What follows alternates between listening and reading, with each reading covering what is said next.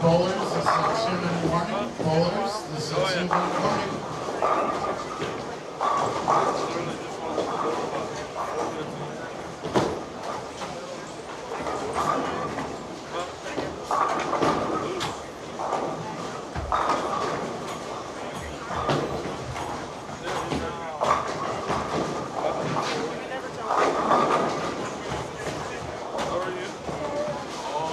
Also, bowlers, if you're interested in getting into the brackets, you must do so before you throw your first ball.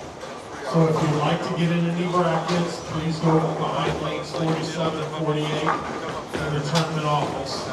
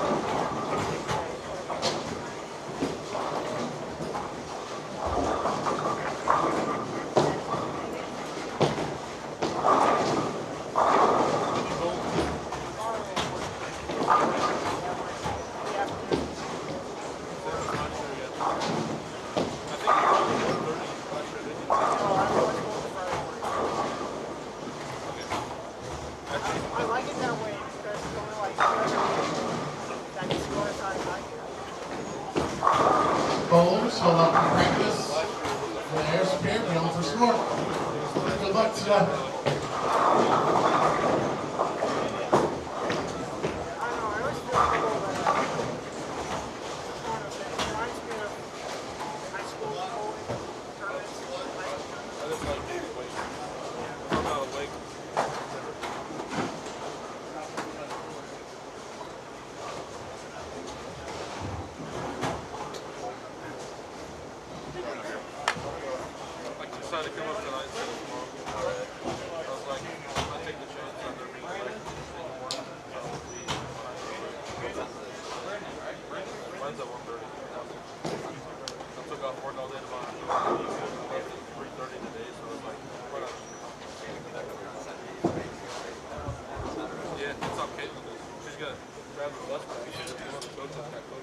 And with that, we welcome you back into the 2025 Hammer Holiday Doubles Bowling Tournament. B Squad qualifying, 8 games for you here tonight. We had an A Squad qualifying earlier today. We'll go over those scores here in just a little bit. Before we get too far along, I want to take a moment to just give you our schedule of events here. As you can see earlier today, we had the A Squad qualifying. Got B Squad for you tonight. All the way up to G Squad, semifinals Saturday night, and on Sunday at 9 a.m. will be our finals. Mike Flanagan here with Inside Bowling, bringing it into the booth also in the bottom left. I got Brad Miller How we doing? with us, PBA bowler. PBA bowler, yeah, what are we going to call me, a superstar? PBA bowler. half champion, superstar, kind of, sort of. Remember that time at the Masters, you told me to throw it slower against Belmo, and I lost the match because I couldn't throw it nearly as slow as you wanted me to? Yeah, probably. You were like, in the middle of the match, you came to me and you go, you have to throw it slow. And I'm like, dude, I'm so amped, I'm bowling Belmo. How do I even, You always have the right advice. Well, I watch a lot of bowling. I can't do it myself, but I'm really good at telling other people what to do. God, if I could go back to that match, I could throw it that slow now. You're reliving it right now, aren't you? Man, he made, At least we vlogged it. That's a good point. And you were running the booth, and you brought the camera down for that match. So that was a match on the broadcast. You have a good memory. And then Belmo waxes me. I am pinning in the top of the chat right now the results that you'll want to pin for the whole weekend. It'll give you all of the different score updates. I've also requested an individual score one that should be going up if it's not already in there. It will be added shortly where we'll get to see all individual scores. A Squad, 447 over is the top team, Burks and Gronfeld. Second is Ray and Walker at 421. One other team got to 400. That was McPherson and Batchelor at 401. Yeah, they're locals. Tonight we've got we got a nice squad here this evening. Of course, it's full. 50 lanes in this bowling center. We're using 46 lanes. Want to welcome you all into our chat room. Also wanted to thank Hammer, our title sponsor. we've got a special. I'm going to flash it up on the screen for just a second here. So we only do this one time a year for Hammer fans out there. It's in conjunction with Hammer, our title sponsor, and for the holiday doubles, you can pick up these awesome Hammer T-shirts. $15 today, $15, and also our coupon code. We got so many different Hammer shirts. Look, they're all awesome. You can also use our coupon code that's right below me on the screen, YouTube. Normally that's 15% off year-round, but this time 20% off anything else other than T-shirts, because I can't set the code to be 20% off T-shirts because of the Hammer T-shirts. But we got these really cool new full zip hoodies. We've got quarter zips. We got regular hoodies. We got polo shirts now. 20% coupon code YouTube. And I also want to show you something else, Brad. Okay. I'm going to be like Carrot Top or QVC for a second, because that's how we pay the bills around here. Well, you are to me, because I don't know what you're about to pull out. All right, so the first thing we're going to do is we've got blankets on the website now. I thought these things were really cool. These are 80 by 60 blankets that you can get. Look at this. Now, in honor of our friends at Hammer, I don't even know. This is a black. This thing is so big, Brad. This is a Black Widow blanket. This is awesome. Let's see. Black Widow blanket. You made that. Right here. Well, I have a partner now, one exit up from us, that can make these in 3 days, one at a time.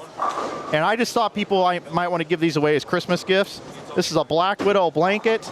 It's Black Widow on one side, white plush on the other. This is comfort at its finest. If you're a bowling fan that goes and maybe watches somebody else bowl, you know it can be cold in bowling centers. This is the Black Widow one. I've also got here under the table, here, Brad, I've got another one right here. Again, this is like Home Shopping Network, circa 1997. Maybe even earlier than that. This is the Hammer barbed wire one right here. Nothing hits like a hammer.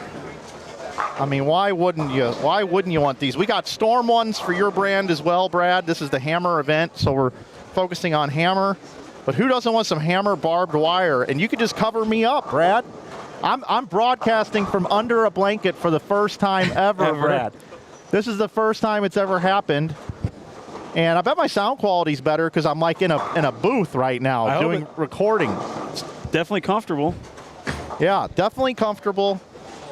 This is it right here. So we got blankets now on the website. Click on the home page. We've got that for you. No discounts on the blankets because we don't make them ourselves, but they shed a little bit. You want to wash them once. I got Hammer hats. I got inside bowling hats here, folks. Look at these hats. I've got these on the premise, so if you want to pick one up, you come over here to visit. I'll have these for $20 in the booth. Let's see what else I got in here, Brad. If you come over here, everybody, if you want to get an inside bowling chamois, I got chamois. $20. $20 for a chamois. I've got them in squares and rounds. And these are some high-tech chamois, man. They're from Italy. Amato Monticelli turned me on to these things. He tells me they're the best. From Italy? Italy, yep. Yep, Italy. And we've got inside bowling on them. They're very expensive, by the way. They're not your typical they're not your typical ones that you constantly get told you need to buy. And then I've also got here in the house, these are 3-card packs of bowling trading cards. I was able to acquire a bunch of bowling cards, and every one of these you get an autograph and in 2 commons, 2 non-autos in there. Some of them have multiple autographs, including E.J. Tackett, Jason Belmonte. All of them are in these packs. They're available on the website as well if you're not going to be here in person. $20 gets you three PBA trading cards, including an autograph, Brad. Yeah, I think that's it for right now. That's it for show and tell for Mike right now. How many cards have you opened from PBA? Have I personally opened? Yeah. I did a Whatnot stream one night with them and opened them for other people. And what's the coolest one you've seen? Like your personal, like one you saw was like, wow. Ryan Barnes and Chris Barnes Together? Dual auto, yeah, that's nice. I bought the Belmo 1 of 1 gold vinyl 15 major championships. Are there any that are going for like pretty expensive online? I mean, decent amounts, yeah. Like $20, More. $100? More. Like some of them go for 100. Okay. Yeah. So there you have it, folks. Also this weekend on the T-shirt thing, last year we sold like 650 T-shirts or something like that. I made a deal with you guys, the audience, during A Squad that if we sell 700, I'm gonna pick 7 people to get $50 gift cards to Inside Bowling. I'll do a randomizer and post it on Facebook. If we sell 800 T-shirts, then we're gonna do $75, 8 people. If we sell 900 T-shirts, we're going to do $100, 9 people. And if we sell 1,000 T-shirts, we'll do 10 people, $100 each, given back. We're trying to move some T-shirts. We got hoodies. We got everything on Inside Bowling, and this is our biggest sales time of the year. Everybody's holiday shopping. Change that consumer buying habit. Instead of picking something up from, a piece of clothing from Kohl's or somewhere like that. No offense to Kohl's, but support our local business. And we'll continue to do great things like bring in Brad Miller into the booth. He's not cheap, folks. Yeah. And, we're going to keep doing what we do here, whether you do purchase or not. But that's my sales pitch. And if anybody ever needs anything printed on gear, we can take care of you. I just printed some speed skating onesies for my buddy Tommy O'Hare out in California, who I met through YouTube. We had a YouTube URL /Inside Bowling before Ford did, because of this guy, and he still hits me up for stuff. So really? We can take care of anybody for anything, and I will have a T-shirt monitor letting you know where we're at starting tomorrow on how many T-shirts are being sold. But these $15 Hammer T-shirts, you can't beat it, and we would love for you to take advantage of our sales. So far today, I believe 18 people have ordered using the coupon code YouTube today alone. And of course, I think we've had like 40 or 50 orders today. So we cannot thank you guys enough. It does support a local family-owned business. And that's going to be that on that. I think the next thing we need to talk about is what everybody loves to talk about, Brad, which is the oil pattern. Hey! Hard. Yeah, not quite. By so hard, it's pretty easy. Yeah, it is a house shot. It's all relative. It is the house shot there. It is designed to produce as many strikes as possible. That'd be the goal, at least. Felt like if they had 40 300s, have they ever had a year where it's just been like out of wazoo? Yeah, I think they were like 50 one year. But there you have it. That's the house shot they're bowling on today. 13-to-1 ratio, 28 mils, 42 feet, and oils to 34 and buffs the rest of the way. We've got some PBA major champions on this squad here tonight. 4-time player of the year and 3-time back-to-back-to-back reigning PBA player of the year. EJ Tackett's on the squad bowling with his wife, Natalie. We've also got 2-time champion Boog Kroll. He's also a major champion. He's on this squad. And we've got Kyle Sherman. Yep.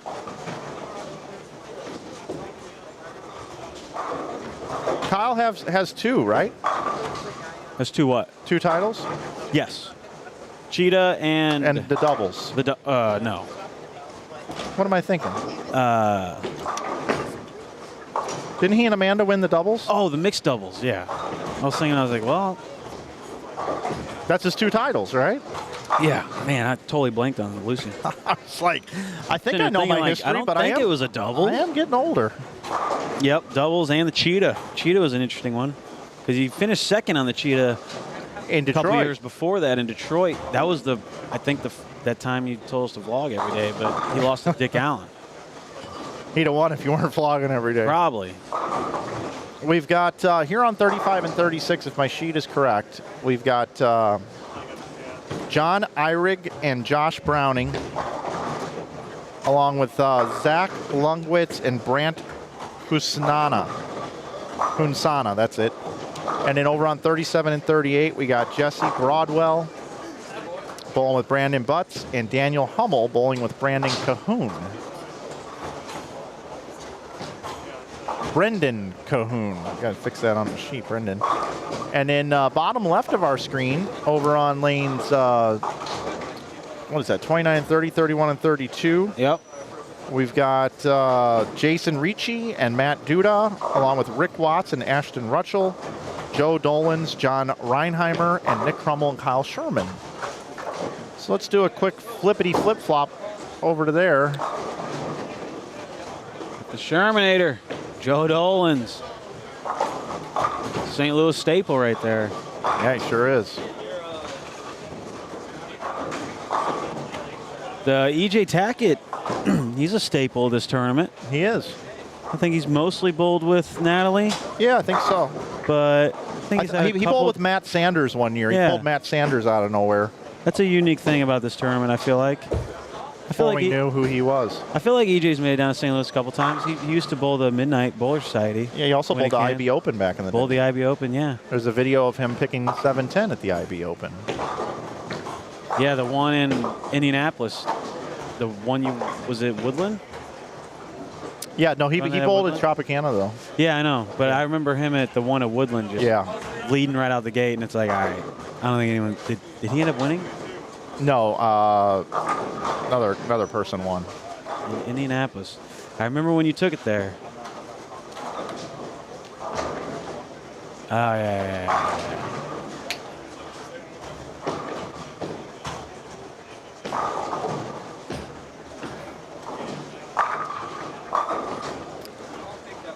Hello to everybody watching this evening. Gus, I got your email. I'm a little busy, though. If you want to send it to me, send it to me. But if you don't, that's okay, too. I can understand if you keep it to yourself.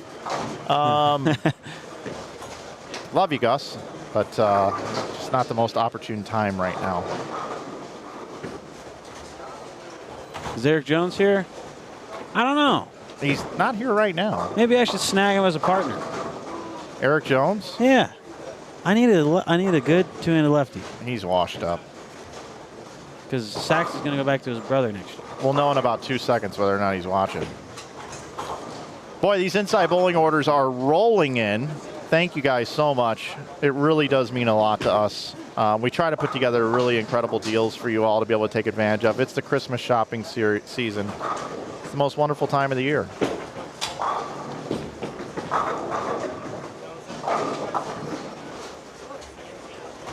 I guess Dio as well. I don't know if Dio's bowling this tournament, but someone mentioned like breakout stars for next year on the PBA, and I had a hard time thinking because I feel like they've already broken out, but I guess Eric and Dio's already won. Yeah, Dio's won, but as far as like breakout, like, you know, week in and week out, this guy's a factor. Yeah. You know. Folks, we got a second channel for you, too, as well, and it's called Inside Bowling 2, TOO. We invite you to go over there and watch lanes 41 through 44, which is streaming those lanes. And over on 41 through 44 right now, we have pretty good. Matt Labonte, Matt Peters, Ricky Matsko, Kyle Rongstad, John Solario, John Branham, Charlie Barger, and Dennis Lauder are bowling over there right now. That's channel Inside Bowling 2. TOO is how you spell that one. That shot by Kyle right there looked pretty good. Looked pretty aggressive. So we've got the results from last year, and we cut to 46. So the top 46 last year, it took 525 over. I was talking with Andrew Orff on the concourse. Brad, based off of what you saw earlier today, if you had to predict the cut score very early, we're not going to hold you to this, do you think that score is going to be higher or lower this year of 525? Lower. I agree with you. Now, how much lower do you think it's going to be? 30 pins. 30 pins. Okay, so you think it's going to be sub 500 to make this cut? Potentially. See, they have fairly new bowling pins here right now. I learned that as well on the break. Yeah. So they have newer pins, which are harder to knock over, and this oil pattern seems to be a little bit longer, okay? So you're not seeing as much change of direction. So I think, from what we saw this morning and what we may see the rest of the event, what did we just have happen there? Oh, that was on the other, dude, on 39, the 2-8-10 was standing, and he slid the 8 into the 10. So Sorry, that just like I can effort to pull that in. Okay, I'll work on that. It was on the right. It was on 39. That's all right. I got picture-in-picture. I can probably pull it. Maybe a little distorted, a little pixelated, but we'll get it. So how many hits per block per bowler would be less this year with new pins and a little bit longer pattern? Yeah, they've had a 4? Yeah. 4 less hits? Yeah, maybe. So if you have 8 less hits as a team, what's that total? 60 pins, roughly? Yeah, maybe roughly. So I'm thinking the cut's going to be more like 460. Wow. Now, you were on the this is easy train. I was on the 540 train this morning, but now I've done some more research and I'm feeling differently. Yeah, I'm kind of with you. I think it's gonna do one of those things where it started off a little hard and then a couple squads are really gonna get after him. But I was wondering what the rhetoric would be about how the first squad played, and I wasn't too thrilled about it. Most everyone said pair to pair was hard. I know, and the low end, and they said the low end is super tight. Now, normally this squad doesn't get better, but it's kind of hard to tell because different bowlers do different stuff. But a lot of times, if it starts out a little harder, it could get a little easier. Last year, I thought it was the opposite, but maybe I could be wrong. Yeah, I don't know. I think it's going to pick up a little bit from what it just was first round. So I think I'm going to go 30 ahead. I think I'm going to lock with the 495. So this was a 2-8-10 you were talking about? I thought so. Brad? Okay. I think I was able to get it for you.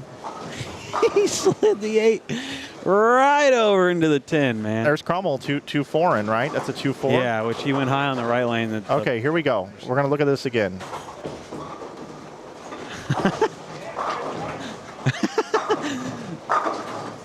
That's hard to do. That's what I don't know if I've ever seen the 8 slid into the 10. I mean, maybe, but it's very rare. Glad you're with us here tonight on Inside Bowling here on YouTube.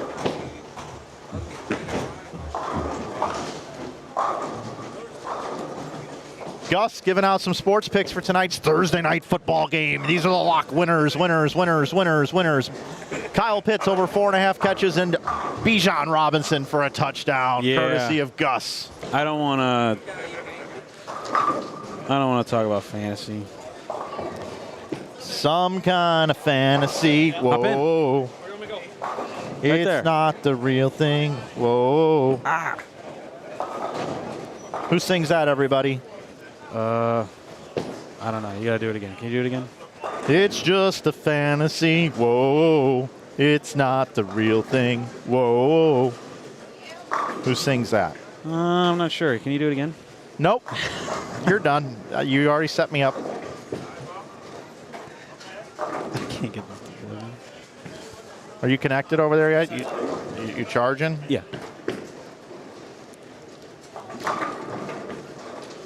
I think we got a special guest. We do. Joining us here in the booth is, I'm going to give him his own title.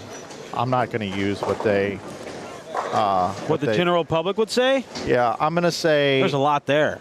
We're bringing in a Brunswick Bowling Products product specialist into the booth.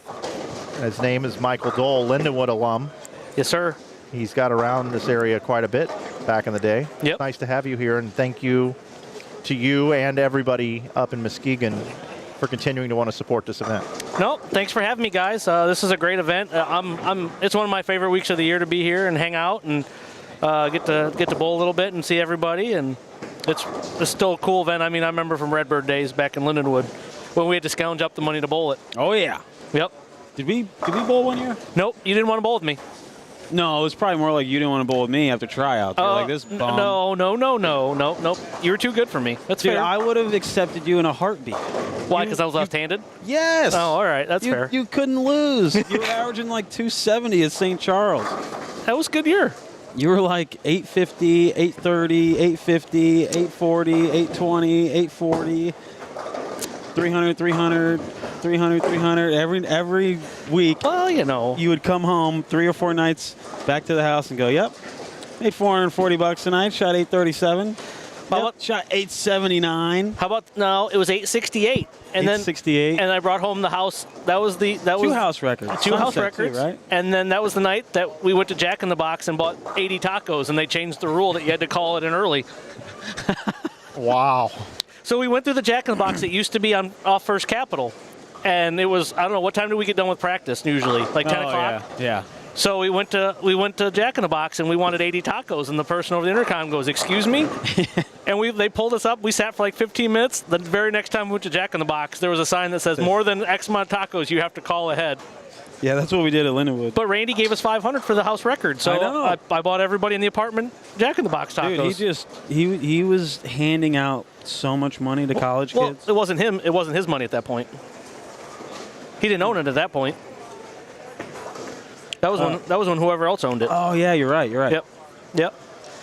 Well, how's everything looking so far? I've been here most of the day. The scores this morning were a little about normal. I didn't think they were super high, but they weren't super low. Yeah, I was kind of thinking the same thing. Mike's over here exaggerating a little bit, thinking it's going to be like Mike exaggerate. He's like 100, never. and he's like it's going to be 150 lower, bro. I mean, I didn't say that. Believe how low the scores were. But even everybody that bowled the first squad said this squad isn't the strongest. Even the guys that bowled well, they're like, we know this squad isn't the strongest. Like I was talking to a couple staffer guys. Squad? Yeah. This squad is considerably stronger, I think, than this morning squad, and then obviously squads will get stronger going as the weekend gets into it because more people getting into town, and I mean that's what always usually happens, right? I mean, would you bowl a Wednesday squad? No. You think it's possible? I mean, it probably is with this event. You think you could fill one squad on Wednesday? I mean, maybe. I mean, with enough local teams, but how do you at Wednesday See, it's tough because you have to be back Saturday night, so it would have to be. You'd have to say the Wednesday squad. If you live within X amount of distance, you'd have to, I feel like you almost have to give the guys that are locally, because of the distance between Wednesday and Sunday, that they would have to bowl earlier in the week. Just if you want more out-of-towners. Yeah. I saw the New Mexico Open, I think, was doing that. Like, if you come early, it was like $20 cheaper. Yeah, I believe it. I mean, for a Wednesday squad, you would have to be like, hey, guys, if you live within 40 miles of here, please bowl early. Sure. And I mean, in St. Louis area, you're still going to get plenty of action. You could fill up a Wednesday night squad with some of the best bowlers in the Midwest. Yeah, I guess it's a little. If the New Mexico Open's re-entry, this is not re-entry. Correct. So, if you bowl on a Wednesday night, it is totally more for locals. It's definitely more possible now than ever. People work from home and they can travel during the day. Oh, absolutely. Well, and it's just hard too because I mean a lot of the guys travel in. They want action. They want all this other stuff. Like a Wednesday squad could work, but I think it has to be a distance-based thing.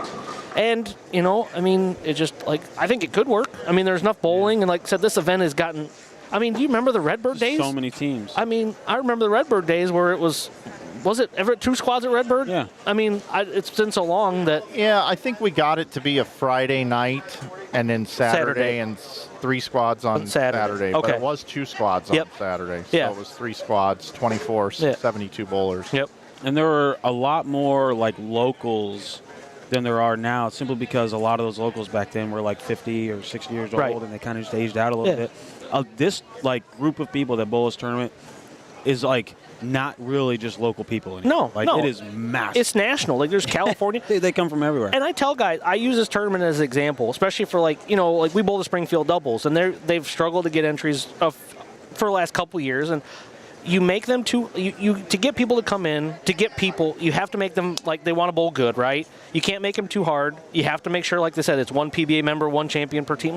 There's certain rules, and especially in Springfield, Missouri, because it's a lot harder to get to than in St. Louis. Right. That's a big part of You have to allow people to feel like they have a chance. I love Book Kroll and Cam Crow, but the fact that they get to bowl together and they're both touring pros, you're going to deter from other local teams. They're I can't beat those guys. Right. You're going to get.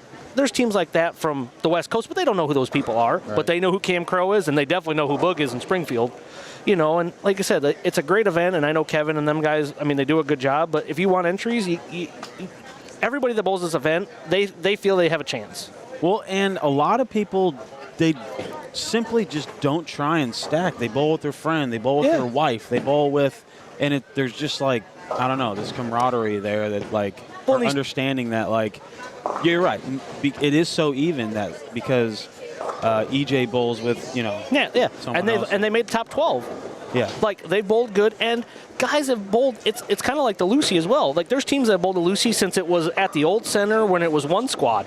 They bowl this tournament every year. It is what they do, a tradition. They have bowled it with Yeah. the same partner for years. Like, it's not the out-of-towners that are coming to win. They love bowling holiday doubles every Right. year.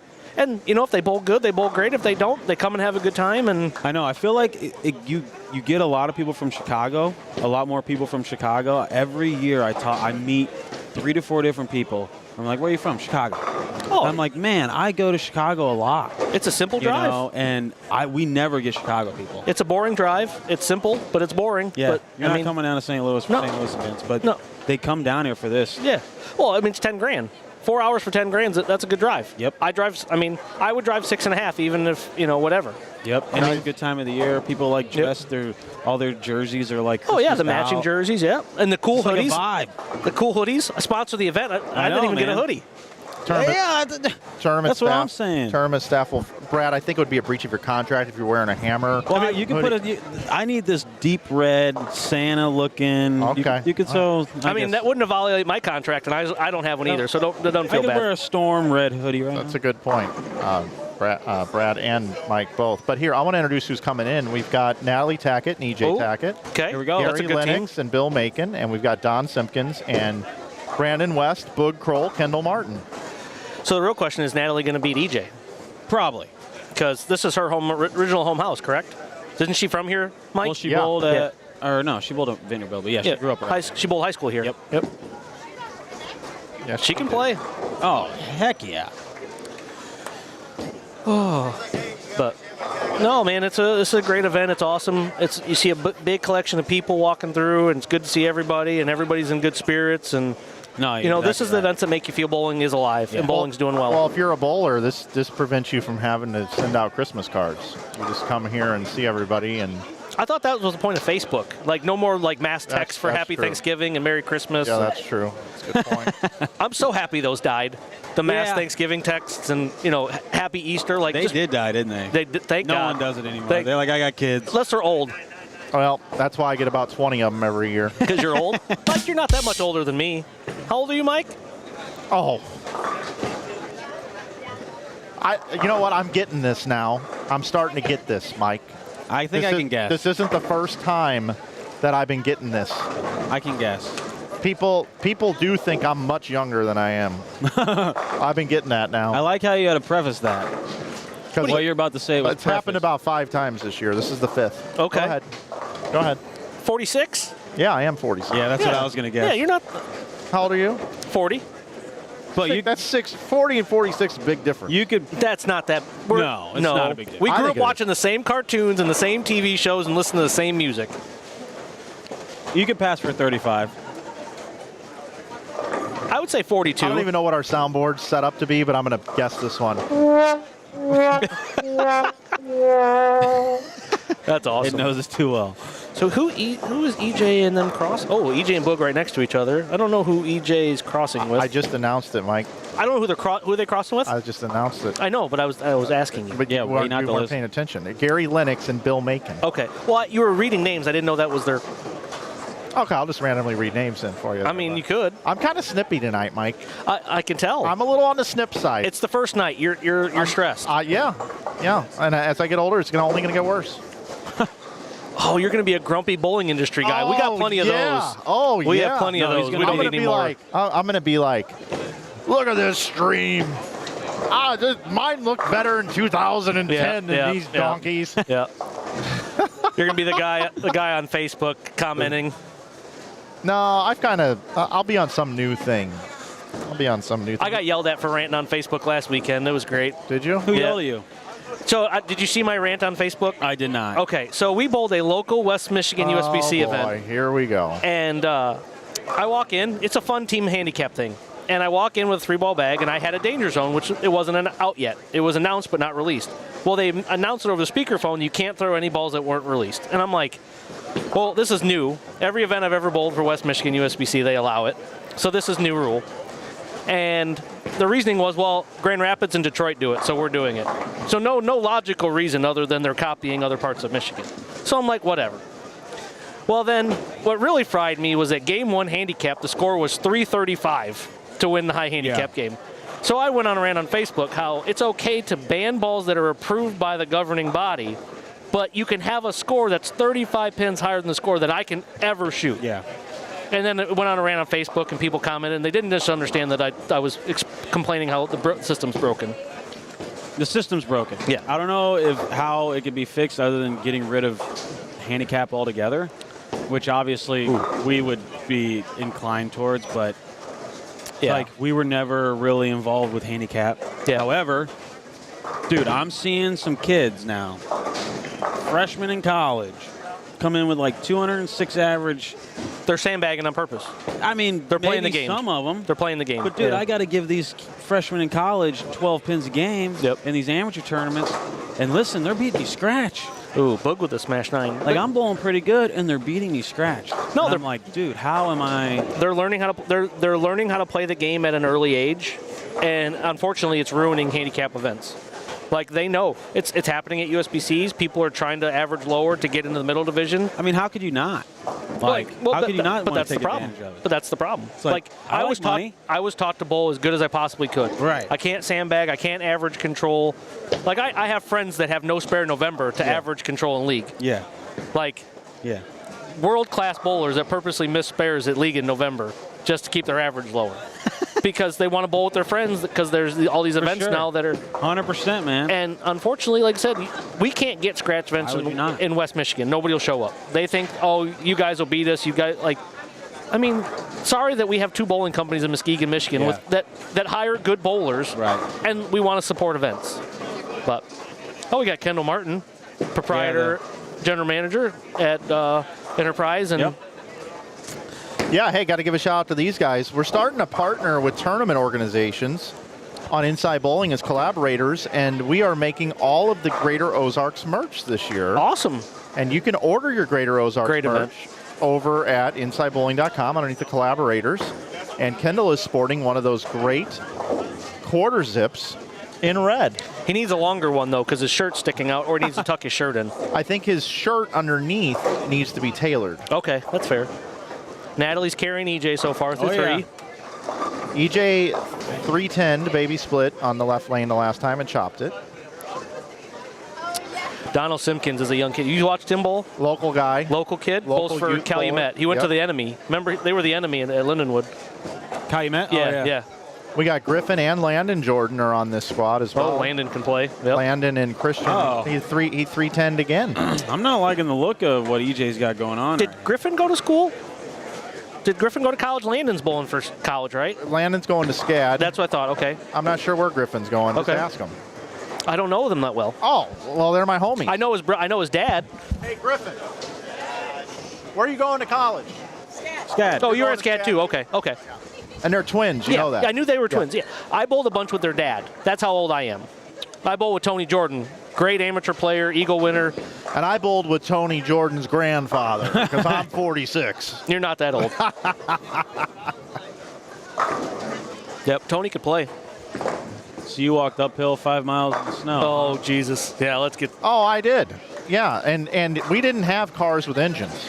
We used our feet. Do you remember a couple years ago at Springfield Doubles when he went on a Cardinals ramp before we started bowling? Like, he was already an old man like 3 or 4 years ago. Yeah. Like, before we started bowling, he just went off on a Cardinals ramp. Yep. Is that getting any better or no? The Cardinals? Your rant, your feeling of the... let's just put it this way. I'm very smart, and I know a lot about a lot of things. And when I see things not being done correctly with people with a lot of money and power, you can't get and it I know right. I could do the job better. What's worse, you guys or the Mets? Because the Mets seem to just like fire dumping too. I don't know. I'm a little spent on it, to be honest. That's fair. I'm from Royals land, so I don't really talk baseball. I'll tell you right now. You just talk about football, but you can't talk about this year either. If I had to invest in the St. whatever. Louis Cardinals or the PBA Tour, I would invest in the PBA Tour over the St. Louis Cardinals right now. Absolutely. That's my hot take. You're Heck absolutely yeah. incorrect. No. Whoa! You can't get a better bang for your buck than buying the PBA Tour. That's right. What are the Cardinals worth, and what's the PBA worth? I know, that's what I'm saying. So you're only in for what? Mike, you don't get it. I thought you were a salesman. Oh, I am a salesman. I want the smartest buy. Here's how you make your money as a salesman. It's being up over prior year. Yeah, so let's say you get the PBA for $10 million. You've been hanging out with some people too long. No, I'm just in one of those moods. EJ struck. Right lane EJ. Right lane EJ. I do want to talk to you two about something that's been on my mind lately. Okay. I've been thinking about it for about 4 years. 4. And I keep coming up with these ideas and then I don't execute on them. And I hate when people have all these ideas and then don't make it happen. And I feel like I've done a pretty good job of executing in this industry on ideas. But aren't we missing in bowling? It's still a ginormous white space. The go-to bowling listen podcast. Yeah. There is not a must-listen bowling podcast. No, because the podcasts that we have aren't, they just spit what they believe, and they give on it, like, I don't think, like the ones that we have, they give all this misinformation on stuff, and they think they know what's going on, and it's not correct, and it's just misinformation. And I'm talking in audio form only. Yeah, that's fine. I don't even want it in video. Yeah, I can't listen to bowling podcasts because it's just so much misinformation. So let me ask you guys, we'll put it to the chat as well. The first question it's like listening to anything political. They don't know what they're talking about. Do you think that bowling needs a go-to podcast that pro shops listen to, the industry listens to, fans of bowling listen to, people outside of the industry are like, you know what, I listen to this freaking bowling podcast because they don't always talk bowling. Like, what do you think needs to be, is it even possible that it could be It's not possible because bowling, in my personal opinion, bowling is so, like, there's certain levels of bowling where people get so protective of things, and if you say anything slightly negative, like, it's the end of the world. Like, you get called out for doing the littlest things, and, like, it's just, I don't think bowling can handle everybody being truthful. That's coming from an industry guy right there. EJ's left the 3-pin 3 times in a row on the left lane, by the way.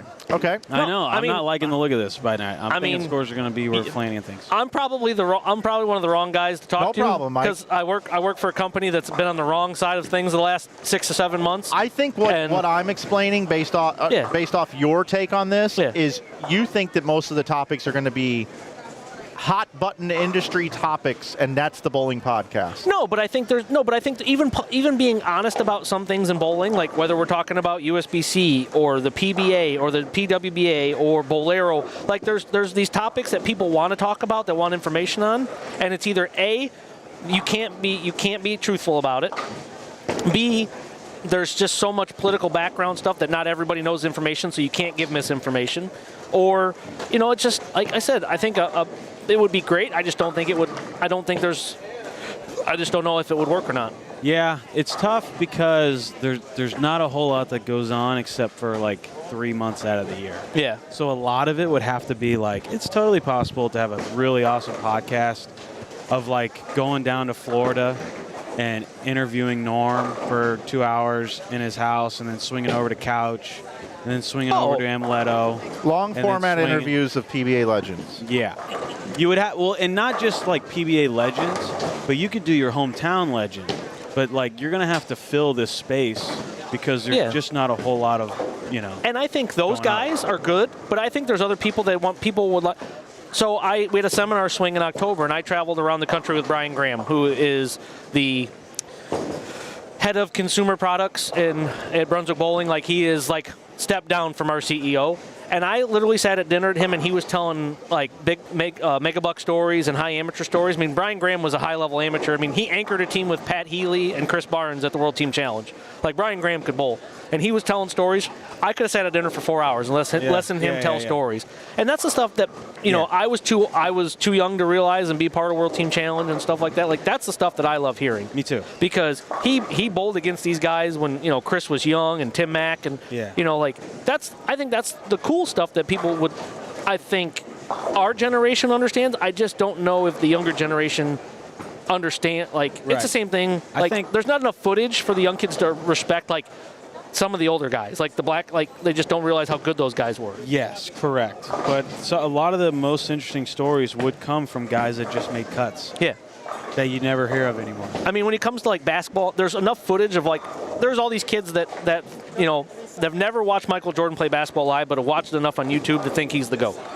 Like there's enough, like bowling, there's some footage, but there's not enough, like especially in the mega bucks when these guys comes from qualifying. Yeah, like there's no footage of when Dan McClellan had 600 in a sweeper for 10 grand at the big bucks. Like there's no video footage of that anywhere.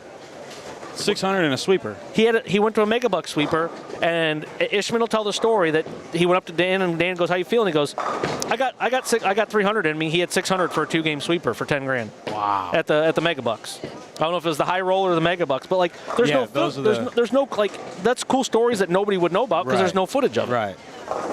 And to do it justice, someone doing the interview would have to figure out a way to make it big enough. And like, I don't know, maybe they'll have to have like some kind of personal relationship with them. Yeah. I don't know how to make it good enough to make it big enough, but I think the world would appreciate those same stories. I think it could, like, EJ doesn't like that left lane. Be big at scale. Because it's the same stories that anyone has. It's like kind of the reason why you fall in love with bowling. Yeah. It's like, that's the reason why I fell in love with bowling was because of all the funny stories I heard about on tour. And it just made me love like the camaraderie aspect of it, you know? Kind of why I died the 9 months out of the year. It's like, I don't know what to do. Bug looking for 5 in a row. Is that the Ivory Rhino or the Black Widow? That's a ghost. Ghost. That's a ghost. But he's already left, and a couple have went high on him, so he's already going to keep moving left. How about we got front 7 here? Okay, who we got here? Front 8. But you could almost Is that go. Gary Lennox? Yeah, yep, Lennox is on the back, so yep. You could almost go through every legend and just repeat it. Just the 50. See, and guys, I want to do something completely different than that if I end up doing this. What do you want to do? All right, I talked to Peterson about this. I thought maybe Randy might be somebody to do this with me. I don't know. I'm fishing. I'm fishing, right? 10 frames is in bowling, right? So it's a bowling podcast every week that has 10 topics. And it's structured. You got like 5 minutes a topic.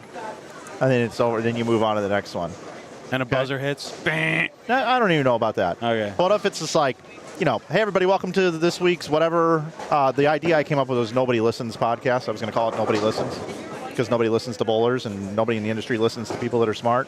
And also nobody listens to anything in bowling because nobody likes bowling. So Nobody Listens podcast, right? Yeah. And it's basically telling people don't listen to this. What are they going to do? Right, don't listen. They're going to listen.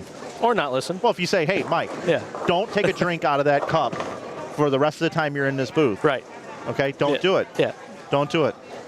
Otherwise, this tournament next year is going to be sponsored by Swag. Okay? All right? Here's the deal. Okay? Don't do it. Now, all of a sudden, I bet in your mind, you're like, damn, I kind of want to take a drink, but I can't do it. And then it's going to bug you for the rest of the time you're in here. Okay? That's my point. Yeah, nobody listens to this podcast. Nobody's going to listen. Okay? But they will listen. All right. But I just thought, have a good logo. Oh, okay, we can get a good logo. You got a guy that can make If you a you're logo? scrolling on Spotify and it says nobody listens, you might not hit it, but if it's a good logo, Okay. All right. and it's like trending. So I talked to Randy about this, right? I'm like, he's like, dude, I want to do a bowling podcast too. And I'm like, okay. I'm like, this is how I would want it to be. Hey, Randy, what's up, man? Hey, Flans, what's going on, buddy? Oh, dude. I mean, I'm having the worst week in the world. Why? What's so bad about your week? And then I'll just be like, I did this and I did this, and man, it really sucked. And he's like, let me tell you about my flight to Portland, Maine last week. First of all, the person behind me took their shoes off, okay? And they put their foot up on the armrest right behind. That's the kind of podcast I want to do, right? And we just kind of talk about something that just whatever happened to us, it's fresh on our mind. And then we go into, hey, did you hear about what happened up in the Northeast? That bowler bowled 879? No, what happened? Well, his name is this and this and that, and I heard about this, and somebody told me that this guy is going to be really good. Remember that name. Okay, cool. And then we're like, all right, on to the next thing. And then Randy wants to talk about something that happened on the show last week that he wanted to say but didn't get a chance to say, so he wants to say it on his podcast. And then I come back and I talk about something about, I was just talking with Mike Dole, who at dinner with Brian Graham was talking about the old Mega Buck tournaments. Listen to this story that I heard. You tell me if you think it's true, Randy. And then he goes off on some other tangent. I'm like, well, Randy, got to cut you off. On to the next topic. Dude, I need to make some money. Yeah, so do I. How do we do that? Well, certainly not gambling, is it, Randy? Well, first of all, let me tell you, I lost $2,000 at the South Point Monday night when I was there. But Tuesday, I hit a royal, bro. It was a nickel machine. I max played it. They hand paid me. Then I went over and got the $5.99 buffet. Did you really? Well, here's what I want to do to make some money. Dude, I was on scrolling through Facebook the other day, and this guy said that he invested in Netflix, and the next stock is NetNax. What is NetNax? It's a new snack company coming out that's built by the people at Netflix. No kidding, right?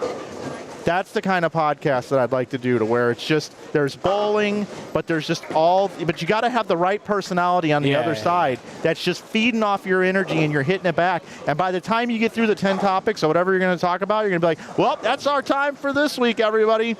Next week, don't forget to join us for the Nobody Listens podcast, because I'm going to talk about my favorite website, which is what, Randy? Pornhub, Mike Flanagan? No, not Pornhub. No, Jesus Christ of LatterdaySaints.com. They got some good stuff happening over there. We'll talk to you next week. That's the kind of podcast that I'd like to do, because I think you might get people that don't listen to bowling. So when would you film it? I would just get on Sunday night? StreamYard with good audio. I know, what night? Would you I don't film know. it the same? I don't know. But we would release it the same day every week. Same day every week. You We'd might release film it a little but differently. It would just be on audio only. We'd just release it audio only. Well, front nine video. missed. We did have a 300 already. 300? Jorge Rodriguez. Oh, nice. Wow. Jorge. We only had 2 presents open the first squad.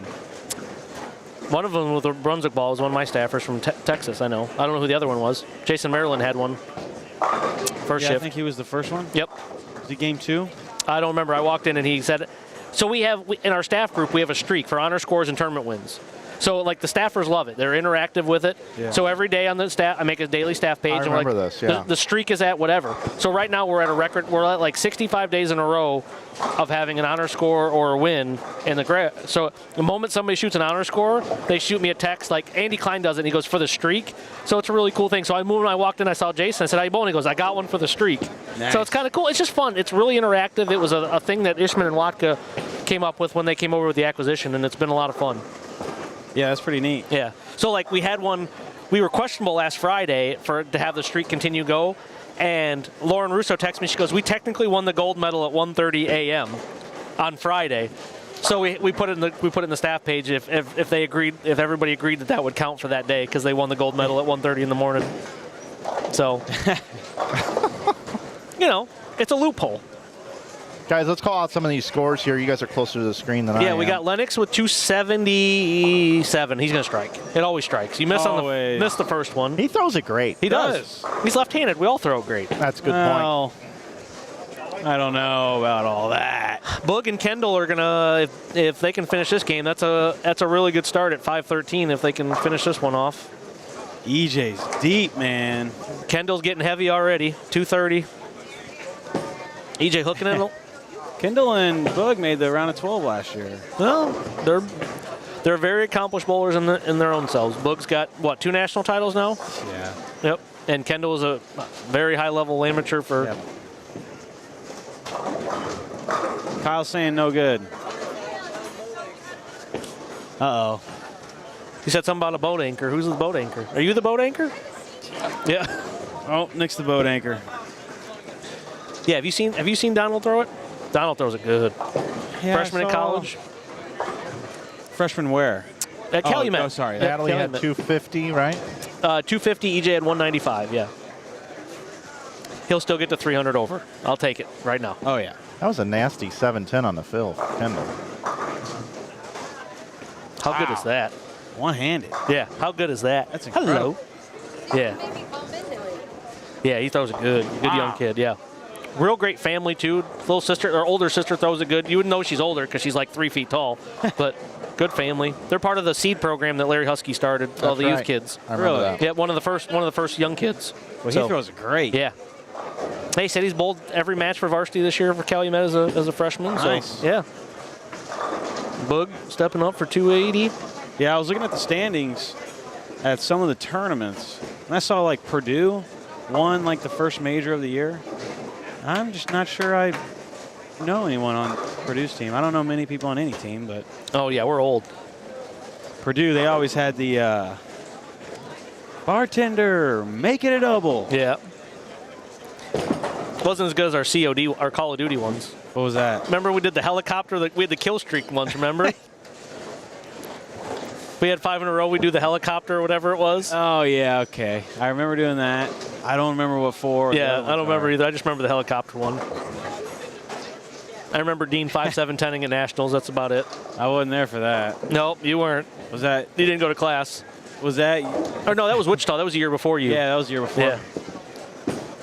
I'll say you didn't go to class, but that was. I know. We definitely didn't. School's go to not for class. all of you. No, it's not. Wasn't for me either. So Boog needs a strike here for 280 for 511, which is a pretty good start. Very good score. DJ's got some Christmas-looking motorable. Well, he's got I think that's the new one they announced today, I think. Really? The new Jackal or something they announced today. I saw it on my interweb. You guys released balls today. We did. Danger zones. Four balls, right? We did. Danger zone. Black Danger Zone solid, purple ice.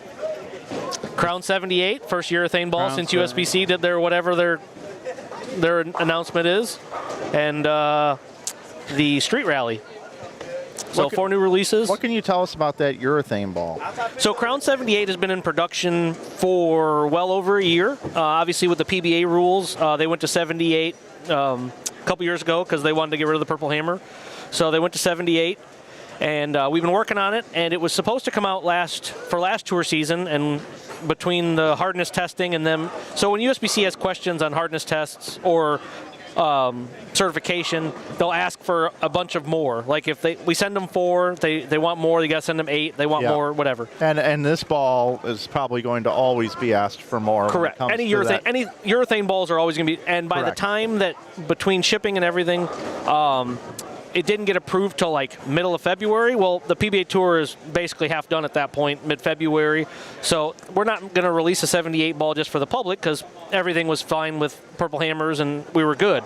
So now it'd been approved in mid-February, but we pushed the delay because we didn't need it. It was just going to get later in the year, and now with the new rule that we pushed it out, we got it in production, and so it's ready for the guys in January or February. How does it compare to the Black Hammer? So the biggest thing, the difference is, so when you look at the Black Hammer, it's a thick shell like the purple was. In 15 pounds, the differential is 0.15. So it's very low diff, it doesn't flare a whole lot. The Crown U is a solid versus a pearl, and it's 0.41 or 0.42 diff, so it's triple the diff. And a lot of guys, because the Purple Hammer is in 15-16, the diff was double. You should only have to throw 15 pounds in this one now because the diffs are very similar, but it definitely flares a decent amount. So for me, watching it go down the lane, I would say it's got to be at least 3 to 4 more, but it picks up where the black one, you need a lot of surface to get it to pick up. When you say 3 to 4 more. Like hooking more. Like I feel like you can get away with it a little more. 3 to 4 more boards yes. of hook? Yeah. It's definitely not as continuous as a purple because it's got more flare. It's going to be sooner. Can you knock the flare out of it through drilling and have it go more over just the same rings? I mean, you probably could. Yeah, you could drill it weaker, but with urethane, the point of urethane is to have it pick up sooner. So you want it to flare more. Right. There are just some people that the urethane flaring balls just doesn't quite. Right. Well, and the miseducation too. Most people want, like, they see some urethane balls, they're like, well, I want it to go longer and hook down lane. Well, that's not I think that's the misconception of urethane. You want urethane to hook sooner. Like when I give people layouts in urethane and they're like, why am I drilling it that strong? Well, the whole point of it was to get started because it's not going to hook down lane. Is this Crown 78U? That's the name of it, right? Yep. Crown 78U. Yep. Purple and black. Would you say that it flares more or less than that pink urethane Widow? Way less.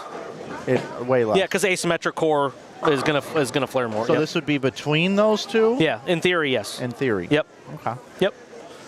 Yeah, the asymmetric ones, the black one that EBI made, and then the pink one flared a ton. That's why Brandon Bone loves it because he can throw it as hard as he wants, and she still hooks. Now, being in the building there at the home office and networking like you do, and basically working your way to the top at Brunswick, like, we're trying. Like your plan is there. We're trying. I'm sure you've heard things. Yeah. About this ball from people. Are there any pro staffers or anybody that's just drooling at the mouth over this new ball? I know when guys tested it earlier last year, they were ready. They wanted it. because the black is really good. The guys like the black, from my understanding on the tour, but they wanted a little more. So they were looking for another options. So guys, I know that Graham Falk threw it. There's a couple guys that were on staff that were in the initial testing part of it that aren't with the company anymore that got to see it as a test ball.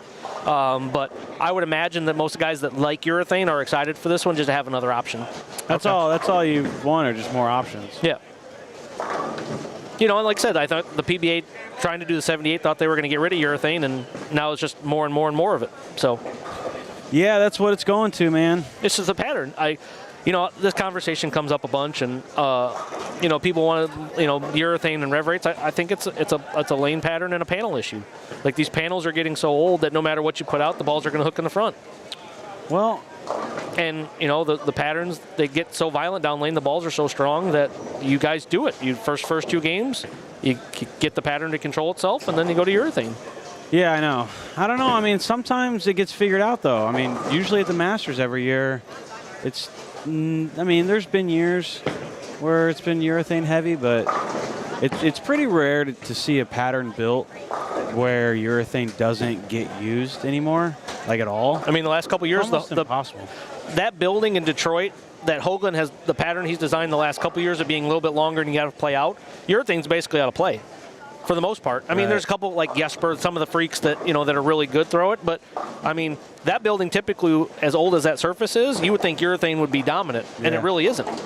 And he's built a good a pattern to do that. And I know that he's, you know, his speed bumps and all that other stuff. So, I mean, I definitely think there's a way to pattern design. The problem is you have to put the years and surface of panels in play. Yeah, you're right.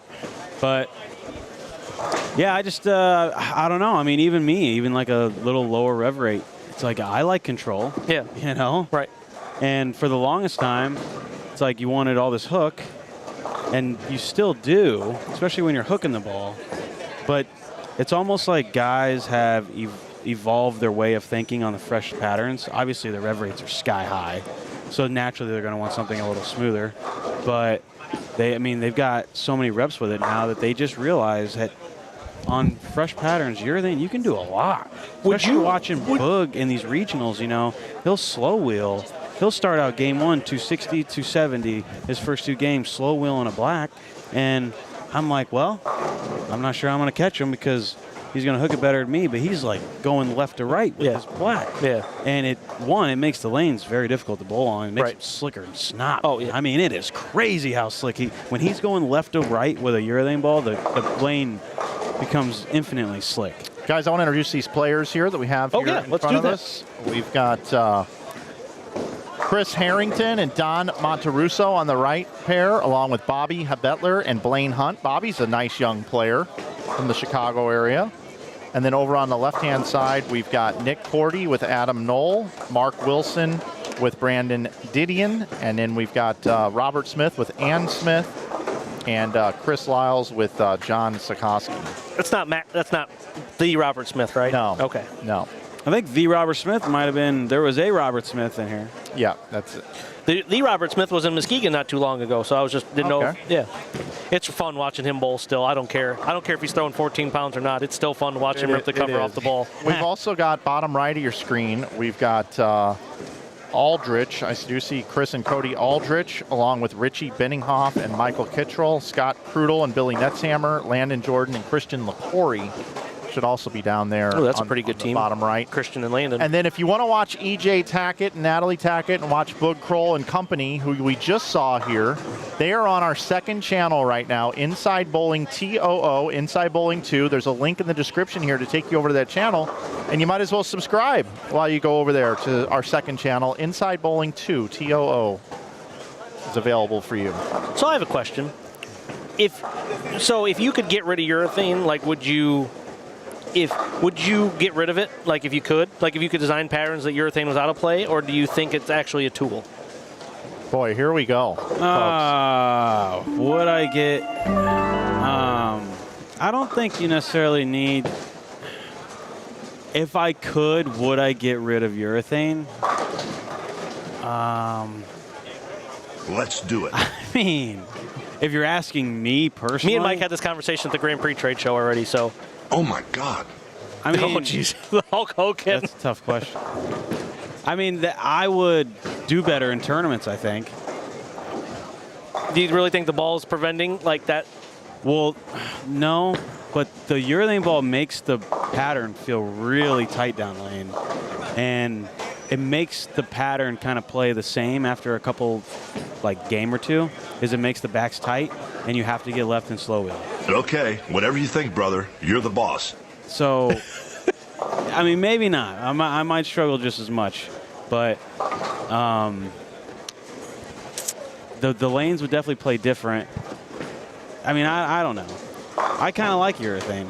I mean, yeah. I mean, so like the idea of like, you know, like they say that to get pattern urethane on a play, like if they put a little more, like obviously now like some of the patterns you guys bowl on are like 1.5 to 1, 2 to, like if they put more, do you think if they made more hold, like built-in hold in the middle, like urethane, like to get the balls to slow down, do you think more people would throw less urethane?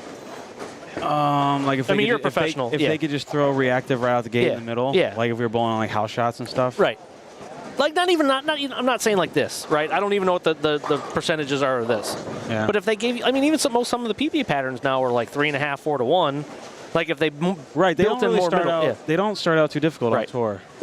Yeah, if they built in more hold in the middle where you wouldn't need that control to slow the ball down. Guys, let me ask you something real quick here. Oh boy. Because I can play both sides of this. I see it all, okay? I see both sides of this whole thing, right? I understand that when you make a bowling ball that's very, very good and cannot be beaten, and then there are things that happen in the industry for that ball to go away, I can understand where Brunswick enthusiasts, Brunswick staffers, people that want to use that ball, people that manufacture that ball, that give them a leg up on the competition, could understand that they would be upset if that ball has rules put in place to take it out of competition. Would we all agree to that? Yeah. Yeah. Would we all agree that when certain cover stocks have come out over time, like Power Coil, R2S, the list goes on and on of great cover stocks over the years, that other companies are like, damn, I wish that wasn't around because that stuff's really good and we don't have it, right? That's gone on for a long period of time, right? That's one part of this equation, right? That's one part of it. So I'm going to ask you this question really quick. If you went to a PBA tournament, Brad, and they oiled the lanes at 5 in the morning and then had open play bowlers come in and throw plastic for 30 minutes wherever they wanted in the track area there for half an hour, and then they went ahead and told all the open play bowlers to leave, and then all the pros showed up 30 minutes later, and then everybody went out and bowled. Do you think that that would be good for the PBA Tour? If they just bowled on leftover slop? No, they were freshly oiled in the morning, and then plastic was thrown for 30 minutes by just open play bowlers. No, I don't think that'd be good for it. I don't think it would do anything. It changes the pattern. Yeah, it stretches the pattern. If you say, if those balls flare just as much as urethane balls do. Yeah. I know, but what would it change? That's kind of how your ball reaction down lane would be non-existent. You're right. And it would buddy. play. I still think it'd be the same though. Like then you would just have to get your rev rate started as early as possible and get the ball to set up. Brad, sometime you live in St. Louis, I'm going to go to a bowling center and I'm going to throw a plastic ball for an hour because there's only one of me. Okay. And I'm going to have you come in and bowl on it. And then we'll have that discussion. Okay. Look, this is I'm an extremist when I go into these little talks. Yeah. Okay. What happens with urethane bowling balls from what is designed to be put down on the lane by the lane man to try to make the lefties fair and the righties fair, It's impossible. and the one-handers fair and the two-handers fair and all in between rev rates, whatever. They have to sit in a room, come up with this. They can test it on the lanes. They can do whatever, and they go, yes, I got it. I think this is going to be equal for everyone. And then comes this non-flaring piece of equipment that everybody's using on a first ball, or mostly the ball doesn't absorb oil, excuse me, that's a better way to say it. And it changes that pattern in that landscape. And then at the end of the tournament, when they said our goal was to have one lefty make the show, two two-handers, two right, whatever, and they go, Jesus. The top 8 were all left-handed. And everybody's all upset, all up in arms. And they go, how did that happen? We tested this. I know. Well, we didn't test it with all urethane balls going down the lane for the entire event. I think that is a problem. I think that part of it is a problem. Because they're not testing them with a million urethane balls going down the lane? I'm just saying it pigeonholes you into the patterns that you have to create and develop to put. It doesn't give you as much variety. Yeah, I mean, well, you have to. I mean, that's the hardest job in bowling, right? Is you have to put together a pattern. But I also want to go back in time, and I want to talk about when stand left, throw it right dominated everything. There was a period of years on the PBA Tour not too long ago. Yeah, you couldn't beat Belmo. Anybody, why did Marshall Kent loft the left gutter all the time? It was always move left, move left, move left. It wasn't Correct. just Belmo, but Belmo one of them, yeah. I didn't like that either. Well, that's my point. Is like if you get rid of urethane, then people are just. I mean, then you would have to like get rid of sandpaper because if you give sandpaper to a urethane ball, that's an interesting thought. I mean, the lanes would just get torched, and you've seen it. Yeah, what's stopping? I mean, like I said, if they got rid of urethane, nothing's going to stop these guys from hitting plastic with 180 grit. Well, that's why I thought USBC kind of liked urethane was because it preserved the lane. Because we've seen a lot of bowling tournaments where it just becomes a loft fest. And then I mean, there's a lot of Belmos out there now, but there was a time period where like. Well, that's why they don't put longer patterns out because the proprietors don't want balls going 60 like the U.S. Open when they did the triple burn and Marshall's throwing it 15 feet in the air. Like no proprietor wants to see that. No proprietor. And your rev rate, the way you guys are trained, is if you don't have it, you keep moving that way with more surface and then throw it in the air. And they will do it. Right, They'll throw it to the pin. Right. So we've kind of officially eliminated, like, you're either going to have a loft contest or you're going to have a urethane-ish kind of transition to where people don't necessarily just use a bunch of service and get left. But either way, I think rev rate plays. And the problem is, the other theory at some point was, too, that they were talking about how, like, they were going to lower differentials and they were going to kill all these the performance strength of bowling balls. They got rid of weight holes. That was one. Yeah, all that data backed up with that was going to lower scores. Mike, didn't you remember? That's what they told us. That's what the poll said. It was going to lower scores. That didn't work out. That worked out well. Scores have gone down. Well, I mean, maybe mine because I can't put my weight holes in. People are also way better. Well, but that's the excuse, right? So the purple hammer thing, or the 78 hardness, it's deterring people from getting better. Well, for my personal opinion, from growing up watching people like use hand positions and they had 1 ball or 2 ball bags to when I grew up when we had 3 ball bags and 4, and now these kids drill, like they have learned to just drill different bowling balls. Nobody teaches hand positions anymore. It's not because of urethane. Correct. It's because the availability of more bowling balls is there. So like they say it's deterring the skill, and they say, oh, it's competitive unfairness because one ball is way better than the other. Boo-hoo. Like, we have a better chemist. I don't know. Like, the ball's good. Like, Randy Tyloff is the smartest man in bowling that I've ever met. And at some point, he's like, you know what? I wish I hadn't done it. He said that one day. He goes, it's caused so much trouble in this industry, I wish I hadn't made it. But the one thing, it's like, what stops whatever USBC is doing now from the next time a ball like, what was the black one? The first one that hooked a bunch, reactive. I can't off the top of my head. The first black reactive? The one that hooked a bunch that everybody called it the cheater ball from. Visionary? No, the one. What are you talking I can't think of. What brand? Who made it? It was the guy in California. They made him in the garage. Somebody in the chat. Oh God, I'm Alien? getting old. No, not Alien. The one didn't Mark McDowell win one? The Excalibur. The Excalibur, yeah, right? those were purple plum. Purple plum. So they literally called that the cheater ball. They did. Because it was so good. So then obviously everybody makes it. But they didn't try and limit that one from being used in competition. It wasn't a deterrent because it had a competitive advantage.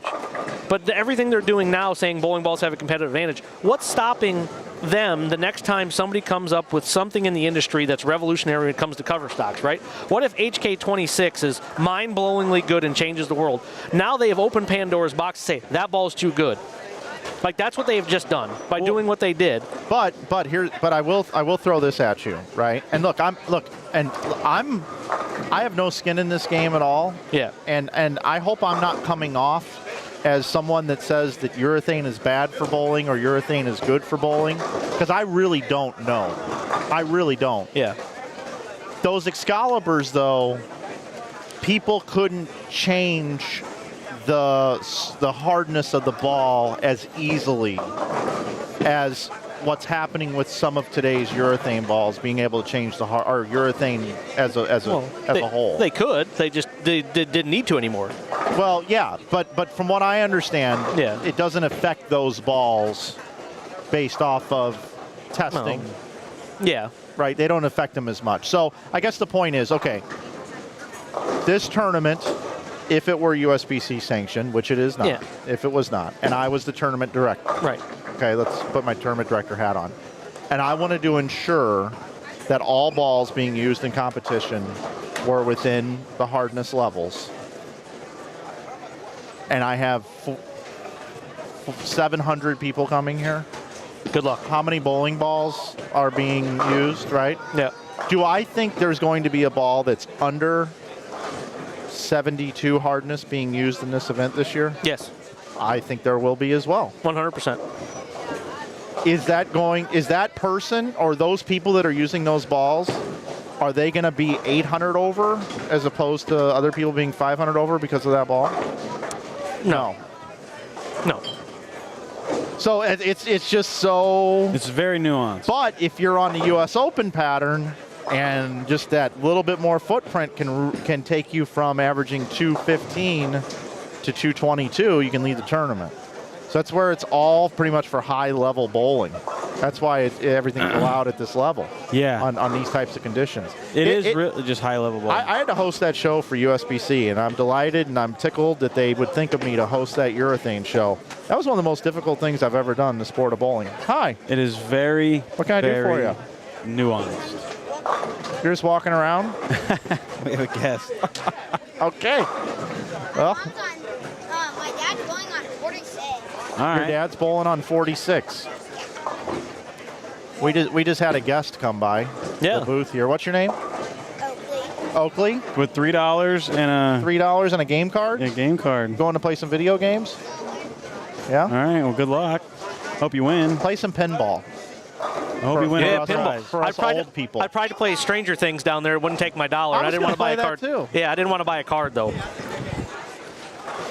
Nice meeting you, Oakley. Thanks for coming by. We get them all. Yep. He just came right in. She wanted to be on camera. Yeah, she just wanted to talk to us. Yeah.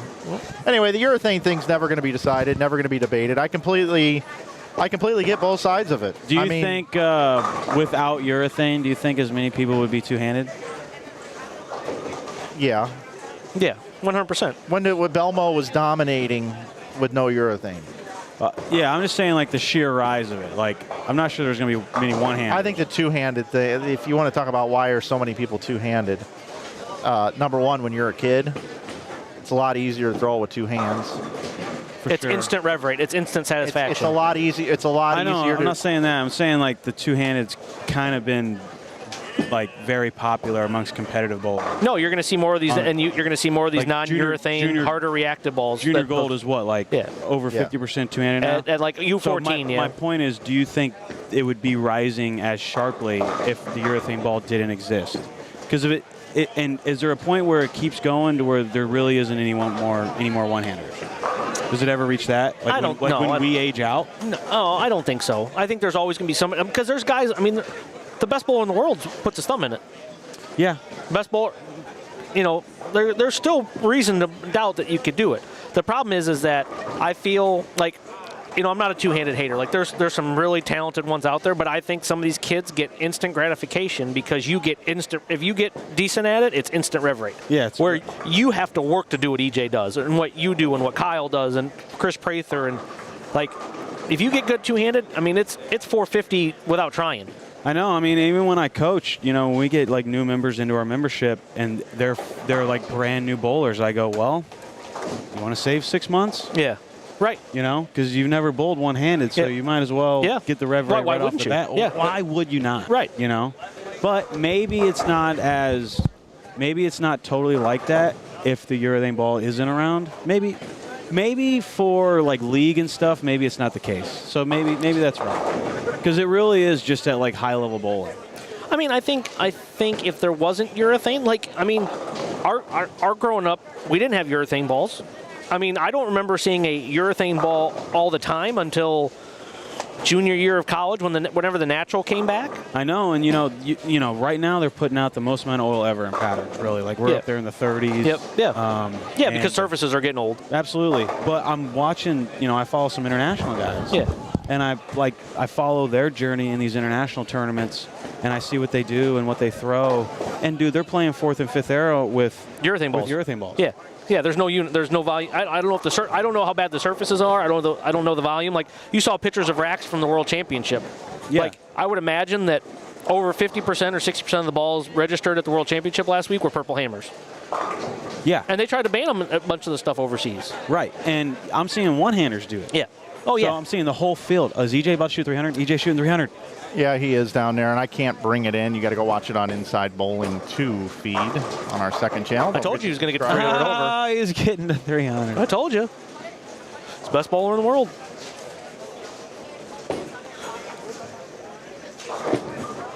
Yeah, I mean it's never perfect, No. I mean, and even Norm has told me many a times, back in the day. 300. 300. Did he do the wave? I didn't see it. He did the little half. Yeah. Was that Well, 11? he's gonna I think get that was only 11, guys. Is that only 11? Okay, it was only 11. So here comes the wave. Okay. Over on Inside Bowling 2 with the wave. Yep, it's coming. That needs to be his logo on the shirt. Not the follow through. The hand right here for the wave. Well, we're not even going to be able. The crowd's not even going to be able to see it. There's plenty of people. This place is packed. It's starting to get that way. Yep. Yeah. For a Thursday night. There's a ton I of mean, the people football down game there. tonight's terrible. So that's Who is it? it's Atlanta and somebody else. Tampa Bay. Yeah, that's all I had to say was Atlanta. EJ, final shot, Inside Bowling 2. Oh, 210s, 298. Got nervous. Oh my God. Oh, well, thank you. Well, how did we? No, I'm good. Thank you. Appreciate it. I'm good. Perks Thank of you. holiday doubles. So we've got we've talked about urethane already, and we talked about two-handers. guys? What else do we want to talk about? Oh, we can talk about everything. I mean, the urethane is just. There's a competitive advantage to be had no matter what you do. So nothing is perfect. So if you get rid of urethane, Bowling is just so dumb. It's broken. Because what happens is everybody has to try to blame somebody else for not bowling good. and you're right. And I've spent a lot of time like trying to figure out how to like hook the ball like the really high rev rate guys, and that leads me to a path of making terrible shots. It takes you out of you being you. And then I just blame all these people with rev rate. You become mediocre at what they do best. I just wish the PBA, they never, back in the day, right? They would go to a center and design a pattern around the center and what the proprietor wanted, whether he wanted scores, where he wanted low scores. But it wasn't like a set 4 or 5 patterns that all played the same, right? I've not bowled a PBA event, but you generally hear that at a certain point all the patterns play the same because the same guy's designing all of them.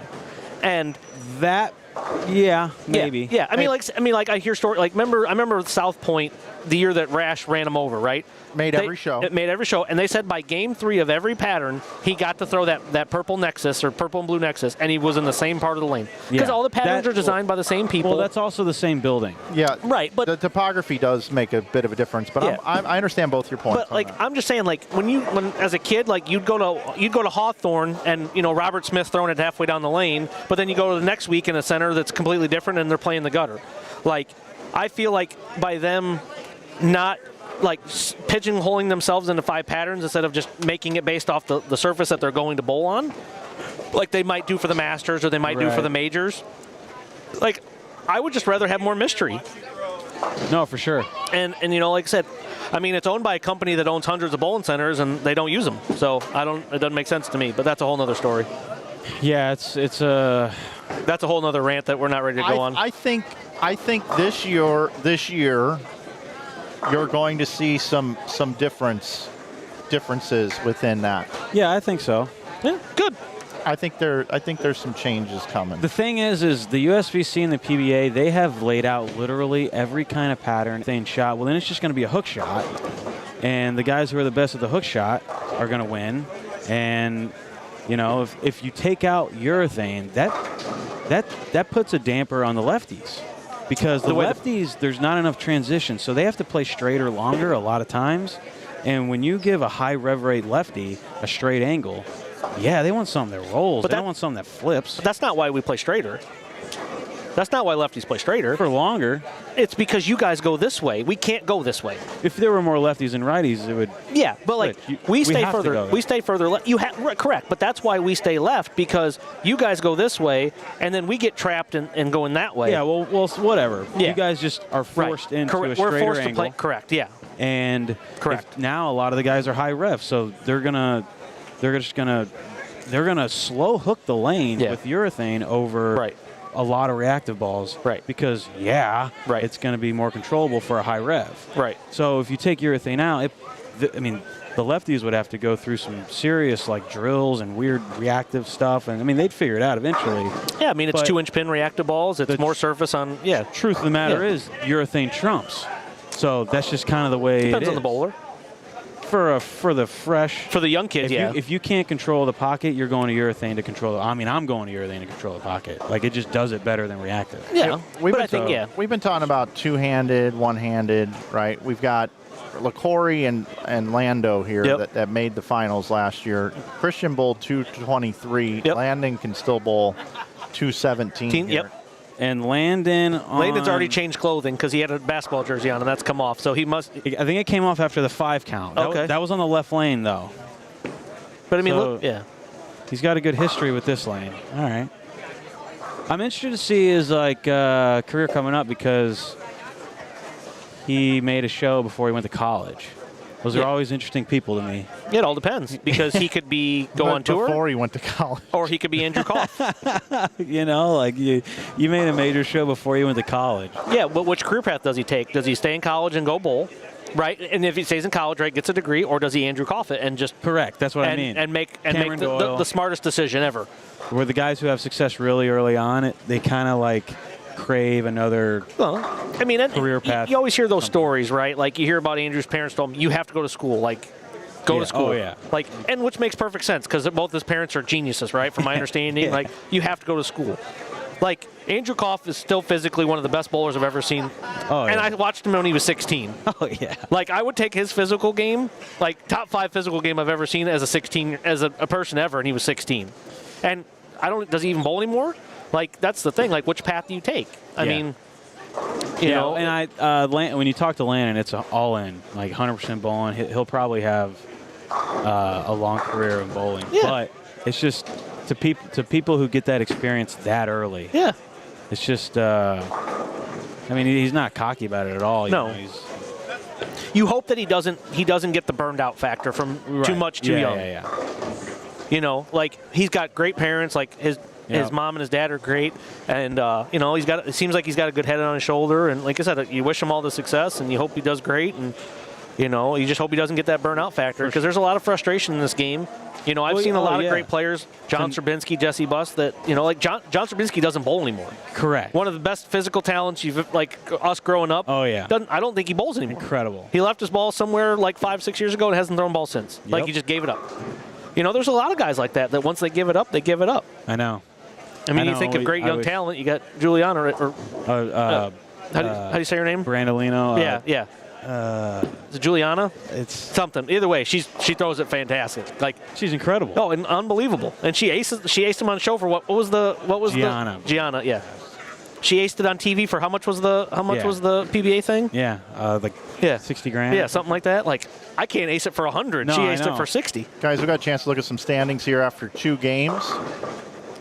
Got Hebetler and Hunt leading at 174 over. Bassford and Rodriguez at 170 over. Kroll and Martin at 155 over. Crummel and Sherman, 153 over. Nutot and Rogers, 139 over in 5th. Wilson and Didion in 6th at 136 over. 7th is Benninghoff and Kittrell at 130 over, followed by Tackett and Tackett, 122 over. Again, this is after 2 games. Lennox and Macon, 118 over, and Simpkins and West, 117 over. These can be found at the top of the chat in that link. It'll show you all of the standings. I feel like that's a little higher, right? So far. I mean, the team in second had a 300, and they're only 170 over. Yeah, council says Mark French. Oh, did you ever see French throw it? Of course, man. Unbelievable. My first my first junior gold ever. I think it was in French made the junior team USA. Was that in Florida? No, I think it was Indy. Was it Indy when he made it? I don't remember. One Stephanie Nation won by $1 million. Well, she won like 4 years in a row, so I don't remember what. I think it was like 3 or 4 years in a row she won. But Mark French was he could do things to a bowling ball as a lefty that I haven't seen since like. Yeah, I think PJ might have won that year. Maybe not. I don't remember. There was a couple stacked teams there. I remember they were hard though, man. Yep. No, French was, like I said, he's starting to bowl again, which is awesome. He's still shooting 300. He still throws it pretty good. But yeah, he got burned out. He quit. I mean, there's a lot of guys like that. There's a lot of guys that burn out. I mean, like I said, I've gone through that burnout stage. Like when I first worked in a pro shop, I went through that burnout stage. Yeah. Because you don't want to be in a bowling center for 13 hours a day anymore. Yeah, you're indoors. And now I can't wait. Now I'm not in it as much. I enjoy bowling. I mean, obviously it's been my passion. Like I've wanted to do this since I was a kid. Bowling has given me more than I could ever give it back. Right. And it's just cool. Like the amount of people. I mean, I've gotten to go to other countries because of bowling. I've got to travel the world because of bowling. It's given, it's awesome. That's the thing is you've been able to live this really unique life of being able to travel and to meet people from different cultures and have all this perspective from people who don't get to do that. Yeah. They think it's the dream. Yeah. And yeah, it could seem like a little bit of work at times, having to talk to a lot of people, and you walk into a bowling center and everyone knows you and stuff. But everybody always wants something from you. Yeah, everyone always wants something. It's great. Yeah, I know. People say I don't work. If anybody would want my phone from now till January 1st or from May 1st to May 31st when staff contracts come up, you tell me that. That's the thing. It never stops. Oh, it never stops. The phone always dings. Lemish is learning it right now.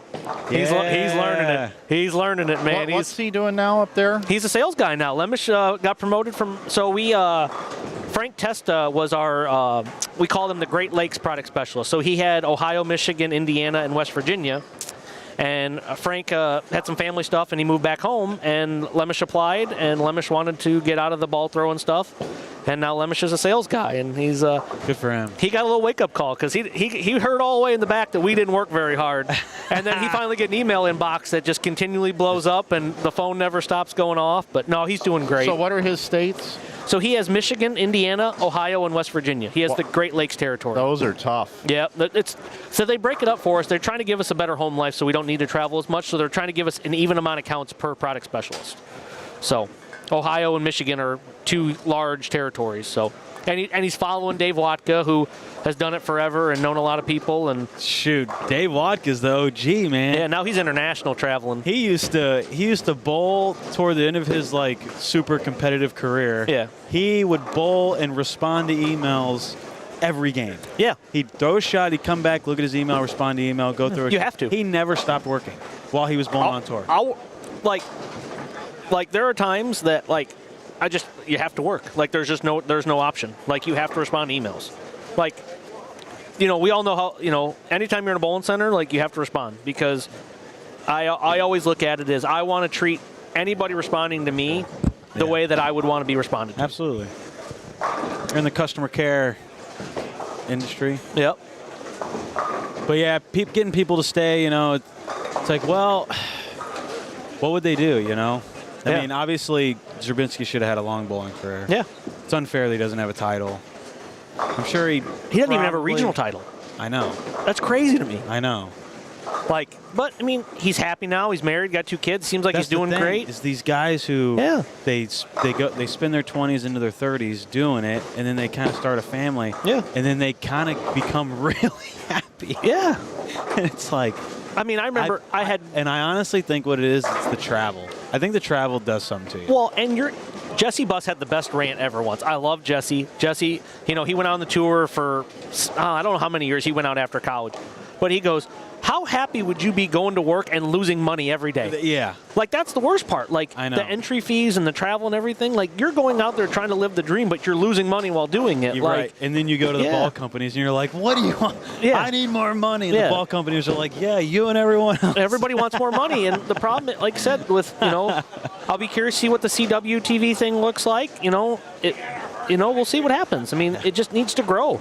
The PBA just needs to grow. There needs to be more events, so it's more. To me, like, I look at it as there's a lot of stuff I could say, but I think the PBA needs to grow so it's more beneficial for bigger sponsors to come in. Yeah. You have the 10 weeks on CW, and then how many shows on? I saw just today on CBS, right? How many shows is on CBS? I didn't look how many shows. So there's I saw there was a bunch of events, right? So maybe, but you guys aren't bowling you're bowling for a quarter of the year, where a lot of the major sports are bowling or on TV all year round. Yeah. Right? Like NFL's the king, right? And then they have their own network. Major League's on TV for 7 months a year. They have their own network. But NFL couldn't hack their own network, and they had to sell it to ESPN. Or Disney's just trying to buy everything. Yeah. I mean, Disney's literally. Look at how sick of this Netflix. The Netflix trying to buy Warner Brothers for $78 billion and then getting outbid for over $100 billion. Yeah. I mean, Netflix was trying to be sold for $50 million to Blockbuster, and Blockbuster said, "No, we're good." And now they're buying somebody for $78 billion. Yeah, media's changing. Yeah, Netflix is. But yeah, like I said, it'd be awesome if bowling, as a game that I love, I would love for it to grow and be how it was when we were kids, where you'd run home and watch it on Saturdays. And I think it's awesome what CW is doing, where you guys aren't competing with football. I think that's awesome. I think you guys starting as soon as football's over is the best idea. There's no college football. All it is basketball at that point, and a little bit and hockey, which I don't watch at all, so it's fine with me. But I think it's awesome you guys aren't competing with football. Mm-hmm. Okay, so one thing about the tour this year, okay? This is a question I would ask you guys. On Fox, in the pecking order of sports, how high up was bowling when it comes to promoting it during big-time events? Was Fox promotion of bowling? Yeah. So what sports were on Fox? NFL. Okay. NASCAR.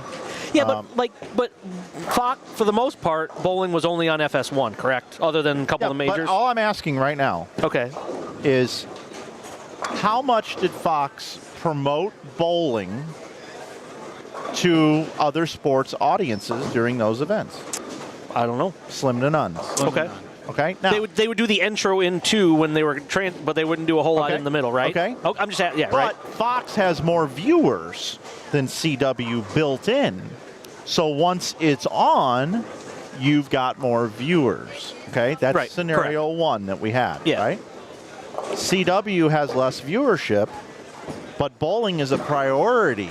Right, because we're the only sport they have, right? No, they have NASCAR. Okay. And they've promoted the hell out of NASCAR, and they've done a good job with it. And I think there's another sport, and I should know what it is, but I don't off the top of my head. Because they had Live Golf, but Live Golf is gone now, right? CW, from what I understand, during their sitcoms that get great viewership, this is from what I understand. Look, I don't know if this is going to happen. This is what I believe. They are going to promote bowling to a smaller audience, but they're going to diversify and help promote bowling to new people that we didn't have before. Yeah. So when you see the ratings come out, and I don't know this for sure, but if I had to predict, walk up to the sportsbook window, less people are going to see bowling on CW. I think. I could be wrong, and if I am, I'll eat crow, okay? But I do think we're going to see a new audience, and I do think CW is going to do everything they possibly can to bridge the gap between Fox audience and their audience as far as viewers go. I believe it. So what they need to. To make it work. We have what we have. But if you want to look at this as glass half full guy, you've got a smaller pond, which bowling is, right? I tell people all the time. I agree. What do you do? Oh, I'm in the bowling industry. Yeah, I'm a big fish in a small pond. That's what I tell people, right? Okay. All right. Well, would you rather be a big fish in a small pond, or would you rather be a small fish in a large pond? And I think on Fox, bowling was a little bit of a smaller fish in a big pond. That doesn't mean that Fox didn't support bowling. I'm not kidding. I'm not saying that. No. But you didn't like in the Super Bowl, all of a sudden they go and tune in next week for the Springfield Classic, during the Super Bowl. They didn't do that. No, they would promote something that's coming on after the Super Bowl or whatever, right? But I think CW, being the smaller network, I think is gonna really help promote bowling because they're happy to have bowling, live sports. Does everybody have CW? Like, I think I have it on YouTube TV. I believe CW is again, you're asking me. It's not always CW, though, right? Sometimes it's like a local affiliate, from my understanding. Who has CW Network? CW channel is carried by most major cable satellite like DirecTV and Dish, and live streaming providers YouTube TV, Hulu Plus Live TV, Fubo, DirecTV Stream. Okay. As part of their local channel lineups. You can also watch it for free over the air with an antenna or stream. Oh boy. Some content via the CW Which is awesome. app. Availability depends on your specific location and provider, so checking their channel finders is best. Okay, good. That's good. Because, like, I know obviously some people don't have FS1 if they don't have the sports package or however, like. And I know there's plenty of times when I went into, like, B-dubs for lunch or whatever, and Fox would be on FS1. Like, they'd have fill time, so they'd just play bowling. It's a bigger audience. I get it. But Mike's got, I hope CW goes great. Like, I want professional bowling. I want my friends to be able to make money. Mm-hmm. I want. The CW's most popular shows include legacy hits like Supernatural, The Flash, Riverdale, and Vampire Diaries. So there's a lot of people who watch these shows. Okay? Supernatural's great. Have you watched Supernatural? I've seen some of it. It's got like 27 seasons. Superman and Lois, Sullivan's Crossing. Oh, Jesus. NASCAR Infinity Racing are all the things that are carried there. So what if during The Flash? Arrow. What if during The Arrow Flash? was on CW. 800, They 900. all were. All those shows were, yeah. You got almost 1 million people watching The Flash, and all of a sudden on commercial it says, hey, everybody, don't forget to tune in. The next 12 weeks in a row, we got PBA bowling every Sunday. Or, it's good. Right? Okay. And then they watch The Flash next week and they see it again. Yeah. And then they cross over and they're going to watch Vampire Diaries. And all of a sudden there's a promotion for bowling. Like, or it'd be cool that they're like, oh, okay, I'll put it on my DVR. They'll record it or whatever. Yeah. Maybe. You know what I mean? Is that still a thing, DVR? I mean, I know on YouTube TV, you just like, you program it into your favorites and it records it. So I have like 800 episodes of like Chicago PD recorded just to get the new ones. It's like, Now, I'm going to put my marketing hat on here for a second. How cool would it be if CW maybe took a couple of the stars from these big watch shows and see if they could go to a PBA event and sit in the front row? Yeah, but most of those shows aren't CW shows, though. Like, they have Supernatural. Supernatural's been off the air for 6-7 years. But what if, but these people are watching, 700,000 people, The Flash, right? Yeah. And The Flash, isn't Tom Cavanaugh in that?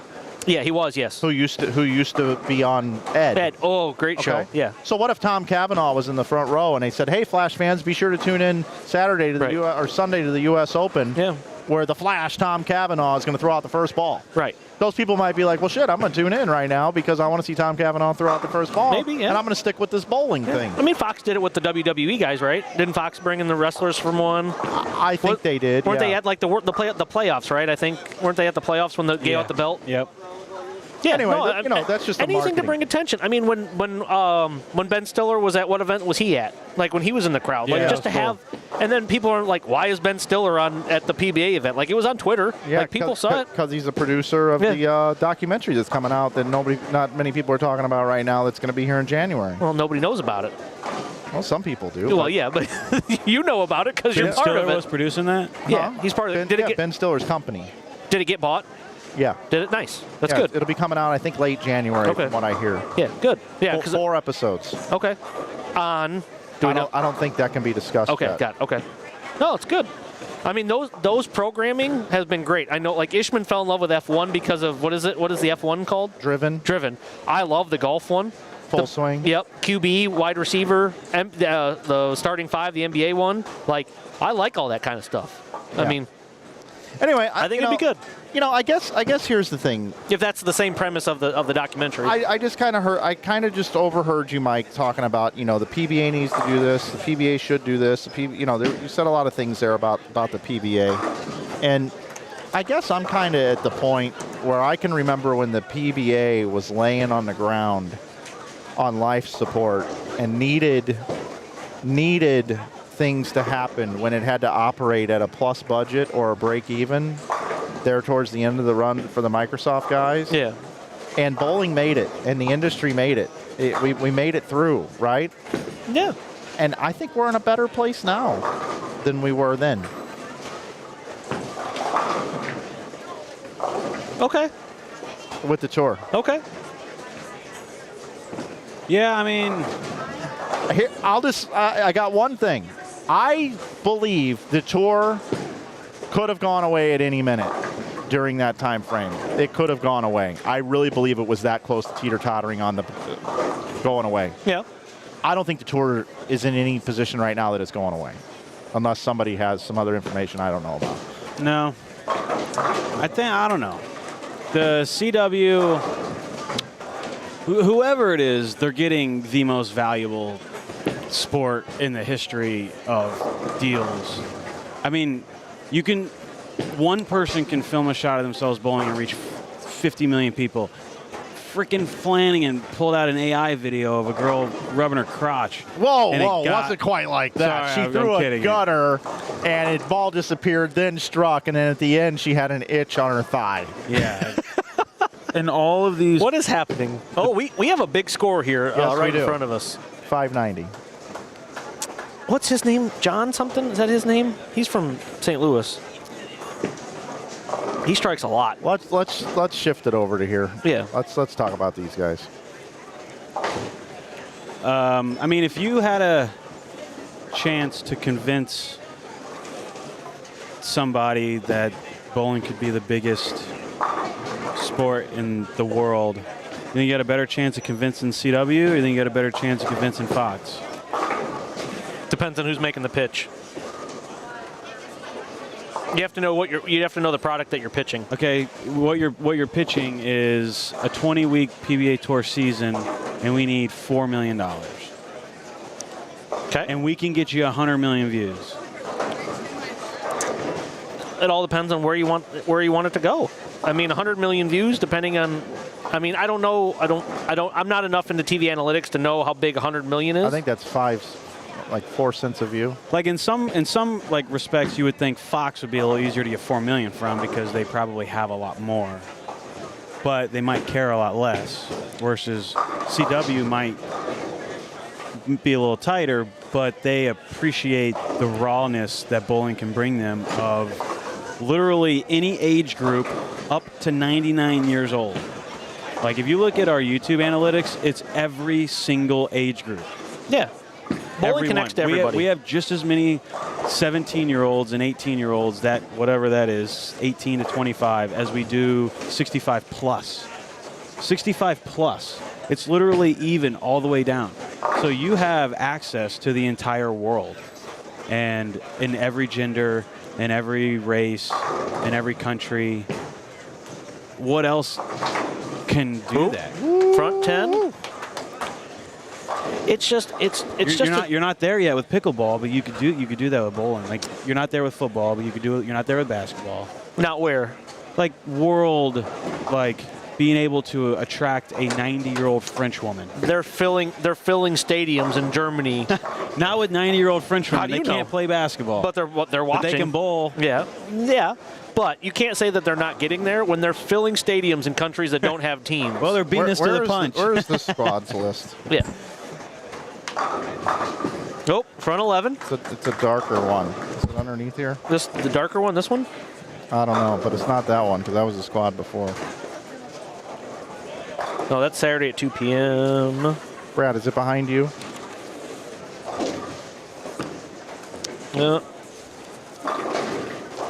Yes. Yes.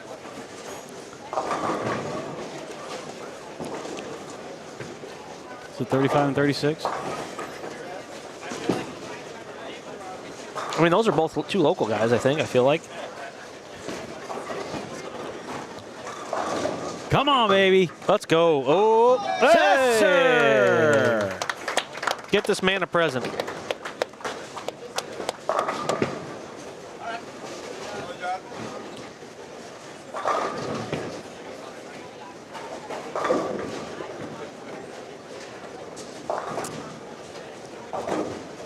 So we got a 590 is a big score, Brad.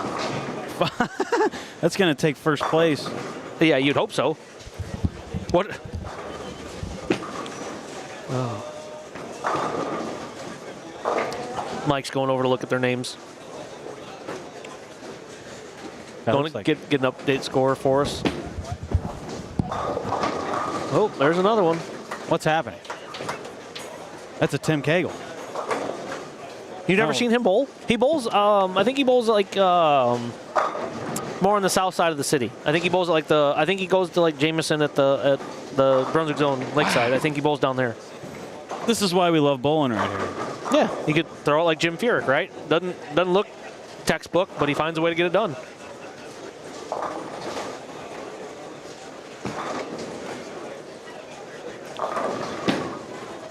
Come on. Look at this. 590 on the ropes, man. That's going to be, heck, people can't get there in 4 games. Are you going to get there in 4 games? I'm hoping so. John Solario, John Branham. They are currently in first place after this. No, maybe not. He's scrolling. They are 97 over after 3 games. Well, now they're 200 and. Yep, there's 590. That is awesome. Incredible job. That's a great score. I bet you they're happy. He doesn't look very happy. Well, he he's looks focused, locked man. in. He looks locked in. And the team they bowled with didn't necessarily do great. Well, isn't it kind of how bowling goes, right? You can bowl 590, and then you're like, why are we only 97 over after 3? Yeah, That's isn't that what we've been talking about for the last hour and a half? When they say you got to hit a good pair, if they found a good pair and they hit it. They did. 590. That's a lot. You ever had a 590 in a doubles team? No. No.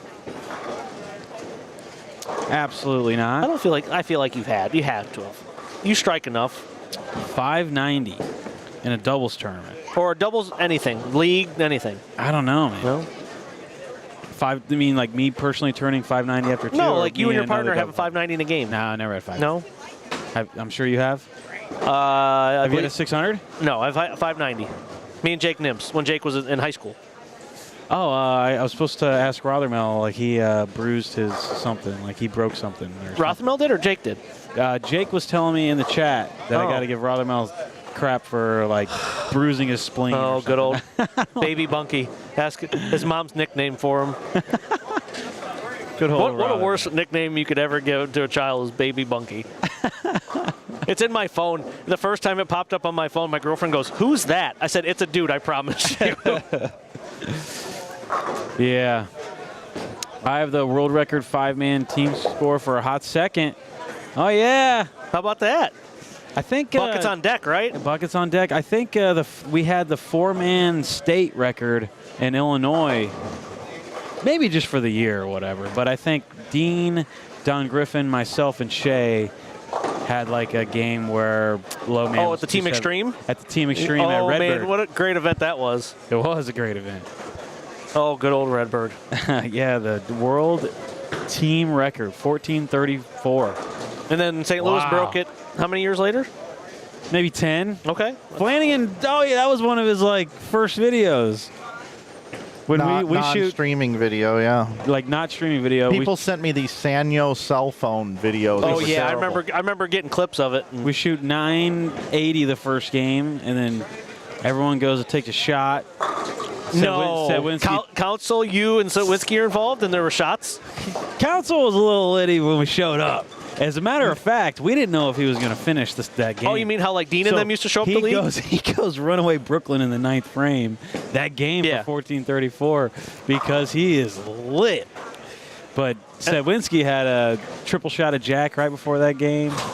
We might have done Edward 40 hands before that night, actually.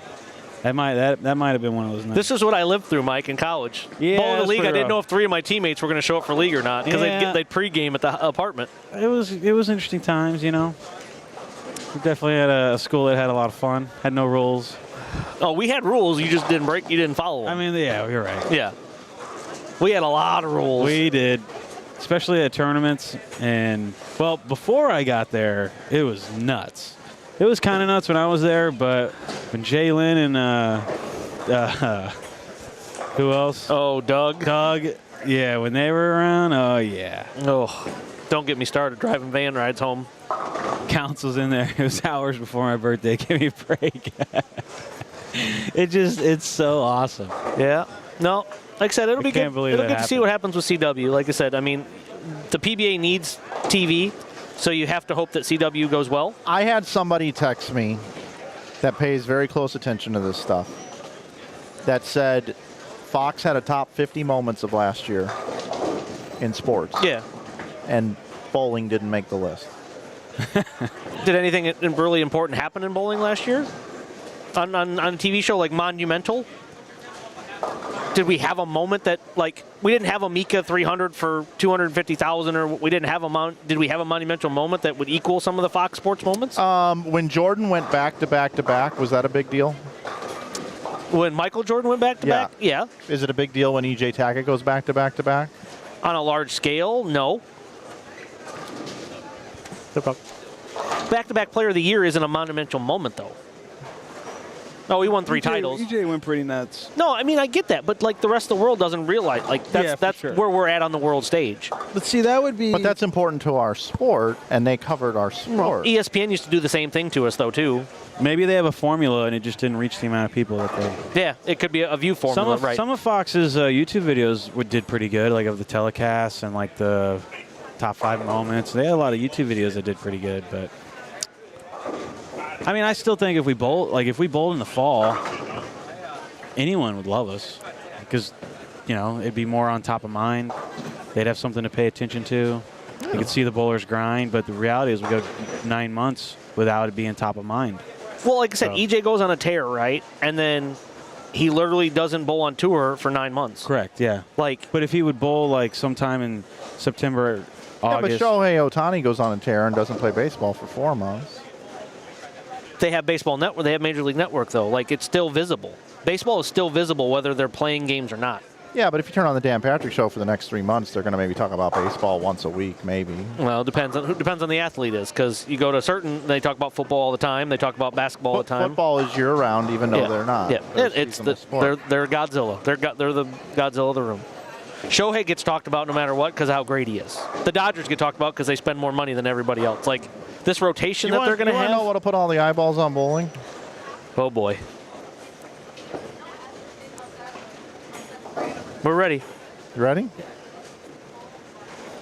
Taylor Swift and Travis Kelce get in trouble. They don't like each other anymore. I would not watch bowling. And for some reason, Taylor Swift DMs Brad Miller and says he's the cutest guy in the world and starts showing up and tries to court Brad Miller, and they start dating. Brad, you remember when we had Taylor Swift's cousin on the team, and we told him if he got her to come to nationals, we'd let him come to nationals? Taylor Swift won a Grammy, the last Grammy, and that's what it is for music? Grammy, yeah. The best album, yeah. And Danny Fry calls her as soon as she gets off the stage, and she answers. Right after winning album of the year. Well, wait, I don't know anything about Danny Fry bowled for Lindenwood. He is her first cousin. Okay. So he was bowling with us at Lindenwood, and when she started to get big, we're like, hey, if you get Taylor to come to one of the things, we'll let you put you on the Nationals roster, joking with him. We would sit around and watch the Grammys, and she would just win. And then one night, we were watching the Grammys. She won album of the year, and he calls her and had a phone conversation with her, like literally as she stepped off the stage. Right. That's a cool story. Yeah. But he goes to all the Thanksgivings and like all the Yeah. Like the Thanksgivings in the hills where the photographers have their 70-foot lenses poking out of the trees just to try and get a snapshot of the corner of the balcony of Taylor, Oh, you see photos with him, yeah. I mean, it's pretty cool. It's a crazy life she lives in terms of just like no privacy. But I don't know. I mean, we're about halfway through.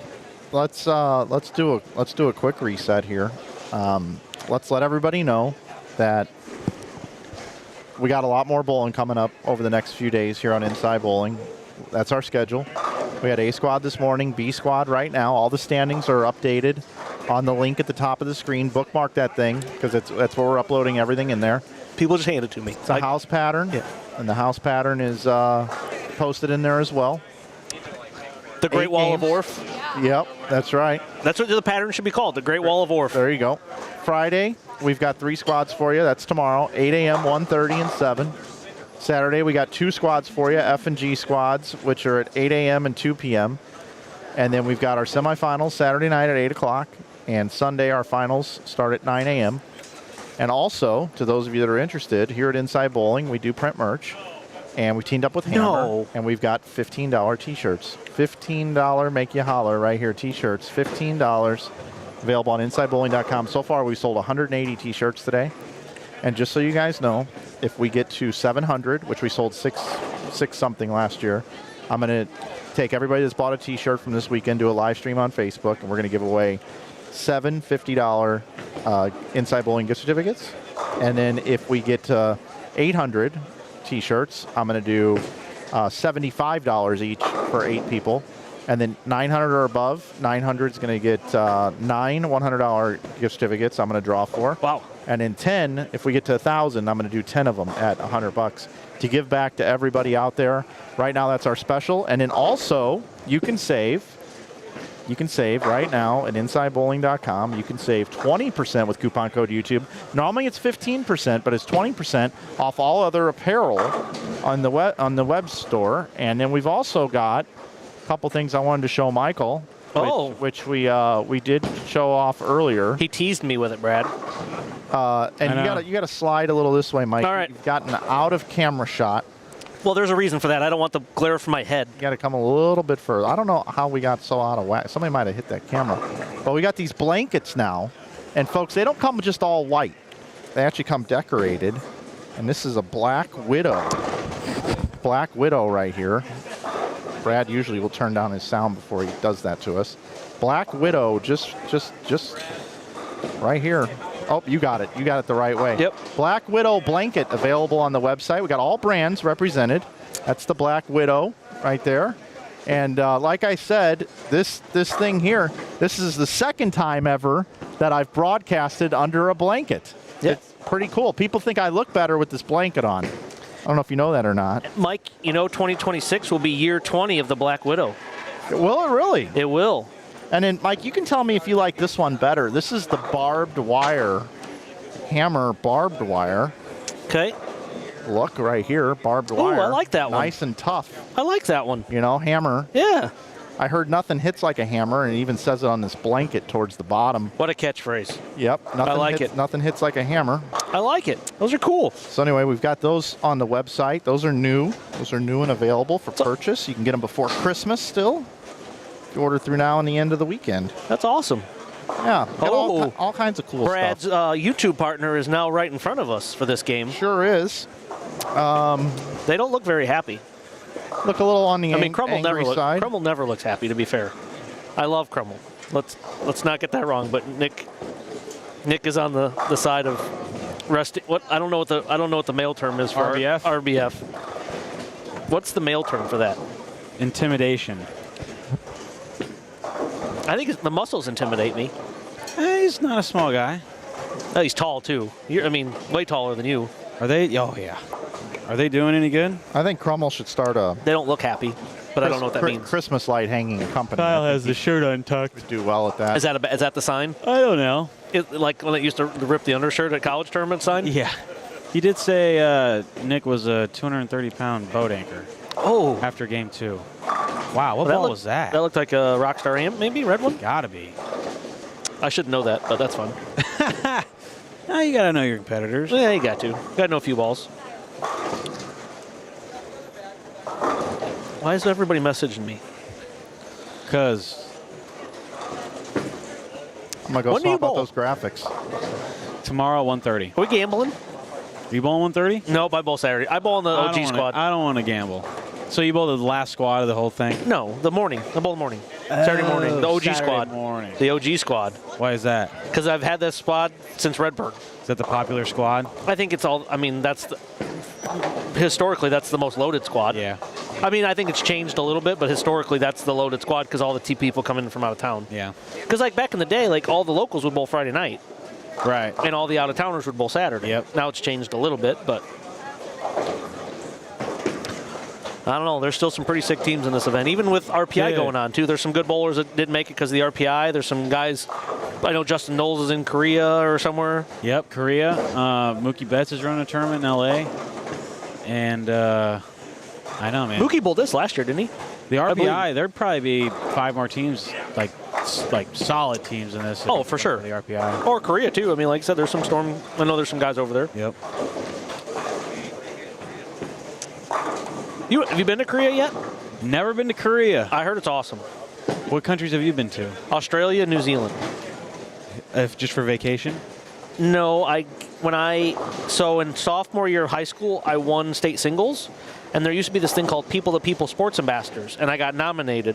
So what it is you get nominated, and you go with a bunch of kids from all over the United States, and you go and compete against those countries. So I got nominated for that, so I got to go bowl in New Zealand and Australia when I was 16. That's awesome. My first flight ever was from Chicago to LA, and then LA to Australia. It was 17 hours. The worst part was, so back then we didn't have tablets and stuff because it was, the movies on the flight were Joe Dirt 3, or Joe Dirt 2 maybe, whatever it was, Crocodile Dundee 3, and they would just play them on loop. Wow. It was like the worst selections of movies you'd ever want to watch on a long flight. And you're a movie buff. Yeah, I'm a big movie buff. I love my movies. Yep. Yeah, I went to Sweden for the Lucky Larsons. Been to Japan. Been to Kuwait. Why is this place so hard? It's not. People are saying, see, no one has said they're easy. You got carried to a title. I watched it. Carried. Carried. The hardest carry the last 3 days. I think there's score sheets that prove I didn't get carried, Kyle. Maybe early. Yeah. This guy. Well, they say I got carried with Ogle. I'm not salty. Yeah, you're not salty at all. I mean, I got carried. I was looking at it the other day, like the Cashers round the year that me and Ogle won. Ogle had I had 8-16 the middle 3 of the Cashers round, and my partner beat me by 40. Ogle had 830 or 840 the middle 3, and I had 816 of the Cashers round in the same 3 games. Yeah, that usually does pretty good. Yeah, we had 550 for 3 games straight. That was a good year. We won that one. That was a good year. I've been bowling Nightmare Doubles 2 years now with Gene Perez. He strikes a lot. He does. He strikes a lot. Man. Every night. Every night's 300, 800. He's a professional league bowler at this point, I feel like. It's like, and he'll throw some like balls with a ton of, like the guy have a ton of games on him, and they just strike. Well, because his rev rate's so high. I mean, that's a guy that, he likes the smoother pieces that most people don't throw. Right. Yeah, he does throw some different stuff than a lot of lefties. Are we in game 4 or 5? This would be 4. Or 5. It was a 5. Yeah. Yeah, that's right, because they were at 3 and that was 4. Yeah, so this is game 5. Yep. Good to see Kyle healthy. For a young guy, his body has been through a lot. He's throwing it good, too. Yeah. See, his hand is so much more under it than Crummel right now. If you watch Crummel's ball reaction, it just goes a little longer. That's why he rolled a 2. He left a 2-8-10. And when you get there, it's like easy to A, maybe inch a little bit right, or B, like do like a little up hit thing that you try, but your hand's already on top of it, so then it kind of ends up being just a yank. Gotcha. Yep, that makes sense. If he can get his hand just under it a little more. Okay, so that isn't, I was wondering if that was an Ion Pro Saw. That's like an old Warrior? Or like a Road Warrior?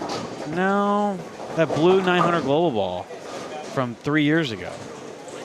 Like bright blue, a little lower end. Werewolf. Maybe Werewolf? Wolverine? Wolverine, that's it. Is that what that is? I think so. Oh, yeah, that's a global logo. There you go. That was better. Wasn't that one of the ones that, Dave Koss. Is there bowling going on? Who is it? Dave Kloss? Dave Koss. Oh, Yep. Dave Kloss. We're in game 5. Scores are in the chat. If you want to go to the top of the chat, the message that is pinned, there's a link to a Google Drive where you can click on the standings. Just go to B Squad. They have them at their 3 games. And Flanagan and Jordan, I think that's not Landon. I think that's Griffin.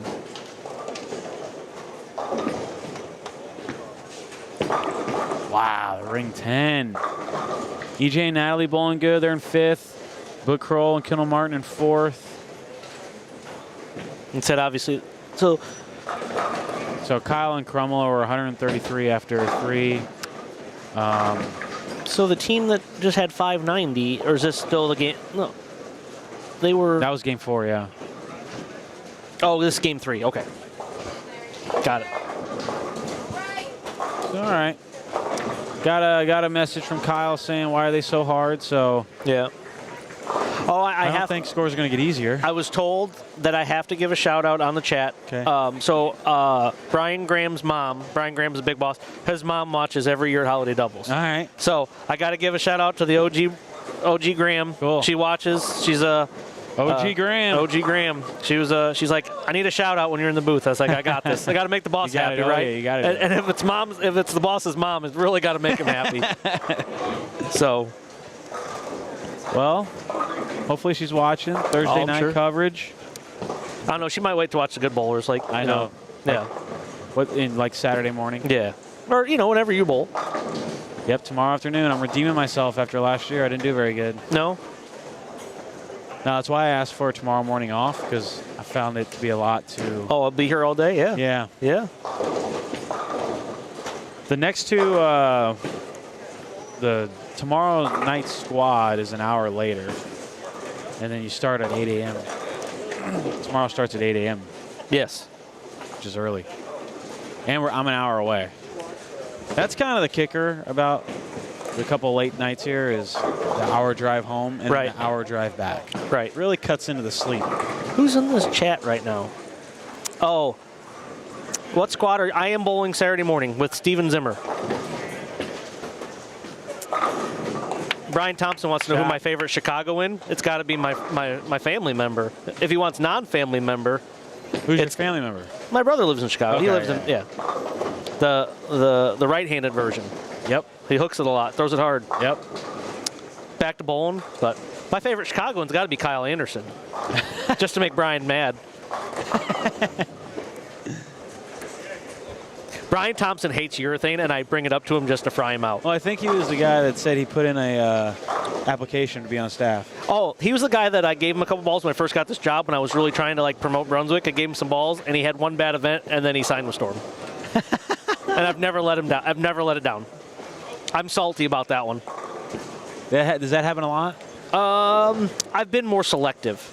I've learned, I've made mistakes, and I've learned. So that's why everyone who asks me goes, how do I get balls? How do I get on staff? Yeah. It's because they're selective now. Well, they should. I wish we were more selective as an industry, but I'm trying. I would like to bring it.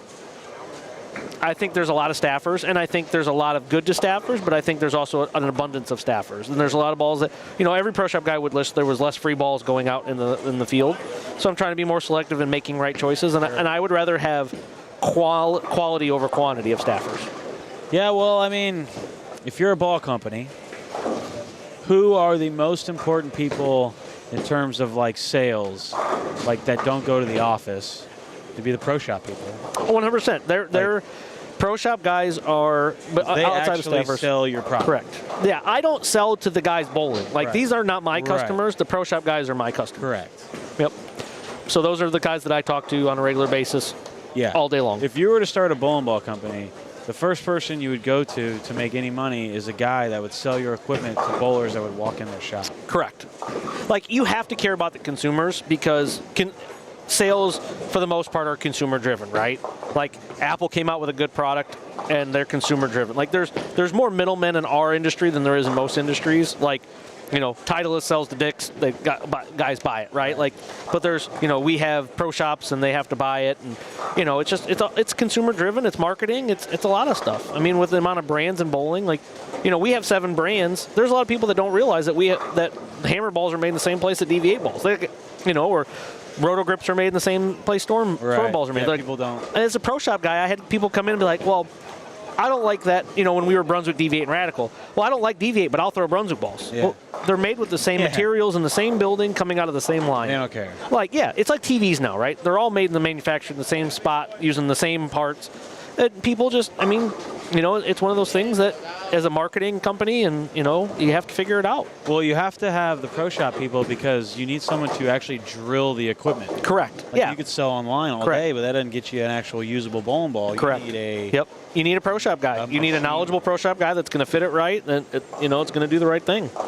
And that's there's a lot of pro shops, and you got to find the right guy that's going to work with you and put you in the right bowling ball and give you the right fit. Because there's rights and wrong ways to drill a ball. There's good and bad ball drillers. Dude, that is one thing about two-handed bowling that is really nice is you don't get these. Because every one-handed bowler goes from the time they start, they've probably had a bad fit, a bad pitch, a bad this, a bad that. Without the thumb in the ball, you don't get these weird. I mean, I'm sure as a pro shop guy, you saw some crazy stuff. Oh, crazy thumbs. And every pro shop guy I've ever talked to always talks about how they get these, like you just wouldn't even believe the pitches and the span and how wrong it was and how much this guy was hurting. And it is nicer in two-handed. But now with the two-handers, the way that they come out of the ball, the positive axes are so different. Yeah. Like, it's almost harder to drill a two-handed ball. I had a guy, pro shop guy the other day that asked me a question because he had a guy, the two-hander's axis was like 7 over by like 3 inches down or something weird. Like they rolled it was super inverted. Like, what do you do? Yeah, it's so unique that like if you were to drill a normal layout for that, it would hit the fingers or crush everything. So I mean, it's almost harder now with the two-handers, even though there's no thumb hole and it's just grips and stuff. It's their axes are so different depending on where their hand comes off of it. And yeah, see, that's something I don't know a ton about. Just never being in a pro shop. Yeah, no, just never interested me for some reason. I mean, some guys love it. I mean, I worked like in a summer or two, but I just never. Yeah, I mean, don't know. I grew up and loved it, and it just you ran one of the best shops. I did pretty well in the country. I mean, I don't know where it was. I mean, I ran 2 successful pro shops for 2 different different guys, and the whole goal was to get into the industry, and I kept applying for jobs, and it took about 8-9 years, but I finally got the call almost 9 years ago. So it's been fun. It's been a long time. It's crazy that it's been 9 years since I've been in Brunswick. So a lot has changed. We acquired 4 9 brains. years we were in college. Yeah. It's not. Yep. You were sleeping on our couch. I was sleeping on your couch. But we've got any scores here in front of us. Oh, yeah, so you went with Brunswick before they had Ebonite International? Yeah, I was with Brunswick for roughly 3 years before we bought Ebonite International. Yep. I started in October of 17. So, no, 2 years. So I started in October of 17, and we bought Ebonite in November of 19. That was a crazy acquisition. Still the craziest day of work I've ever had in my life. I never thought I'd be called in the boardroom and had my cell phone and everything put in a box. And the plant was off. The Ebonite International, you couldn't even get in. No, yeah, they told us the moment the last workers were escorted out of the building, and then they kept us in the room until like the public release went out, or kind of, sort of. Is that plant still around? The building's still there, yes. I believe some of it's been, like, Hicklin bought the training center for where his CTD stuff is, and I believe some of the other storage stuff has been bought, but yeah, it's still there. It's just empty. We cleared it out. We cleared it. We made sure that nobody would move, like, buy the product and just start manufacturing bowling balls again. Gotcha. So, yeah, we took everything out that would go into manufacturing bowling balls. Yeah. To prevent anybody from... Right. Because somebody would have snagged it and started... I mean, that's what happened when... Whatever happened whenever Columbia moved out of San Antonio the first time, or whoever moved out of San Antonio, they left a bunch of materials there, like track, and that's how Global got started in San Antonio, because they only took what they wanted, and there was enough parts there to continue to start making bowling balls again. Yep. So, yep. Yeah, the bowling ball making is pretty interesting. Is Lunning in the first? Yeah, Lunning and yeah, they're in first. Yeah. I would imagine. After 3. We'll see after 4. I'm bowling with Eric Sachs. Because Drew's at the RPI, correct? Drew is at the RPI. The Regional Players Invitational. Ooh, Kyle, that's not a good frame for Kyle here. No. We need a spare, though. It's a good cover, though. All right, we got a spare. We got life. I mean, it's still... game. Yeah, it's still... 480 is not a bad... with this scoring pace, 480 is still a good game. Definitely respectable. We have game 4 update. Here we go. We got Lunning and Jordan still in first place, 361 over. Wow, that is so much higher than the first squad. Yeah, more talent. There's more talent on the squad. Bassford and Rodriguez second. Solario, Branham, Bettler, Hunt, Tackett in fifth. Bennington, Kroll and Martin, Benninghoff and Cottrell, Lennox and Machen, Simpkins and West, Huron and Smith, Missy and Gilmore, Vineyard and Zerniak. Sherman and Crummell down in 18th after 135. So they have 4-0. 480 will help. Love a big one. Yeah, they can punch out here and get for 480. It's not. It's still every year you always see like you have this pair on 35 and 36. You have the leadoff bowler who can punch out for 2-team, and then the second bowler's got the front six. So like he's trying to do the leadoff bowler's trying to do everything he can to get as many pins as he can get, and hopefully his partner can finish it out and salvage a score for him. Because I mean, if this guy can get a 4 or 5 bagger here and get to 2-0 and his partner strikes out, 500 is a good score. Right. Now he just flat 10 again, and now you're looking at 190, 2-0. I know, man. These games. If he strikes out. What's up, Larry? Oh, the chat. How we doing? The guy just had a big 4 and he hit the 2 and one of them bounced out. He got it. Almost saw a picked it guy up. take the 810 out of the 2810. Oh wow! Last squad. Just slid the 8 right on over. All right, Kyle Sherman. Oh wow! It didn't look that bad going down. No, that was not that bad. That lane is mega cliffed. Holy smokes. That is just insane. So on your side of the lane, what do you do there then? Like, do you go to a bigger rounder shape, or do you like try and move left and like throw it at it more? When they're cliffed like this. I mean, you either gotta play one or the other. It used to be, wow. And obviously, we haven't seen any urethane go down the lane. Yeah. So it's none of that. It's just trying to. I mean, if you watch a guy like Norm Duke Bowl, he'd probably move right and square up and just play like a little thin line in the oil and but make his angles a little straighter. He'll change his hand position. They don't do that. Kyle's age group didn't know how to do that. Right. So they kind of just get left and hit it harder. And hit it harder. Got it. Okay. Yep. That makes sense. And if you're in the middle of that, it's pretty tough. If you're bowling against Boog and they're cliff like that, and he's left of the gutter cap and playing these massive angles and just getting it started and hitting it as hard as he can, it's hard. And watching him strike, it's hard not to want to do the same. Yeah. It's like, oh, well, that looks pretty good. But in reality, it's like, you're not going to be able to do that. Right. So being in between is always, I mean, that's in some way, shape, or form, Kyle was just kind of in between something. Right. Came out of nowhere, but it was not a bad shot. It was maybe a pinch left, but for it to go that far is something else. Which kind of like confirms that they're not playing that easy and they're not getting super easy. And that looked like... No, you've heard from guys this year that they're playing fairly tight compared to years past. I mean, there was a couple years down here where this end hooked 8 more than that end down there. Yeah. And this end, from talking to guys or listening to guys that have bowled, said this end is hooking a little more, which could mean why they're cliff, because they're starting a little bit too far left and trying to, I know, that's the thing, is if you start too far left...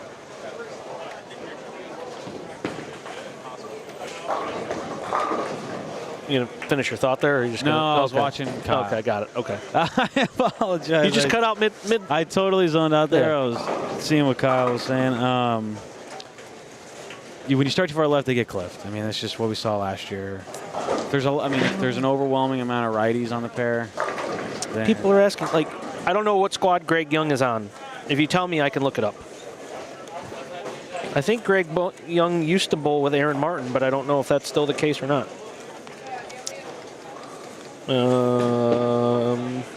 He said it in the chat earlier.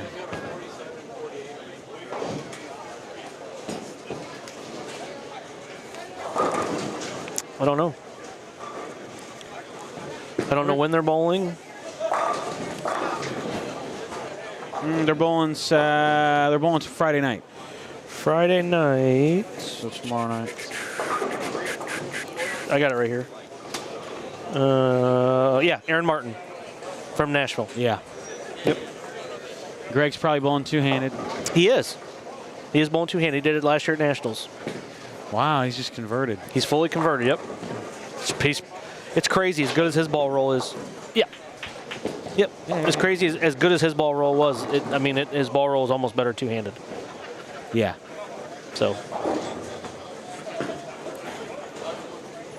Yeah, Darren definitely improved. At Darren's best one-handed and so far his best two-handed, maybe they're pretty close, but Darren's really good right now. No. Yeah, At least, at least in the tournaments. I went out and bowled the regional in Vegas, and they were slick. It was one of those patterns where it was kind of hard to throw it too slow. Right. Where you just, and man. You had to throw it too slow, I'm out. I'm screwed. I'm screwed. Well, it creeps on you. It's like in qualifying, it's not quite like that. Right. The first game of the next day isn't totally like that. Oh, we have a gift. We got a present. All right. Nice game. Nice bowling. What do we got? Is it a box inside a box? You're the first one in the squad. Did Jorge not get a present? Oh, man. I don't think he's opened it yet. Or he didn't want to do it on stream. And you got the hard one. It's all taped. Better be good. We got a candle? Like a candle. Ooh, smell good. Ooh, regift. I like it. Well, what's the smell? What's the scent? Snow-capped sledding. Hold on. Let me. Oh, yeah. Yeah. We're in the winter season. Yeah.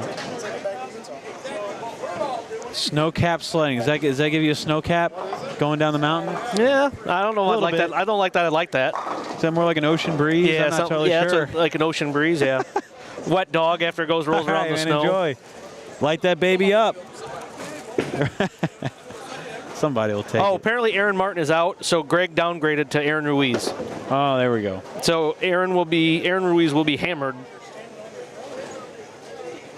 probably anytime now. I told Greg after Game 5 he's got to hop in the booth and give us his exact, honest thoughts. Oh, that's scary. What is Nick and Kyle bowl right here? Not enough. Kyle opened in the 10th. They had 450. They had it. How do I shut this off? This one? Third one. Yep. D-Tang in Korea, baby.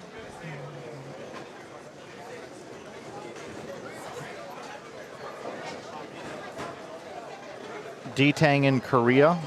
He's in Korea right now? Yeah. He somebody posted a picture of him. I think Christian LaCourie's shirt is ripped. That's so funny. Oh, it's actually ripped. No, it's not LaCourie. Somebody ripped their jersey. I forgot what I was talking about. Oh, yeah, he posted a picture of the line for his autograph, and it was like out the door. Like an overwhelming amount of people. Yeah, wanting I'm sure. D-Tang's autograph. I'm sure. Isn't that insane?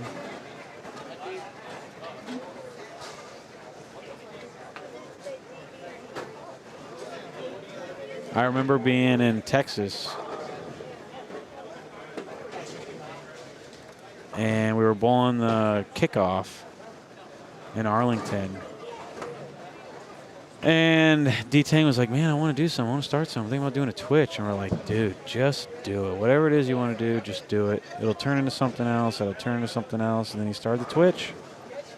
And then bam.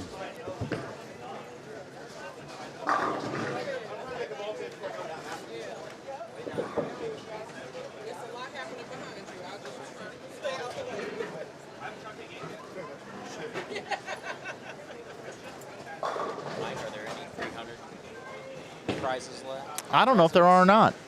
You have to ask Jerry and those guys. I'm not sure where they put it. If not, you can come back and get one tomorrow. I know that much. Should be. Did he shoot 300? Yeah, Harrington bowled 300. All right. I don't know where the prizes are, though. I've been behind all day here. No, you're all right. You're doing great. I've been behind all day. But yeah, I definitely think if Dole was right-handed, he wouldn't be nearly as good as if he's left-handed. 100%. Yeah, Just to put a ribbon and a bow no, on all yeah, that. like 100%. That whole conversation about Yeah. how he's a donk. Yep. Yep, 100%. If he actually, No denying on this end. I mean, I would have had to learn how to bowl instead of just aiming at second arrow. that's it. All right, guys, here's what I would like to do, Oh, boy. if you guys are cool with it. For the next game number 6 we're going into,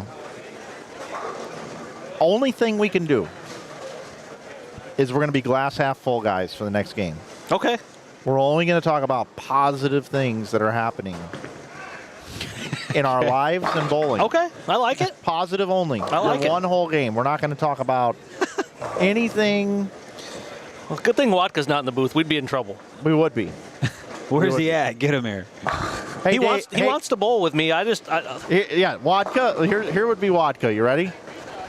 Dave, dude, you've got the winning Powerball ticket for $3.6 billion. Yeah. taxes are going to take it all. Too bad I'm 80. Yeah. He won the Michigan Senior Masters and complained about the pattern. He won the event and complained about the pattern. We have a present. We had a present. Let's bring it in. Here we go. All right, here we go. Mr. Harrington. We have, hopefully it's an action figure. Looks like a Justin Bieber album collection. No, I'm good for now. What Thank you. is it? What is it? What's he got? Uh-oh. That looks, it's a fanny pack. Oh, Dude, those are in style. Dude, you could probably keep like tape in it and like all kinds of stuff. I know, and you could That's what- definitely wear it. That's like, what Mike yeah. puts his money in when he goes to card shows. Yeah, That's right. And the Here's- grocery store. Actually, what I would do if I were you is I would buy a sewing machine on Amazon, and I would sew a bunch of Velcro on the back of here. And then I would put a bunch of Velcro, sew it on your shorts, and then you just slap that bad boy on there, and you're good to go. Don't even use the strap it came with. Velcro. Straps out of stock. Buy a sewing machine. They're only a couple hundred. Yeah. I appreciate that. That'll work good. Go get them. That's what I'd do Yeah. All right, so we're going to be positive. All right, I like it. for one game. We can do it. We're just gonna talk about all This, kinds of positive things. The jersey on lane 37 right now It's is pretty it's nice. That reminds me like the Stone Cold Steve Austin skull, kind of the broken skull thing. With the That's Santa good. hat. Yeah. Yep. So is the half glass full if we're talking about like a bad game? Does that count? Or do we just not talk about the like if they're like Okay. Here you go. we have to have rules. Yeah. No. Positive. Okay. Positive. Okay. Yeah. So like, okay. I bet there's a bunch of people watching right now that can't physically bowl Right. and wish they could be here bowling. That's fair. So if somebody goes up and bowls 120, They gave it their best effort. We'll be positive. there are a whole bunch of people that would say, hey, if you're frustrated at your 120 game, I'll trade places with you in a heartbeat. Because I'd rather be out there at least bowling because I can't. Yep. Hey, what's a super chat mean? Somebody said if I say something nice, that you get a super chat. What is that? I'm not. They have to pay to type the chat, Yep. So basically they can send and then we tips. can bring it up on the screen if we want. Yeah. Ooh. I gotta say something nice about Brian Thompson. Just a super chat. I'll think of something. Brian Thompson is an amazing man. He is a very good dude. There you go, bang. He is a good dude. I love Brian. He has one of the best physiques I've ever seen for somebody that was born on his birthday. Yeah. What's his birthday? Brian You Thompson know. does have one of his best nicknames. It's a very popular birthday.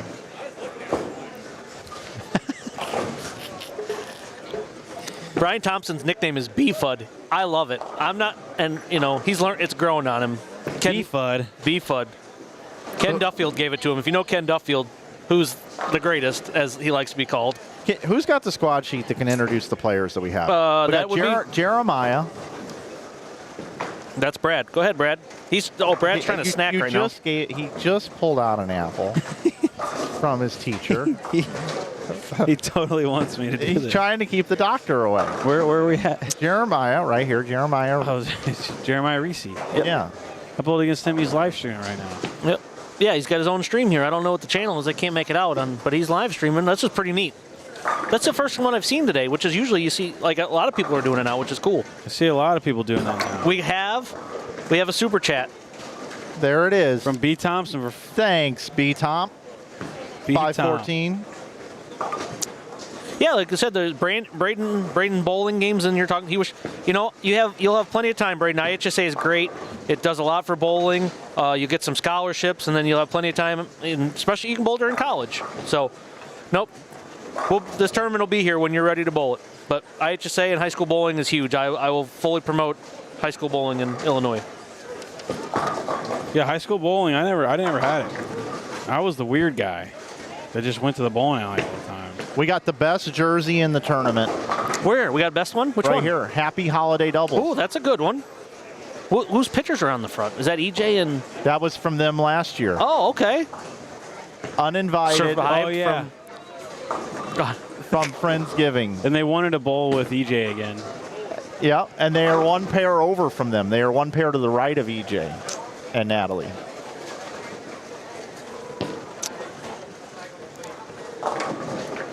Good stuff. We got some. I like the double stuff. I like the jerseys. I've had some fun. We had some fun USBC years. We did the Mighty Ducks, and we had some cool ones. The Power Rangers the one year. We did the Space Jam movie. That was my favorite. Brad, did you ever make it through this? No, I'm not. I'm bricking here. We went over so Natalie and EJ were down here. So 17 and 18 is going to be. All right, yeah. So we have Joey Zerniak on the left lane right now. And Vinny's his partner, Vinny, or what's his name? Stephen Vineyard. Yeah, he goes by Vinny. So.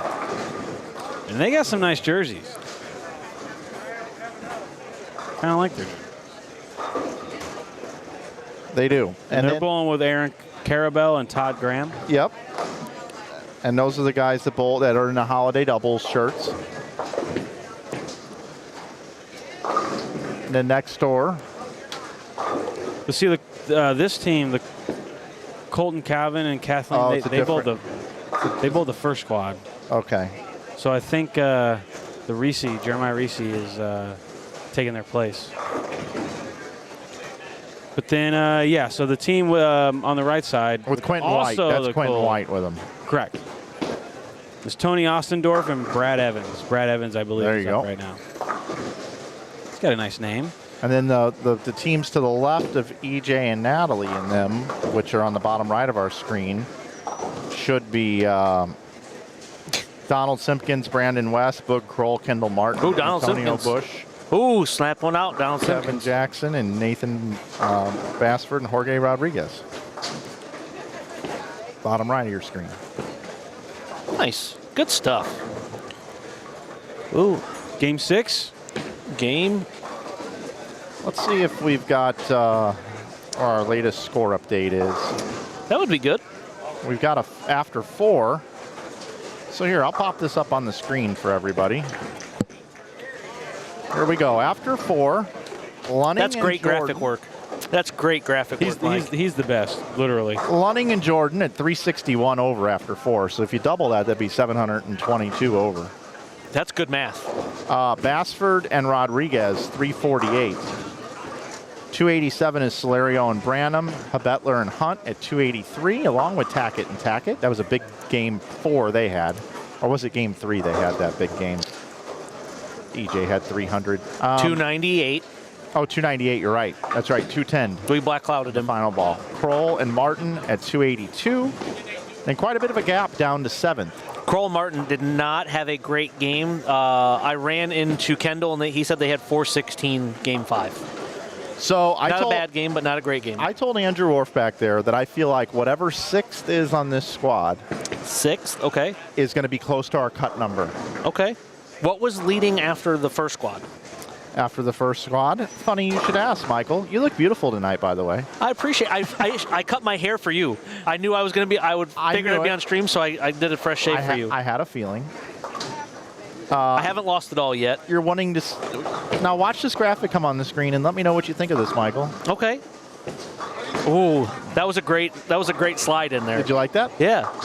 447 led the first squad. Ooh, somebody just rubbed my head. That was awesome. It was a guy. That was Jimmy. So there you go. I did it to Brad earlier, so I don't feel as weird. I know. I do it to every year. Real quick, these $15 T-shirts, Mike. Yeah. I'm gonna flash this on the screen, and you got to say which 3 you want. Okay. And you got to do it quickly because we got to get back to the bowling. I'm in. $15 T-shirts today on Inside Bowling. Which 3 do you want? Not resin, hammer bowling, and the don't make me use urethane. Okay. Anything just to point out the urethane. Yep. Because it's my favorite. I know. I'm Team Thane. I'm Team Purple Hammer. So, we're good. Oh, we got some people reaching out in chat. There's somebody asking about a staff question. I'll answer it as positively as I can or as honestly as I can if you want to ask it. But yeah, so what's going on in your life, Mike? Doing any more cards or kind of? You know, Mike, actually, now that you mentioned cards, I do have a we're selling cards online and here in person as well. That's almost like I set that question up, but I honestly didn't. I know. So here's what we'll do. I'm going to give you one of these as a present. I like presents. Okay. So let's do this. So, folks, one of the other things that we have on the website right now, a great stocking stuffer, is these Inside Bowling 3-card mystery packs. You can get them right on the website underneath the bowling card section. We have a lot of bowling cards on there. And this 3-pack, I did them myself. Okay. I purchased a whole bunch of autos, a whole bunch of base cards for all the Leaf packs. Okay. Every one of these has a guaranteed auto. Okay. Might have more than one. Okay. And then 2 non-cards. 2 base cards. But they're most of them are numbered. Numbered. Okay, yeah, because the set was numbered. So for $20, you're guaranteed an auto out of this pack. And I've got them on the website. I got some in person as well. They're $20, but for you, Mike, it's going to be absolutely free. How about that? And I'm a gambler. I love ripping cards. I'm going to full screen you. Here we go. I love ripping cards. And it's we packed them up ourselves here. Did I rip it bad? There's a Ziploc thing that you got to separate. They're really crammed in there. And I just grabbed a random one. Okay. Let's see who you get here. Maybe? You just got to really yank on that. Yeah. I just didn't rip it low enough. There we go. I had to make sure they sealed up nicely. Yeah, you really got to. Oh, they're in there. You good. might want to grab one top loader at a time. Or just. You might even rip the whole thing if you want. There you go. There we go. All right, we're going to reveal one at a time. You can show the camera. Let's see what you got in your 3-pack. Oh. The guy that they say I look like. Where am I going? Right up this there. one? There you go. Yep. Jason Couch. Jason Couch auto from the Premier. See, yeah, I don't look anything like this guy. They say I look like Jason Couch. Yeah, Do you see it? I don't know. Okay, I good. don't really see I like it. I knew we were friends. Yep. And then we got a 38 out of 75. Zach Wilkins, the Canadian. Yep. Hey, all staffers from the good company so far. We're doing well. We're doing well. And then we have a Matt Russo. Matt Russo. It's probably numbered to 75 or something. 20. 15 of 20. 20. Yep. There you go. Yep. So you got 2 numbered cards and an auto. Yep, and a lefty. So it's good. It's a good. There you go. I love this set. I bought a couple of them. My girlfriend's really not into cards, but she likes the professional bowlers, and all she wanted was a Boog auto, and the very first card she pulled was a Boog auto to like 5. Perfect. She was so excited. Of course, I wanted Tommy Jones one, and we didn't pull one. Of course, that's how it works, right? So it's not like I couldn't call him and get one, but, it's all good. But, no, I love this. These sets are really cool. I really like what Leaf's doing with the cards, and it's really expanded so far, which has been pretty awesome. Yeah, and, I mean, to me, when I was a kid bowler, if I could get a 3-pack of cards, or any of these Leaf cards or whatever, in my stocking, I'd be absolutely so happy. Yeah. Just different stuff, just different stuff. Right. But anyway, we've got we got an EJ numbered to 5 in one of those packs. That's awesome. I don't know if anybody's got it or not. I did 80 packs total. Okay. Because people come to me to sell me their bowling cards, dude. Right. They just come to me and go, hey, I opened a bunch of this product. I got the ones that I want. Will you buy the rest of them from me? And I basically say, well, here's kind of my equation. Right. I'm going to buy them, and then, I'm going to mark them up a little bit to make a little bit, but not much. Absolutely. So we got results coming in. Just kind of looking over the chat a little bit. Okay. There are no heart. This is not a USBC sanctioned event, Kyle. So you can throw all the purple hammers you want. Yep. All the hardness, pitch blacks, all of them. Got standings after 5. Might as well bring those up. So yeah, we got standings after 5. Basford and Rodriguez, the pro shop guys. They're the house pros. They're the pro shop guys here. 408. Tackett 407. Running and Jordan. 396. Then 374 for Solario and Branham. Oh, Donald Simpkins. I'm guessing that's who that is. Moving in, they're in 5th. Kroll and Martin, like I said, they had a low 400 that last game. So you got 4 teams actually that are really out there.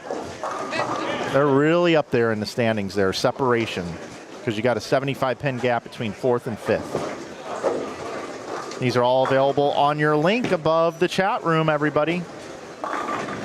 So we got in the chat. So we had a guy ask about advisory staff and regional staff. So for a Brunswick staff guy, our staff period doesn't run normal January to December. Our staff contracts run from June to May. And if that's something that you'd be interested in, I would have your pro shop guy give you the contact information for your product specialist, depending on what region you live in.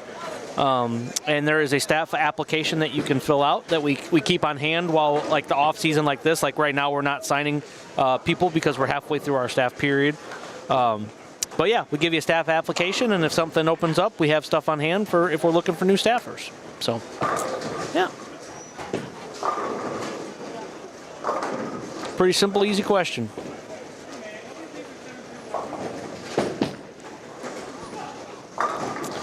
Any big scores here in front of us? No big strings. Oh, we got a 290 going over here. I think it's Alan Smith and his partner. Alan Smith dropped off an autograph up here in the booth. He's got himself a stamp. He does have the best throw in the building right now. He does. He says he's got the best throw in bowling, and there are multiple people that would like to contest that. There are multiple or just one? One in particular, but there are others. Okay. There are others. I'm sure there are. Oh, yeah. So, in Pennsylvania, your product specialist would be Adam Ishman. If you go to BrunswickBowling.com, there is a product specialist map, and you can get his email and contact information on Brunswick He's a Bowling. beautiful man. Adam Ishman's a great man. We're missing him this weekend. They decided not to pay their entry like everybody else did when we signed up last year. Him and Brett Wolf. Yep, him and former Masters champ Brett Wolf. But Adam is a fun travel comport, and he's a great coworker, and he's home right now. So we wish you were here, Adam. He missed out on a good dinner yesterday that we but when we travel so much, sometimes it's just nice to be home. Yeah. Yep. Oh, no question. Yep. You watch Landman? I love Landman. Yeah, I figured you probably did. Anything Tyler Sheridan does, I'm in. Did you watch Tulsa King? I've watched every episode. I like that one too. So in my order of those, Mayor of Kingstown is my favorite, then Yellowstone, then Landman, then Tulsa King. That's my order. Those are good ones. Mayor of Kingstown, that's my favorite. But Mike, I haven't watched it, so I'm gonna actually take this pen right here because I respect you so much. Okay. And I'm gonna go ahead and put it down. Mayor of Kingstown. Yep. Okay. Have you seen anything on it? No. Okay, so it's based off. It's in a town in Michigan. I don't know if it's actual or not, but the whole town is basically like prisons. Like everybody works at the prisons, and the mayor basically runs everything in and outside of the prison. So the drugs, the murders, everything. Okay. And Jeremy Reiner he's the mayor. Okay. So he's a good check it actor, and it's Tyler Sheridan. So there's going to be action. There's going to be good acting, and Yep. But Landman, I enjoy Landman. That's a good one. I've been watching Welcome to Derry too. Have you been watching that at all? No, what's that about? It's the prequel to It. Like it's an early version of Stephen King's It. So It's like from like the 1960s. So it's like whatever happened before, but it's called Welcome to Derry. That one's been pretty good so far. Michael Holloman bowls Saturday afternoon or Saturday morning, I believe. I believe so too. And Yep. he and AJ Rice have won this event twice. Right. Yeah, anyone can bowl this event. It's just you got to get a spot. Anybody that bowls now, when you sign up for your brackets or check in, you have an option to prepay for your spot next year. And then at a certain point throughout the year, you have to pay the rest of your deposit or your spot opens up. So I know there was a few open spots at the end, like recently, but for the most part, this tournament fills as soon as it's over this year. So, hey, our boy Kyle Troop is in the chat. He says he's got to work on his bald spot right now. Give him till February. I don't know if his wife would like him having a bald spot or not. So a couple things about Kyle Troop I just want to let everybody know. First of all, he's won an IB Open before. He has. And I like to say that we missed the IB Open, Mike. That helped launch his trajectory into orbit. But obviously he's become just a tremendous player. But the one thing I love about Kyle Troop is he's the same guy that walked into the IB Open tournament office back in I'm going to say that was 2016. I don't remember. 2016 probably. And we've remained friends. And this year, actually, we were able to collaborate on his website, KyleTroopBowling.com. And with Bowlify, in coordination with Bowlify, we have some merch available on Kyle's website. Great Christmas gift idea for everybody at home. You're a Kyle Troop fan at home. Get on InsideBowling.com. KyleTroop.com, actually. He has his own website. Kyle Nice. Troop Bowling, yep. And awesome. You can go pick it up. There is a link on Inside Bowling to get there. Support Kyle and everything that he does. He just had a big event. Raising money for families down in Louisville. I helped donate. I donated some bowling balls. It's all for a good cause. Yeah. As a partisan industry, we have to come back together. Yep. And I've happily been able to help donate a couple balls every year, and he does a great job. That event's, I think it's the third year he's done it now, third or fourth year, and it's been great. Just got married last year or this year, so it's been over the summer. Been a good year for him. And then the other thing I want to mention about Kyle is he is in the YouTube space now. Okay. But he's doing it in a unique way. So you see him in the chat, click on his name and go subscribe to his channel. Would love everybody to go subscribe to Kyle's channel. He's hooked up with a buddy of mine named Gray Marshall, who does a lot of those fry-out videos and stuff on Inside Bowling and the funny videos. So Kyle and Gray have been hooked up, and they are working on soft launching Kyle's YouTube channel. He's not going to do what everybody else does. It's going to play to his personality. It's got some different unique edits the way that it's going out. Right. Kyle bought, the gear and is learning his microphones and everything. That's awesome. He's just starting out. And go subscribe to Kyle Troop's YouTube channel. Okay, will do. I'm going to do it right now. Very cool. He just launched, I think, his first or maybe even his second now video that are full length. Most of it's just been shorts so far, but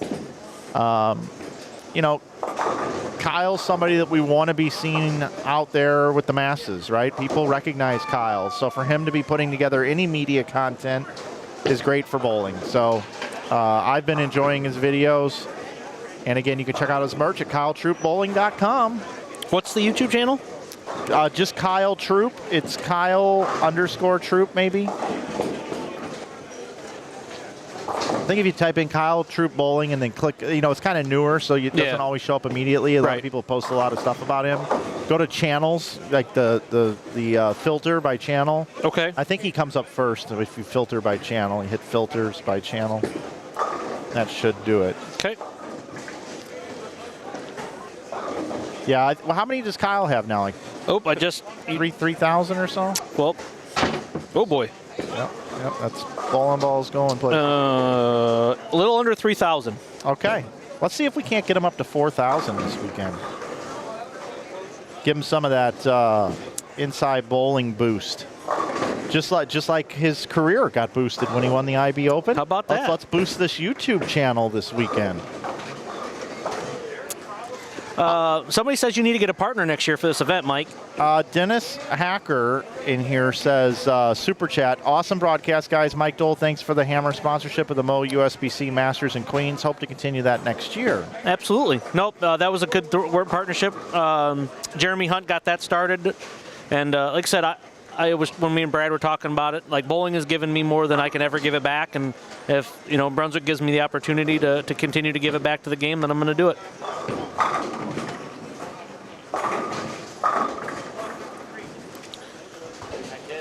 You shot 300. 99. They said you had 300. No, 99. Oh, did you? All right. 299. That's all right. Then You were leading. What? You were leading. Yeah. Not probably leading anymore. You were leading after 5. What'd you have game 6? Oh. Yeah, you're all right. PBA champion Book Kroll coming by, not looking too happy. Boog also has a YouTube channel out there. He does. Everybody should go Starting up. subscribe to. Yep. We already subscribed to one. Let's do another one. Yeah, I need to make sure I got Boog in here. What is it? Is it just Boog Kroll? Boog Kroll. Is that the name of the channel? That would be impressive. I'm going to go over here to, let's see. I'm going to go to filter by channel. Boog Kroll right there. 84 subscribers. Is that you, Boog? Everybody's rubbing my head. All right. Hey, everybody. We're on a mission. know. We're on a mission. Let's triple Boog's subscribers right now. I'm subscribing. I'm going to post a link in the chat. I should probably do this for Kyle, too. Nope. You just got 2 new subscribers. All right, here we go. Boog's YouTube channel. Everybody go Gotta shave subscribe your to head. Boog. Yeah. We're being positive this game. Is this game over, Mike, or are we still being positive? We're still positive, Okay. buddy. We had to be positive for an entire game and not say anything negative. All right. Yep. There's a lot of negative things in that game. Book says he's got to leave. Okay, well, that's on him. We're looking for positivity over here. Like they're easy, but they're hard. Yeah. Like This is where scores slow down earlier, too. easy but hard. Here is Kyle's channel, Kyle Troop's channel link right here. Go subscribe, everybody. All right, we're good. We're good. What? You were in 4th? Kyle, Fourth or you need to fifth go after on your 5. YouTube channel and get your What were you at? URL. What were you at? Your URL's weird. What were you at? We were at 90. You should be able Yeah, to so you're do like that 6. in the creator studio somewhere. We're at 370 now. Yeah. Okay, All right, we're back. we're plugging YouTube channels. Yep. I don't have one, Mike. I don't bowl enough. I want Boog to triple his. I think we can do that as a group, can't we? He was at 84 subscribers. He's at 85. Come on, everybody. Go subscribe to Boog Kroll. Oh, he's at 114. You guys are showing up in a big, big way. 115. That's awesome. Come on. We got to get him to like 170. Go subscribe to Boog's channel. The Boogeyman, the Missouri Man, the Show Me Man. Subscribe to Boog.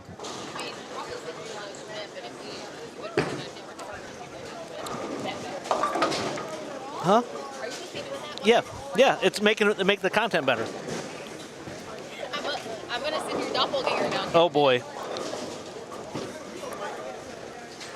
All right, let's see. What else we got to do here? Oh, Boog's coming in. Oh, Boog's You gonna gonna talk with have us? a seat. Yeah, sure, why not? All right. The Boog. chair was high enough that Boog can sit down and be over the Well, table. hey. It's positive. Yeah, that was kind of negative. It was not. Okay. The chair was Turn you tall all the enough. way up. There you go. Oh man. I have to be nice to Boog. Yeah, you have to. He is my girlfriend's favorite bowler. Yeah. Yeah. Where's she at? She's got to watch. She's not feeling good, but she's got to take care of the dogs. Okay. Yep, she's at home. There was 2 inches of ice, so she had to take care of the driveway, so she's not happy with me right now. It was So- snowing here. Got out of my car. I was like, Oh, it was awesome. I got 20 minutes out of Muskegon, and there was no snow on the ground. But we've gotten 36 inches of snow since December 1st in Muskegon. that's crazy. It's a lot. That's wild. Yeah. You know what? I need to throw 36 in a row.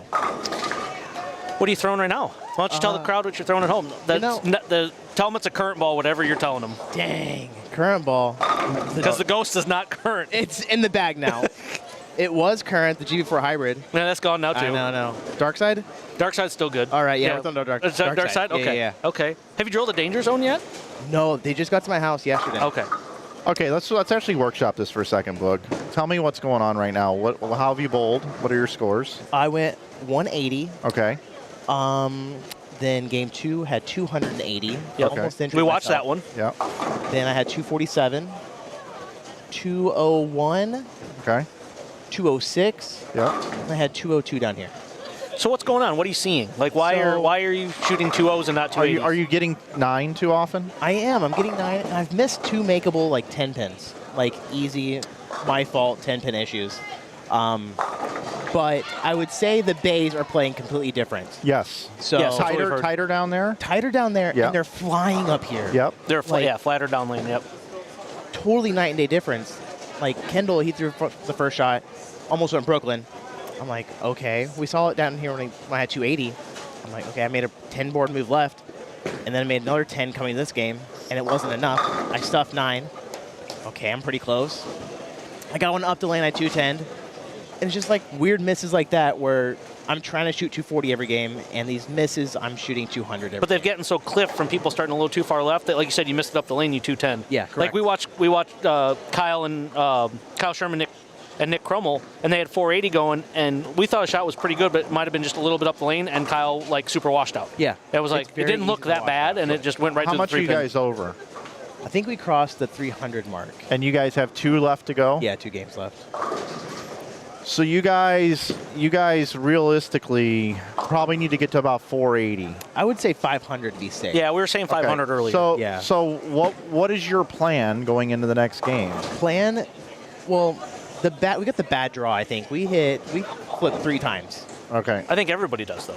Do we? I feel like everybody's flipped, like the moves are that big. Yeah, they're massive. We're on 47-48 this game, so they're going to hook down here. But just knowing when we go down to 9 and 10, they're going to be tighter. Yeah. So just try to get a good game going. That's awesome. It's going to be over the gutter cap for sure. No, you don't do that. No, never. Never. You're going to go over the gutter cap. Over Are you going to stay on Are the... you going to be steep, You have to be. or are you going to keep it in the middle of the lane? have to be steep. gotta- Throw a weaker ball, the dark side. Okay. So Boog, you got 134 subscribers already. Dang. You've almost doubled in... You see how good me and Mike are at getting you subscribers? Yeah, you're up to 138. We're trying to double your subscribers. that's wild. Thank you guys. Appreciate that. Hey, thank Hey, the Boog, audience. maybe with Hammer, if you get to a certain point, we'll do a giveaway. It's the audience. What do we want to yo. do? If we get to 1,000 by the end of the weekend, 1,000, we'll figure out a ball. What about for the night? Give them 2 more 1,000 for the games. night? my No, gosh. not 1,000 for the night. No, that's Let's by the get to, weekend. like- By the end of the weekend. Let's do a giveaway tonight. But No. He wants you to get to 1,000 We got subscribers. to get you a number. We got to motivate people. Okay. I mean, if you were bowling better, we How could many do a viewers giveaway. we got right now? We got, okay. That's a long shot, but Hey, it's a possibility. yeah. Look, Do you think 500? Is 500 more reachable for you? Yeah, I think 500 is safe. You want to give a boy a ball tonight, you know. I'll say if we get 500 tonight, we give away a ball. That's 500 in 3 hours, it seems like. Boog, I have a bowling question for you. Yeah. Okay, so you're going to be left and you're wanting to really open up, be steep and everything, Yeah. right? Explain to us why moving your feet 3 boards or 4 boards farther to the right than where you plan on standing and moving your eyes into the puddle isn't a better idea. Because the ball I'm throwing right now, it's a weaker ball. If I get it in the puddle, I don't think it's big enough where it's To get the 10 out? to get the 10 out. Yeah, it might light mixer a few times, but I think I have a better like strike percentage of getting it steeper, seeing the friction, and just having a boomerang down. Yeah. Okay, I'm only asking the question because obviously there's 2 plans of attack on this, right? Yeah. You want to create hold, and if you miss right, you don't want it to hook too much. Yeah. Right? Yeah. So when you get steep and there's that big puddle, when you miss left, it's amplified. Yeah.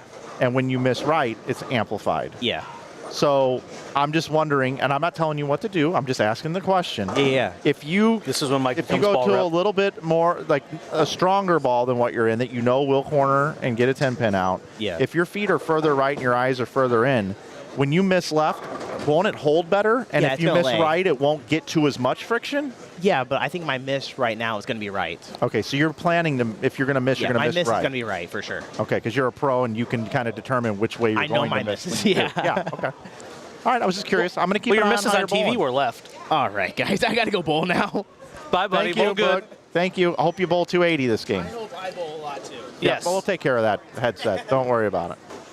No, Mike, I asked these questions to these guys because it's a new way of bowling. Yeah. It's a new thought process than Yeah, a absolutely, for 46-year-old guy, right? Well, as a lefty, too, it's a different way of thought Like process. to me, like when you are covering that many boards on a pair that's had that much traffic already, you are covering boards that other people have touched with their bowling balls in different ways. And, you know, I'm still in the Norm Duke train of thought where play as straight as you can without sacrificing pin carry on a house shot. And I just kind of think maybe Boog, when he's trying to do all that, yeah. it could sacrifice he has to be more perfect doing what he's doing. But he's in the upper 1/10 of 1 percentile of all bowlers on planet Earth. So if anybody can be more accurate and have that touch, he can do it. But I think what he's doing, his misses in, are going to be less of a bad result, where if he goes straighter and goes up it, like if he overhits it and misses it in, it could like 210, or it could like 6 count through the middle, where that one's probably going to flat 10. Okay. I mean, I don't know. Yeah. Just the way the two-handers think when they move left and hit it harder. But just curious. Yeah, I'm just curious. And again, I'm not questioning what he's. I'm getting called out for being savage about making fun of his Brooklyns. I just like to help understand. Yeah. No, I get it. I'm the same way. It's like to get an idea of what's because I know people at home are probably thinking it too. I want to know the answer to that. No, I mean that's the cool thing that people don't like. That's the in-depth stuff that we don't get a lot of, and the breaking down. I mean, because he's bowled like 2-0 the last 4 games. The question he's got to do something different. The question I didn't ask was he playing him straight, and now he wants to hook the whole lane because playing him straight, he only bowled 200. He looked, when he had 280 down here, it didn't look like he was really straight, but he was throwing a Black Widow Ghost, yeah, which for us is a Pearl ASIM, but the Widow has got a lot of differential. And it's a prior to HK22 base, so it's an earlier, smoother base. So I would imagine that he was still in a little bit just because of what Boog likes to do. I haven't seen too many high rev rate righties start too far to the right. They've all been like 18. Yeah. So my guess, him being a tour player, that he probably started a little further left than he should have. Yep. I'm going to go swap out that game graphic real quick. Okay. I promise I won't burn the place down by myself. Brad took off to snack, and so, but yeah, we got game starting here in front of us. Let me see what we got here. So the pair, Brad's back again. Well, I couldn't decide if I wanted to eat something. I had those 2 apples. I didn't have dinner. That's way too healthy. I know, man. I should just stop at the apples. I'd feel much better, but I'm hungry. Brad, you still eating like nothing? Yeah. You eating like what happened to what happened to the carnivore diet? For some reason, I'm known as the carnivore diet. I've never really done carnivore. I thought you had some stuff and you were just eating a whole bunch of protein. I do eat a lot of meat. That is my main meal every day, is a pound of ground beef, basically. And then I just work around that. Pound of ground beef. If I want some carbs. Yeah, I've been eating in the morning. You still doing grass-fed, organic meat only? Yeah. I try to. It's kind of whatever. So what do you season it with? Just salt. That's it. That's it. It's so good, man. I don't know. A little avocado. Oh, well, I'm out there. You lost me an avocado. Oh, dude. Avocado, I don't like the texture. I know, but with the meat. Nope, I'm out. Gives the meat a little fibrous mush. Guys, we sold some bowling card packs. Thank you to those that have been picking those up. Awesome. It is limited supplies. We only have so many of those. And so far today, we have sold 154 T-shirts. You know how, so Boog's in here and we're trying to boost up his YouTube channel. I said, how about if we get to 1,000 by the end of the weekend, we'll give away a ball. He goes, how about if we get to 500 by the end of the night? He was at 80, and now he's at 130, and he wanted to get to 500 in 2.5 hours. I said, you're being a little unrealistic. We're trying to give something away. Let's give some people some chances. He's at 149 now. Yeah. He's doubled in the last 10 minutes. Who do you watch on YouTube? I don't watch many people. You know who I love watching right now is the Sean Ryan podcast. I love all that deep CIA stuff. He's great. He talks to some really crazy, interesting people. And I know the one it was a while ago, but he was a computer hacker. Yep. Looked really young. That was a couple weeks ago. He's just like, no, this was like a couple years ago. No, he brought that same guy back. Yep. And he's like, he builds these little devices, and he's just like, yeah, I can get into your phone whenever. Yeah, no, he brings in some of the most interesting people. Like, he brought in guys that were, like, he brought in a guy that finally went public that was at Benghazi. Like, that was, like, actually there at Benghazi when all that stuff would happen. But he talks to a whole bunch of different guys. Like, he talks to this guy that he's one of the, like, 2 or 3 people that have touched every ocean floor. Like, he's gone to the deepest. He built submarines, and he goes to and he's part of the companies that are bringing animals back to life. like they were talking about how they're bringing back, whatever the Burt, like but he was just like, there's just really interesting people, and it's like really interesting conversations. And, Oh, yeah. But like the deep state stuff, I love all that kind of stuff. Fascinating. It's especially the military part of it, because you don't hear about all of it. There's a lot of stuff. Like the one guy that talks about that was at when they went and got Osama bin Laden, that the helicopter crashed because they were supposed to go the day before, but Barack Obama wanted it moved because of they had the national media thing in Washington, D.C., so they wanted to move it. Right. And the temperature changed like 7 degrees and threw the helicopter off. So that's why that helicopter, when they trained so hard to drop them in, the helicopter didn't adjust to the temperature or something. Wow. The atmosphere changed. So that's why the helicopter crashed when they went after Osama. It was really interesting. If you like any of that stuff, the Sean Ryan podcast is really awesome. Yeah, that stuff is. There's definitely a market for that, but you got to be pretty inside the ropes. Like Sean Ryan, he knows all about that stuff. He knows about all the divisions. Somebody said we're their favorite guys while commentating. That's Kristen. Hey, Kristen. Hey, Yeah, I'm pretty sure she's talking about me. Yeah, no, she is. I don't know if she is or not. Got to clarify, Kristen, but she's so nice, she's going to now bring you into this. Is she? Okay, I don't know who Kristen is. But she has told me multiple times that I am her favorite. And that's pretty common for me to hear that I am their favorite. And no matter what it is, whether if it's bowling, physique competitions, video games, sports cards, whatever, I am their favorite. Yeah. That's why, we like collectibles. We stay away from you, Mike. I like hanging out with Mike. Whatever lane you enter, we're like, well, that one's covered. Yep. I'm probably going to bowl this tournament next year. Anybody know where to find the rules? I don't know what rules. Whatever rules you want. 9-pin, no tap. I have had a couple people Yes, you can throw any balls you want. It's not a USBC sanctioned event. Correct. I've had a couple people ask me, "Hey, can you send me the entry form?" There really isn't one, I'm like, no.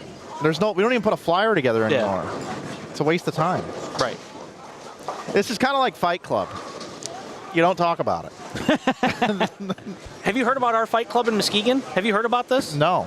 You don't have one. No. During COVID, when you weren't supposed to bowl, one of the local centers started Fight Club, which was a tournament on Sunday mornings.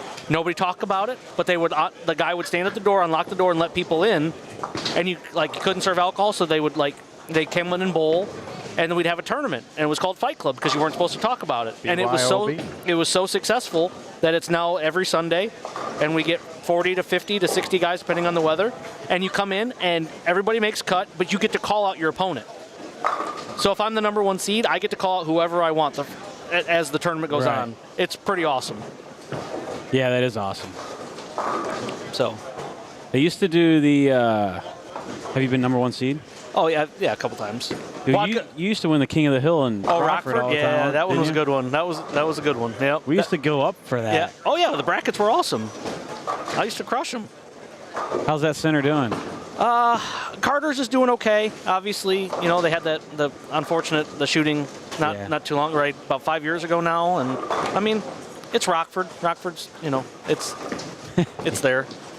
But Carter's is good. My mom still runs the junior league on Saturday morning. She's still got hundreds of kids that she does, and the summers are a great family. They still got all the bowling centers up there, so yeah. But yeah, King of the Hill's dead, and they don't even run anymore. Yeah, that's kind of interesting. I wonder why. I feel like a lot of local tournaments like that. I think there's just more stuff to bowl. I think so. Like when King of the Hills first started, that was the only thing every Saturday. And now there's so much stuff to bowl, and there's some people that that group of bowlers in Rockford just aged out. Right. Yeah, that's what. And then the next group they're on to other stuff. Yep.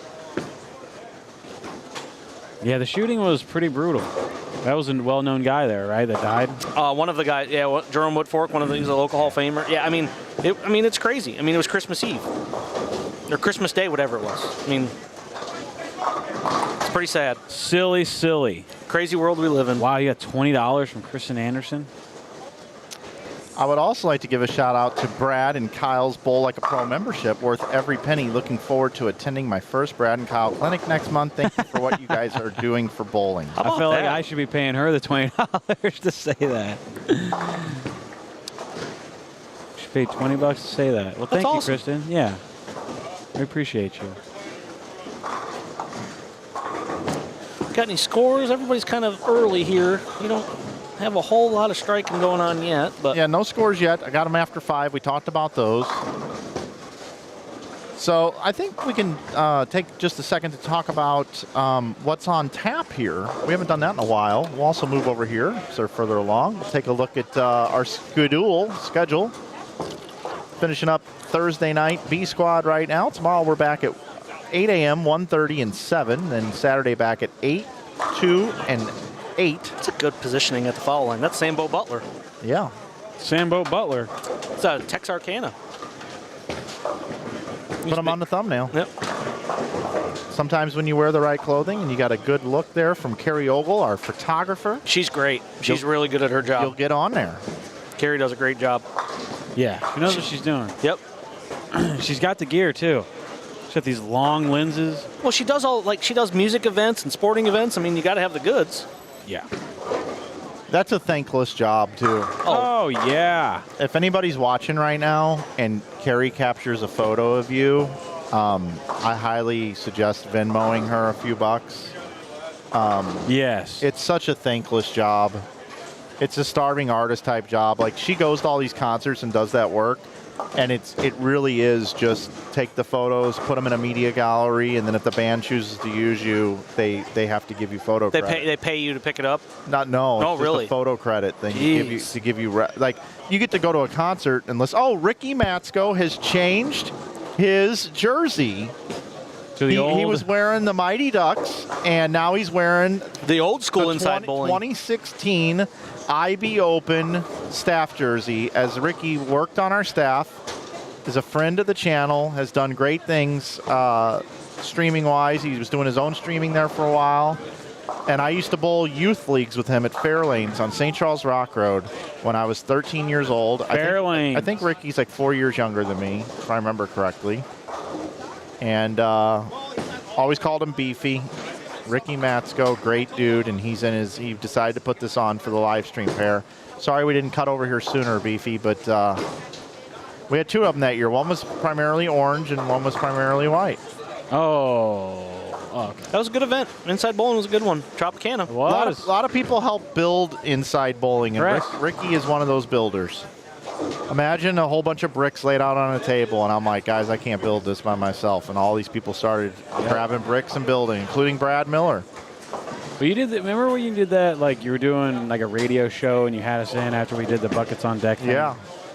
Whose everybody setup came. was that? It ended up being mine. At first, there was a guy by the name of Tom O'Mara that said you should do a podcast. This was in 2010 of all time, 15 years ago. Earlier on the broadcast, I was talking about how we need a bowling podcast. If I'd have just stuck with it, maybe I would be the Maybe. one. You guys didn't give me any real positive feedback on my podcast idea with Peterson, 10 frames. You guys thought it was... Well, nope. Definitely didn't. I like it. Is it because I should pick a different person as my partner? No. Or the concept? My critique was you should let them finish their thought before buzzing them and moving on to the next topic. Yeah, I mean, I wouldn't like hold it. I wouldn't be like, oh, all right. Like if someone's getting ready to say the most important thing. No. And then 3 minutes No, it hits and wouldn't like, be all like right, that. shut the heck up. No, We're it moving wouldn't be on. like that. But you guys got the idea. It was more than just bowling. Yeah. No, you have to. Like should all totally do those that. kind of podcasts, they talk about everything. But you got to have a little bit of bowling. You guys got to help me figure out who the right person to sit with me with my personality that would bring something else to the table that would be a good back and forth. That's the key. That's a tough one. To get the right one. Your personality, yeah. Oh. I think it should be somebody from your long life, like you've known your whole life, or maybe like a new acquaintance. Kind of start off a rapport fresh. Yeah, I know. I was going to say Doug Lakey, but Yeah, he won't. He wouldn't do it. Yeah, he wouldn't do it. Doug Lakey. I haven't heard that name in forever. I would need to pick. I would need to probably, I need somebody that we'd be boxing on every show. I'd be throwing jabs with my entertainment, and then that person would be throwing jabs, and we would make each other better. Robert Smith. Robert. Bring it on, baby. Think of somebody that has the complete opposite view set of you. That you can get along with. I don't know if Mike Wolf and I would make a very good broadcast. Be you and I was, the guy Gray who's doing work for Kyle and myself. I kicked around having Gray because he's such a good storyteller and so smart. But he's kind of like John Boy. He's trying to be John Boy of bowling. But I really will. I mean, I would be interested, but I don't want to do video. I only want to do audio. I would like to get 500,000 downloads in a year on a podcast with only audio. Is that a lot? Audio. Yeah, I think so. Okay, I don't know. In our space. Do you feel like you're missing opportunity with the video? No. I want to go after the audio. Here's the kind of my thing in all of whatever I do. I like to be the weird guy, right? I just like being the weird guy. So everybody was doing bowling jerseys. What'd I come in and do? T-shirts. T-shirts. This is awesome. This is my lucky bowling shirt. Do not wash. That's kind of different. That is a good one. Did you guys survive the whole game? Yeah. Oh, yeah. You notice how I got out of here? Yeah. Kind of nicely. Yeah. And swiftly. No, we were positive the whole game. You're one of the most positive people ever. That isn't true. There was a period there where you just were like all ultimate I've got positive. a lot of built-in anger. It shows. It's your lifetime of friendship with me. Guys, the one thing I will tell you that I've learned over the years in this industry, and I've learned it a lot of times, is all three of us, people are going to listen to what we say. And we're going to help influence other people's thoughts on things. And there's been a couple times that I've said a few things in my broadcasting career that I'd like to take back because it had a negative influence, and there was a different way that I could have presented it that could have still got my point across, but didn't really land the way you wanted it to land. Yeah. And, I think we all, to some degree, can take things personal, okay? Like, if somebody said right now in the chat room, why aren't you guys talking about the bowling in front of you more? Okay? Valid point. Somebody just picked a split, I think, down there. Might have been on the second channel we've got down there. That's a valid point, right? Do I think about that after the fact? Yeah, I do. Think about, okay, like I'm going to drive home, I'll be like, how did today go? And I'm going to say, all right, I talked too much about the cameras not focusing properly. My frustration came out on air. I could have been better. There were probably some things that we talked about that could have put a better light on bowling and people that are working really hard in jobs to try to do a better job of what they're doing. Talked about some controversial topics. Did I cover that the right way? Did I come off in such a way that, still got my point? And I think about those things, right? So that's just something when we've got, 793 people watching. This stream's probably going to get somewhere around 10 to 15,000 views. People are going to listen to what we say. And I think about that more now than I ever have. So, that positive game was just because I felt like the temperature in the room was some of the conversation that we had been talking about. If we had a potential sponsor wanting to sponsor bowling and we're listening to us three talk for a period of a half an hour, they might have said, I ain't sponsoring that. Yeah. That's why I kind of went in that direction for a game. Yeah. I just, every once in a while, I just kind of think about that. And I'm not saying we did anything wrong. No, I get what you're saying. We're bowlers who are passionate about our thoughts. But that's the thing now where in bowling, there is so much more. There's negative in every sport and every aspect. But again, more positivity is good, but also, there's sometimes where the truth needs to be heard.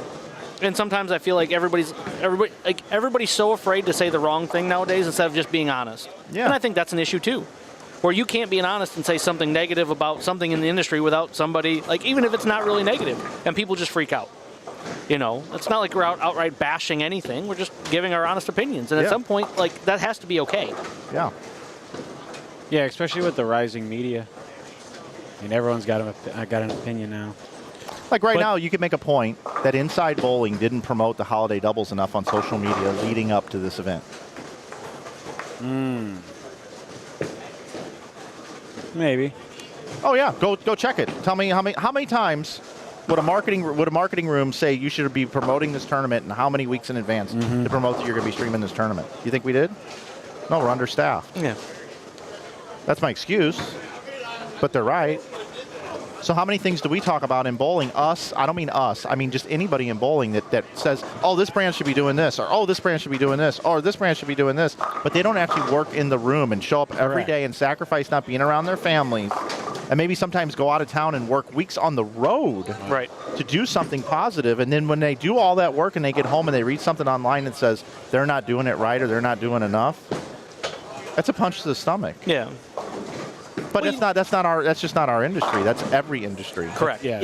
Everybody's got an opinion on everything, no matter what. It's so bad to see, like, the criticism of people bash. You know, whether it's a movie or a TV show or anything. Justin Bieber is my perfect example. Justin Bieber is one of the most talented humans on the planet, and he gets more crap than anybody. And I don't have him in my Spotify playlist or anything like that. I'm not saying that I'm a believer. What is it? A believer? Believer. But why does he get hate? Yeah. Oh, I mean, to be fair, like in my world, like, I'm a huge LeBron James fan. Yeah. And anytime he does anything, there is more hate against him because of Michael. Yeah. Or whatever something LeBron said, which, like I said, he's everybody says dumb things. Sure, he flops a little bit. He's still arguably the greatest basketball player of all time, whether you believe it or not. Whether whatever side you're on. But he had almost a triple double the other night, and there was like, I went to the comments and it's like stat padding, or like the guy is 40 years old. He's been in the league for 23 years, and you're just still finding negative ways to hate on him. Yep. Like, why? Just appreciate him while he's here. One thing that I learned too is don't deal in absolutes. Mike, you could sit here and say, LeBron James is the greatest basketball player of all time. Yeah. And what's that going to create? I'm waiting for it. But if you say LeBron James is one of the greatest basketball players of all time, you still gave props to your boy. Yep. And didn't create any animosity. But there will be, because no matter what, whenever you say that about LeBron, the haters come out. Like the Michael Jordan lovers, the Kobe Bryant, like, it's so, like, they just don't like him. And I don't know. You think it's possible for a bowling world where everything's on the table, say whatever you want? No. So. Oh, we got Boog. Huge. What? 530 that game. 530. Wow. What'd you bowl, Boog? 268. I motivated you. Were you hooking the whole lane? Oh, yeah. Yeah? I got booked good. He goes, my miss is right. I said, well, your miss on TV was left. And it worked. It did. So they had 530. Are you hooking the whole lane? Well, we had a discussion up here. He sat in your chair, and we were talking about two different strategies. Okay, good. Yeah. He was getting steep and hooking the whole lane with a dark side. Dark side. Yeah. Well, I told him to say what ball he was throwing and make sure it was a current ball. And the first three balls he named off were all discontinued. So. Hey, are ball companies making more balls now across the board per year? Then to 29 before the acquisition, no. There's more balls this year than the previous year, but they're still 20% less than it was in 2019. And you guys had all the brands in 2019? 2019 was the last year that Ebonite was separate. But we braced it prior to COVID. So COVID changed everything, right? And then the acquisition was November of before COVID. So like November of 19, there was like 127 performance ball releases. I think this year there's going to be right around 100, 105 for everybody. It might be a little higher this year because some of the other manufacturers, KR got into the performance ball. Like they created their entry-level balls. Motive added entry-level balls. You know, So that's total across the board, all Yep. companies, 100, there's going to be about Yep. 100 and something? oh, yeah, yep, And they made more across the industry in 2019. Yep. Huh. Yep. It just didn't feel as many because it wasn't coming from. Right now, there's really 3 main manufacturers, right? Like there's Swag, KR has theirs, but right now there's us who makes. So there's normally, from my understanding, there's between 1.6 and 1.7 million balls manufactured in a year. Based off of what I know of our production, we make about 60% of all balls in production for the year. So if our 7 brands make up 60%, Storm makes up roughly 30%, 25 to 30%, and then Motive makes the rest, and then obviously Swag and everything fills in there. So ideally, amongst all the ball sales across all companies per year, we want that to just rise. Ball sales, absolutely, but the number has been pretty stagnant over the last decade or so. It's that the number of balls sold still fits into that 1.6, 1.7 million. Okay. And if we saw a year where it was 2.5 million, all the ball companies would make a little bit more money? Oh, absolutely. Everybody would make bowling centers would have more business than they knew what to do with. If it raised by that much, there'd be more open play. There'd be more league bowling. Oh yeah, yeah. There probably hasn't. Yeah, I mean, I don't know if there's ever been a year where 2.5 million balls were made, but do you know the highest? I do what not. Year it was? I don't. I just know. So, at Brunswick, in our Wall of Fame, they had in like 96, 97, 98, they have like balls that were the millionth ball to make that year, and the up until 2 years ago, there hadn't been a million balls manufactured in one plant until we did it 2 years ago. Huh. So. Okay. Yeah. Yeah, I don't know. That's obviously like that was 30,000 a day, mother. Yeah, it's quite a bit. Wow. Yeah. Is that right? No. 3,000. 3,000. Yeah. And then obviously there's breaks and stuff. I think we can manufacture running overtime. I think we can make 5,000 a day. I think is the number that I've heard. That's running 2 shifts. Which is a lot of bowling balls. It's a lot of bowling balls. We're in game 8, guys. Final game. We're talking it over with Mike Dole, product specialist for Brunswick. He said he was going to make up his own title and then gave me my official title. Is that what it is? Yeah. Product specialist? Product specialist. That's what I was going to ask when you first got in the booth. So how specialized are you in the so-called products? Got to be pretty good at it. They've kept me around for almost a decade. So. Okay, let's see how good you are. There's going to be a guy, Mike Flanagan, bowling next year. I'll send you my span. I'll send you the pattern. And you build me a 6-ball arsenal, and you ball rep me, and you product specialize me all the way home to the championship. Okay. And I'm going to bowl with Matt Ogle. Oh, yeah. Since he dumped you. Yep. Is he bowling this tournament? Yeah, he bowls with Jeff Butler. Yeah, he bowls with Jeff Butler now, even though he won with Dole. Yep. Who do you bowl with? Steven Zimmer. Oh, that's right. Yep. No, we swap partners. Apparently, so Ogle and Butler have wanted to bowl with each other for a bunch of years, I guess, and they didn't do it. And then me and Matt won, and then like we had a bad year, and then Matt like, hey, I kind of want to bowl with Butler, and like whatever. And me and Zimmer are friends, so we're bowling. So, but we got to give Butler and Ogle a hard time. We got to beat them. We need to. We didn't beat them last year. They bowled good.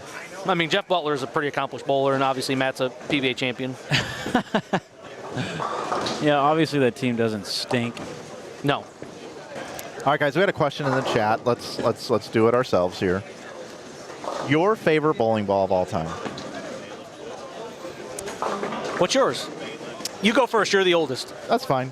I'm the youngest here. This is nice. I am going to go with a Skybolt. Skybolt. And the reason why I'm going to go with the Skybolt is because it's the only ball I bowled multiple honor scores with. I bowled 300 twice with it. I also bowled 300 with it as the first 300 game for Lindenwood University at the Columbus Lanes Palace Bowl, I believe in Columbus, Ohio. Yep. And the PBA is going back there this year. And this bowling ball, I used 400 grit sandpaper, bought from True Value Hardware, and I sanded it with the track on purpose, and I refreshed it about once a month, and it was awesome. And it gave me hook when the lanes were super tight. Yeah. And it was unbelievable to me. So Skybolt is my favorite ball of all time because of those things. Okay. I would imagine my favorite ball of all time is the Columbia Outburst. I had my highest set ever. I had 790 at USBCs with it. Almost the year that I think we finished 14th or 15th in doubles. I've made more money with that ball than any ball on the face of the planet.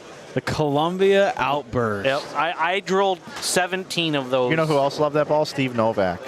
Yep. Steve Novak was always looking for one of those. Hey, we crossed together on Saturday. Me and Novak do. Yep. You guys can talk about that ball.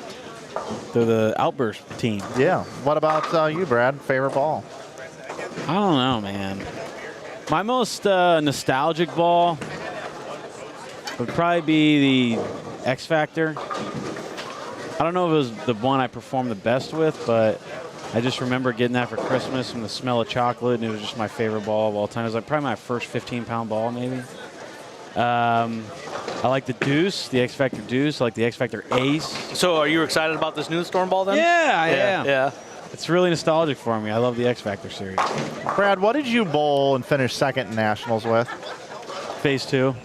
Okay. I mean, that's actually like the ball I've had the most success with, but it doesn't hit that.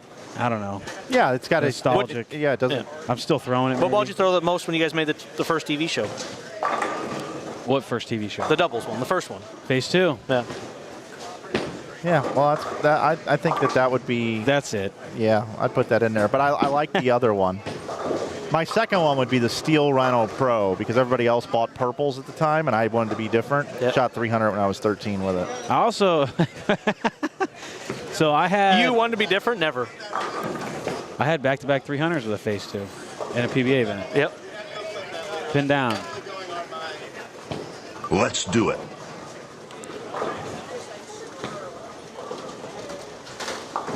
Man, I ordered, not to tell on myself, but I ordered some food Did you? being delivered. What'd you order? I didn't ask you guys. Well, that's fine.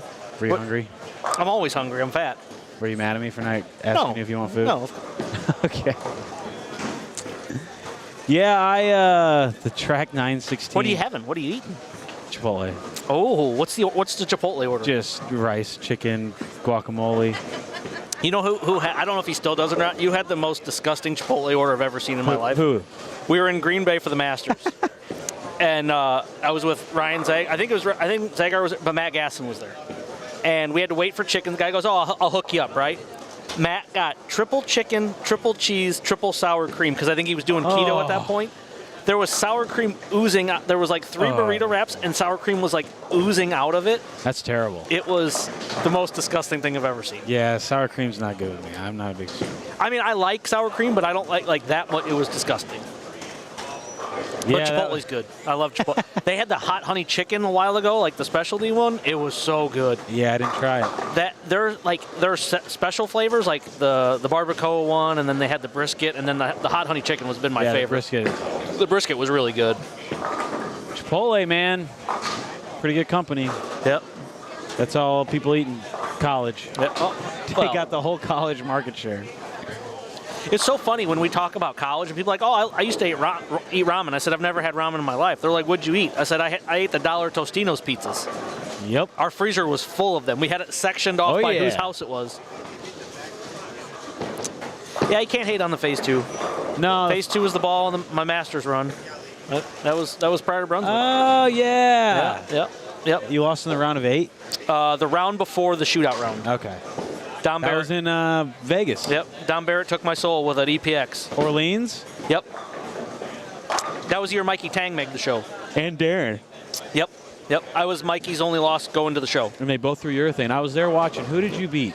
So first round, I beat Ildemaro Ruiz. Did you beat Wes Malott? I did not. I beat Simo the year after he won. Ah, okay, yes. Yep.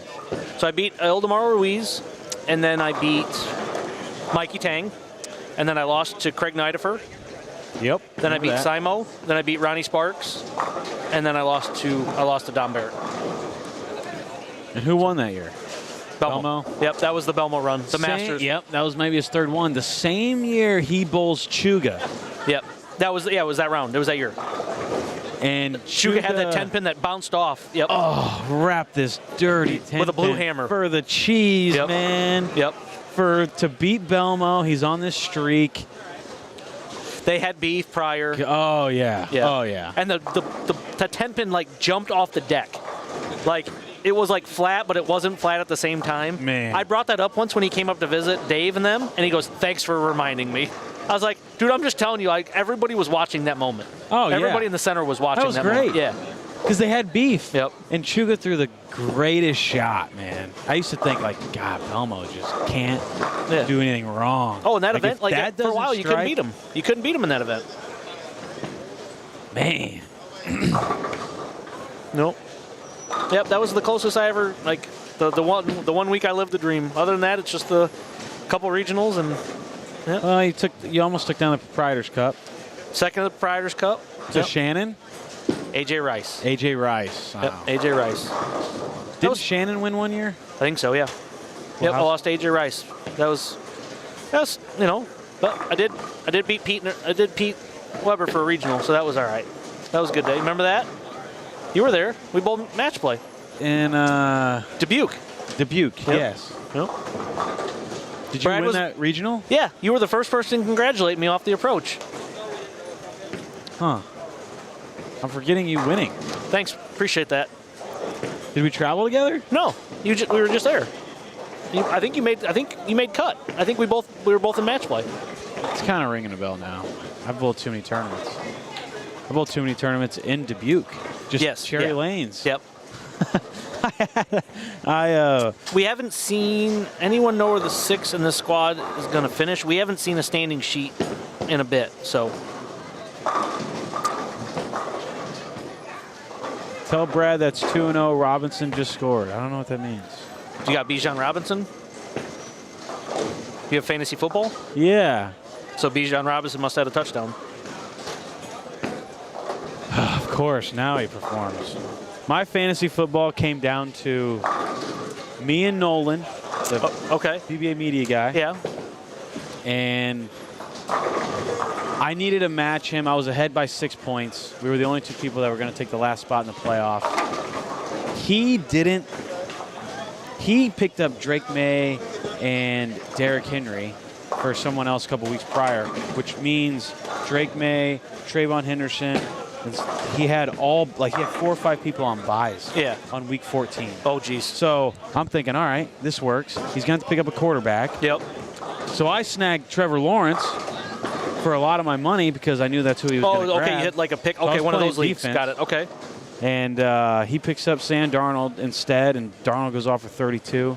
But it came down to 3 points. That's crazy. And it came down to I needed to beat Chris Vi. And Chris Vi had Jalen Hurts, and I had A.J. Brown, and I had Herbert, and he had Keenan Allen. So there were like some cancel outs, but then Jalen Hurts had the worst game of his life, so I ended up beating Chris. But then that gave me a chance. And then DJ Moore got 0 points. Ugh. That guy, man. Yeah, our office, our Brunswick office, won the final week of the regular seasons this week, and it's me and one of the chemists, Kyle, for the last playoff spot. So Lemish is in. Lemish is the defending champion 1 or 2 times, and then Dave Watka, and then another one of the marketing guys, and it's me and Kyle. And I need to beat Kyle by like 30. I need to win and Kyle lose, and then I have to beat him by like 30 points. Huh. So yeah. So that's going on this week? It's going on this week, yeah. So we have the trophy for the win, but if you finish last, we have the golden toilet bowl that has to sit on the front of your desk for the entire year. Yeah. That's hilarious. Yeah. I'll grab it. Oh, Brad's gonna go get his Chipotle, so you're stuck with me because the other Mike left. So, oh, Mike's back. He's got his blankets. Oh. Kyle Pitts is the guy that everybody says it's going to be his year, and he shows up every 4 games. So our coworker ordered Chipotle and didn't ask of us if we wanted anything. Oh, he ordered it like DoorDash? Yeah, he DoorDashed it. That's where he ran to go get.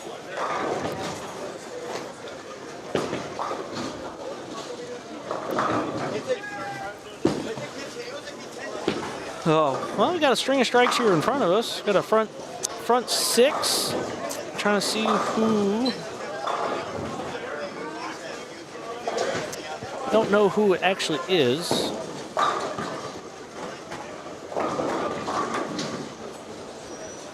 Do we have updated standings at all, Mike? I'm sure we do. All right.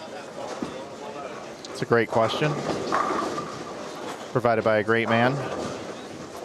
Actually, I don't have them yet. A little surprised. I think that there was a little bit out of whackness for a minute. Down on the low end, so that's probably why.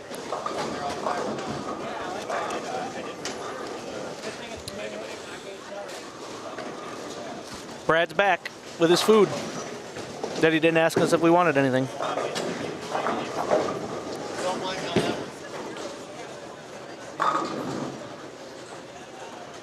This got hit a bit here.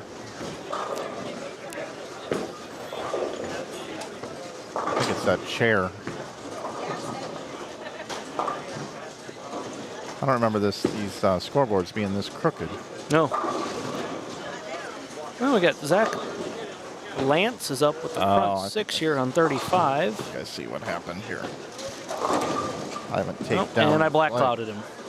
Let's see what happens here. No, we got Matt Labonte here in front here with open 5-bagger. Giving the big wheel mixture.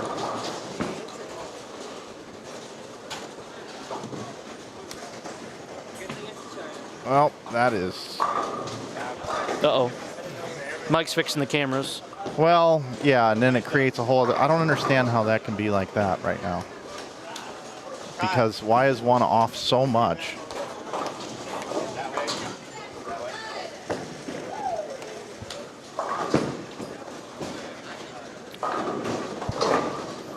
Okay.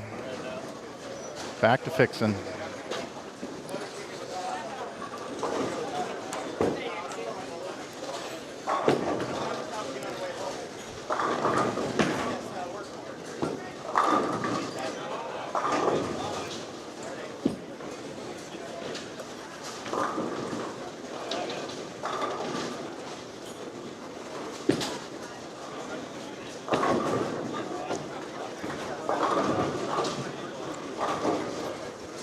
What else we got going on, Mike? Anything good going on?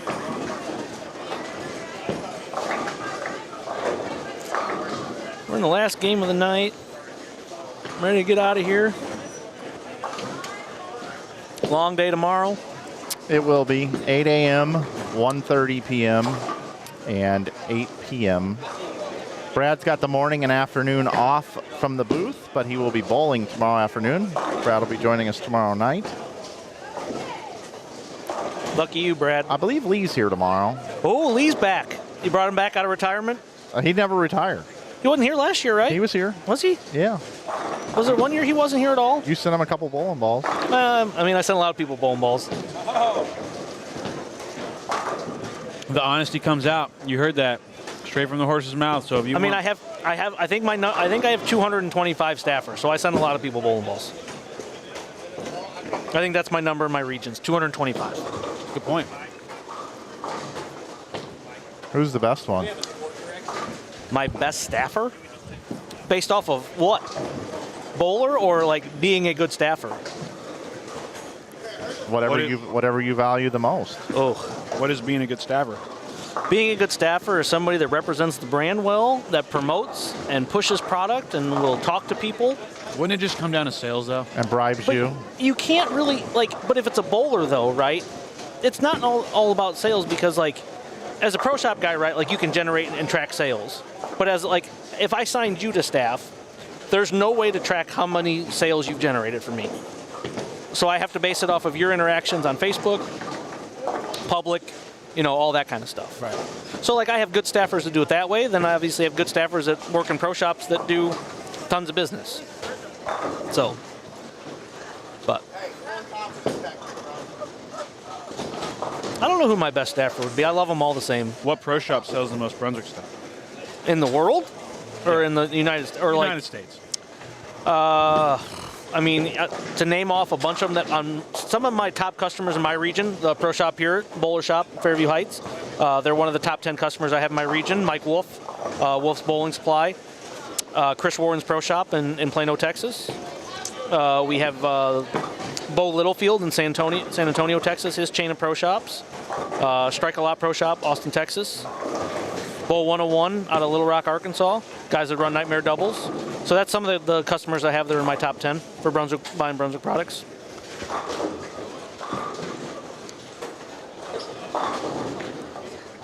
Star Pro Shop, Chicago, 80 Lane Center, Robbie Spigner Center in Stardust. Robbie Spigner owns Stardust in Chicago. Yeah, he owns his group bought the chain, the 3 shops, the 3 centers. They bought that a couple years ago, I think. So how many centers do you think they have? I think Robbie's got a little over 20 now. I think that group, Triple Shift, has a little over 20 centers now. I believe that's the last I heard. When I saw Barb at Vernon Hills, and I think she said it was a little over 20. Now, did they start that group to buy bowling centers? I believe that's what Robbie did. Mike might have a better idea. I don't know much about Triple Shift Entertainment, other than the fact that they have acquired many bowling centers. Because it started. That was what Fagan and Robbie started when they bought the centers in Minnesota, and now Fagan's doing his own thing, and I think Robbie's like. Yeah, Fagan worked for Triple Shift. Yeah. Fagan was never an investor, from what I understand. Okay, got it. Yeah, but Fagan has gone out and done his own thing. Yep. And is, yeah. You think that's what Fagan wants to do? Get a couple more? I don't know. I mean, got to see how New Mexico does. Man, it's got to be a tough gig to acquire bowling alleys and then make sure all 20 of them are doing well. Yep. That's a lot of work. Yeah, just like, yeah, it's hard. But that's impressive. See, those are the kind of people I want to talk to on the podcast. Yeah. Like, how'd you do it? Yeah. I mean, Robbie worked for some sort of financial. Yeah. He had the financial backing, and Robbie's a very smart guy. Oh yeah. So I mean, that's the people you want to hear from, because obviously you have other people that are Bolero that's buying all these bowling centers and trying to snag up bowling centers, and then you have Triple Shift that, from my understanding, isn't running it at the same kind of method that Bolero is. So you kind of have to see their contradicting thoughts on events and processes and. Yeah, that is kind of interesting. They got to go about it differently. See ya.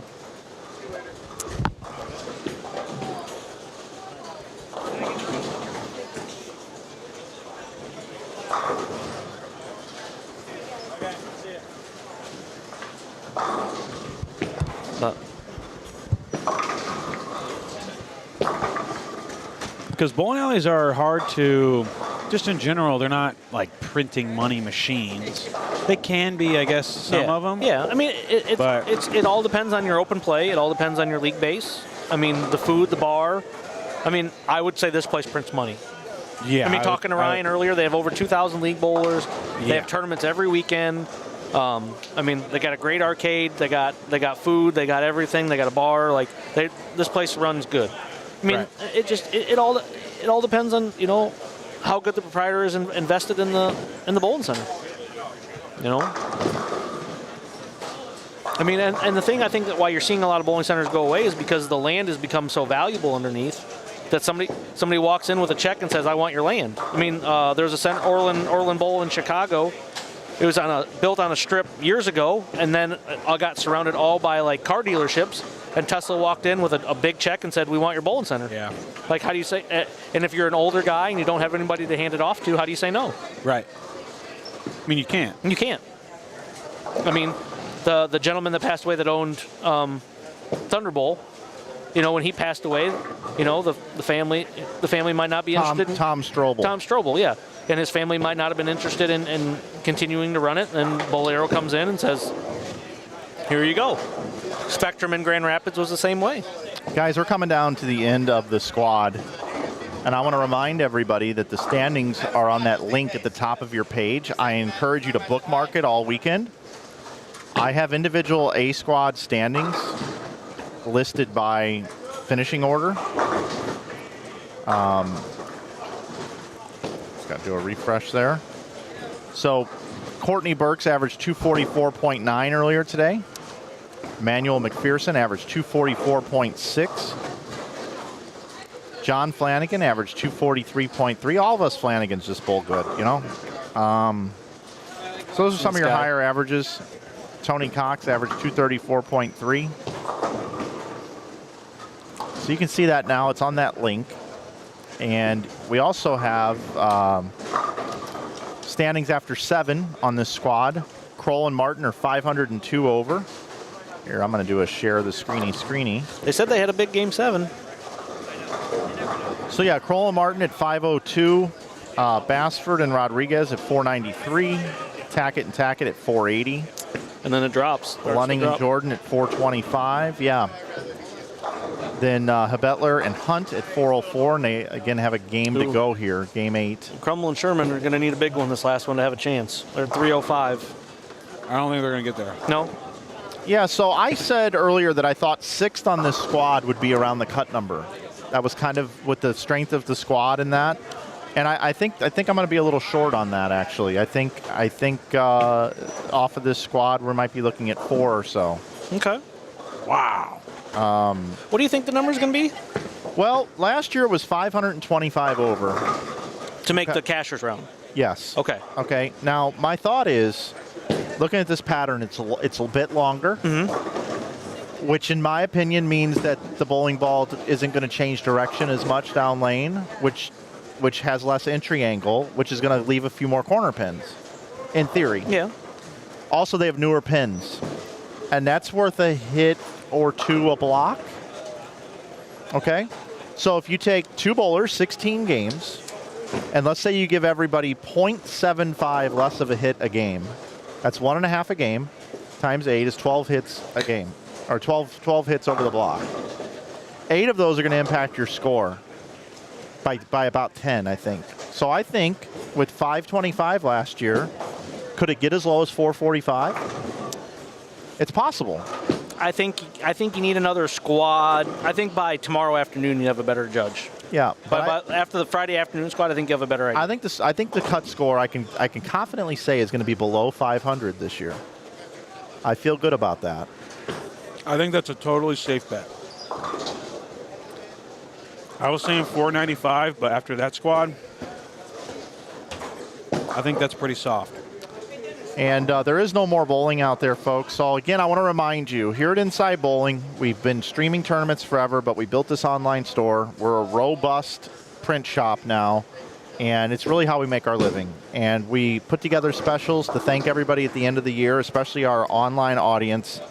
And today, because it's the Hammer Holiday Doubles, you can pick up these t-shirts for $15 each. You can also use coupon code YouTube to save 20% on all the other items on the web store. Tomorrow, we're going to have a new deal. We'll have a new deal tomorrow. I think you're going to like tomorrow's deal as well. I'm also giving you a deal that if we get to 700 t-shirts sold, which I'm sure we will, we're going to give away some gift cards to those that purchase this weekend as a thank you to all of you out there watching, and a collaboration with Hammer here. So we certainly do want you to take advantage of that. If you're looking for some Christmas gifts, we've also got a lot of cool new items available on the website, including bowling cards, blankets, quarter zips, a lot of different stuff. So we appreciate your support of Inside Bowling here with all of that. I'll bring it back into the booth for just a second. I want to thank our sponsor, Hammer, Mike Dole, representative for this area. Very integral into making sure that this happens. Yep. So I appreciate you and everybody up in Muskegon. I hope you bowl well. Hope so too. That'd be good. Looking for that second title. That'd be awesome. Of the Holiday Doubles. It ain't going to happen. No? Me and Sachs. Sorry, buddy. You didn't want to gamble. I got a better lefty. Oh. Ooh. He doesn't want to gamble, though, guys. He's scared to gamble. No, I'm out on gamble. Now, how about this? How about you guys have a side bet on just your bowling? Who bowls better or worse? Him? Yep. Whoever loses has to shave their head. Deal. All right, bet. Deal. I think that's Do a I good have to, like, full shave it? I'll full shave. I'm at a half plate. I'm not ready to give it all up I yet. actually like being around you guys. We make it look pretty good in the haircut. Yeah, you got plenty of hair compared to us. That's what I was saying. You look 35. Just slick it back. Dude, what if you had the grease back? Oh, I dude. see you looking in the mirror doing one of these. What you gonna do, brother? R.I.P. to the Hulkster. Macho Madness. Yeah, R.I.P. man, that sucks. Yep. Macho Madness. Man, we're getting that age where everybody's starting to pass away. Well, that's not good. No. That makes it tough. Sure, no problem. He's still here in spirit. Wow, that's unbelievable. I know it is. Forever. Yeah, no, I could sit here all day and do this. But That's you why know you're what? podcasting. I don't think I will. But it won't be today, brother. It won't be today. Not today. Hey, Hulkster, what do you think about we wrap up this broadcast here tonight? Let's do it. All right, let's do it. All Guys, right. I think All I right. was already doing it, Hulkster. Yeah. I think Hulkster was ahead Okay, of you. whatever you think, brother. You're the boss. I know I am. Okay. Bradley, enjoy the morning off. Okay. Get some sleep. Get ready to bowl well tomorrow and execute I'll on watch, this, I'll watch the stream in the morning, 8 this a.m. 42 I'll be up. feet in length house pattern, 13-to-1 ratio. I got to be honest. Kind of happy I don't have to be back here at 8 a.m. No, you What's should be. what's going to be the first ball of the bag? RST Hybrid two. Drive Pearl. Oh, if you don't On throw the 42 phase, feet? if you don't throw the phase 2 all 8 games, I'm gonna punch you right in the. See, like What on am I 42 supposed- feet, I would think Mike was right. I think that would be why wouldn't that be the benchmark ball of the bag? The phase 2, I mean, it could be. Why don't you drill 3 of them, and why don't you have them at 3 different surfaces? 1 at box. No, I've learned One at from last year. 2000. My teammate had 3 of the same ball, different surfaces, and it didn't work Well, out. I got the Pearl now. Phase 2 Pearl. Oh, that's a good point. You do. That's for later in the block. Yeah, you don't need a different surface. And by the way, whether you're a Brunswick guy, you're a Storm guy, this is obviously the Hammer Holiday Doubles, but you can buy all these bowling balls at InsideBowling.com. I just want everybody to know See, that. like I'm going to be a good sales guy, so the first ball in my bag is probably going to be an Evil Eye or a Pulse. What's up with this Evil Eye? I see it It's around. unbelievable. Like it is. What? So, like, Phil still works with a core designer that worked with Mo Pinnell when Mo Pinnell was alive. And they're really working on trying to make symmetric balls where when you drill them certain ways, they get, like, they can actually have intermediate diff, where symmetric balls usually don't. So you can hit certain protrusions on it where it really blows the differential up because you don't have weight holes now. Right. So it's really good, but it'll be that or maybe the Alert, which, hands up, I think is the ball of the year. So. Hey guys, don't look now, but there's no bowling going on, and it's just 3 guys talking about bowling, which is technically a podcast as we've moved on to late night inside Late night. bowling, and we have 536 people still willing to listen to us talk. So No. maybe this is the podcast. It went of the up. future. 537. So Maybe us 3 We should gained. just BS once a week, The 3 amigos. and we just put together our own. I think it podcast. works. I think it works, actually. I'll be the Chevy Chase of the 3 amigos. 2 Mikes and a Brad. Because Mike's on this. You're Martin Short. All Yep. right, that's I'll fine. be Steve Martin. We have no hair. You have no idea what 3 amigos is, do you? No. No, I just Yeah, figured. I figured. Yeah. You got to teach him the thrust. Maybe we are So, closer in age. Martin Short and who else? Is Chevy Steve Chase Martin. and Steve Martin, Yep. Martin Short, and who? Tay Chase? Chevy Chase. Chevy Chevy Chase. Chase. Yeah. Yep. Wow, those are three classic. Oh, it was hilarious. If you want an old school, like, yeah, it's funny. Alan Smith. Alan Oh, Smith. Dropping off. The best hair in the building. Fear of the Fro. He left me my note Ooh. right here. It's a stamp. Crummel just rubbed my head. I'm going to bowl good now. It's wonderful.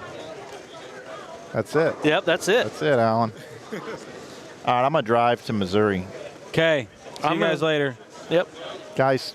Appreciate for having me, guys. Yeah. Always a pleasure. Oh, you were the best. No, if you need me the rest of the weekend, I'll be around. Hopefully I'll be bowling all you're day Saturday. tomorrow. So All day tomorrow. You're good. I'll be around. No, he actually needs someone in the booth tomorrow morning. Well, I'm not getting up. I got to work. I got to do a little work. I think Lee's coming.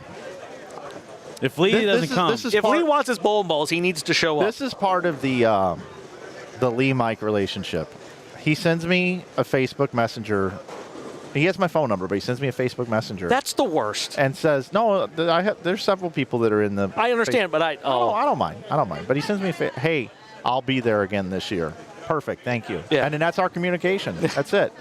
And then I came in today, and I didn't know if he was going to be here. Yeah. And he wasn't. He probably And had a bowl league tonight. And so tomorrow, no, and he probably has to work. Oh, that's right. yeah. But I bet he took off work tomorrow. I bet he's here bright and early tomorrow morning and goes, I told you last year I'd be here at this time, and there's no way I remember. But I miss you, Lee. Lee's going to bring it in the morning, I have a feeling. And if he's not here, that's fine too, because Lee has no responsibilities here whatsoever, but has every responsibility here whatsoever at the same time. I think you're going to do fine. I'm starting to understand how this live streaming works. So if I have to do it on my Just own now tomorrow, you're understanding? I'll do it. All right. Thanks for watching, what do we have everybody. last game, Boog? And thanks. He had 220 last game. Monster. Oh, okay. High game in the bay. He's having a problem with the bay. It's never the professional bowler's Sitting fault. on the dock of the bay. How many subscribers is Boog Kroll up to here before we get off the air? He is at 155 subscribers. You're welcome. You almost doubled. You're welcome. And you want to get to 500 by the end of the night? And you said $1 per subscriber you That's would send steep. to this booth via Venmo. Thank you. All right. Good. All right. Well, we would 1,000 by the end of the weekend. That's right. Share it, like it, send it. 1,000 by the end of the We'll get a weekend. We'll give couple- away a ball. Yeah, we'll get a couple more out there for him. And a book chamois. And he'll autograph it. I'll tell you what, it got so cold in here tonight that I came in with this Hammer hoodie, and it didn't have snow on it when I first got here. That's my dad joke of the night to go off the air with. Oh, brother. All right, tomorrow morning, we'll see you at 8 a.m. for some more streaming of this bowling Deuces. tournament called the Hammer Holiday Doubles. It's been a ya. great night, everybody. Good night. And thanks to Brad for being here all day and to Mike being here this evening. I'm Mike Flanagan. Thanks for watching. We'll see you tomorrow.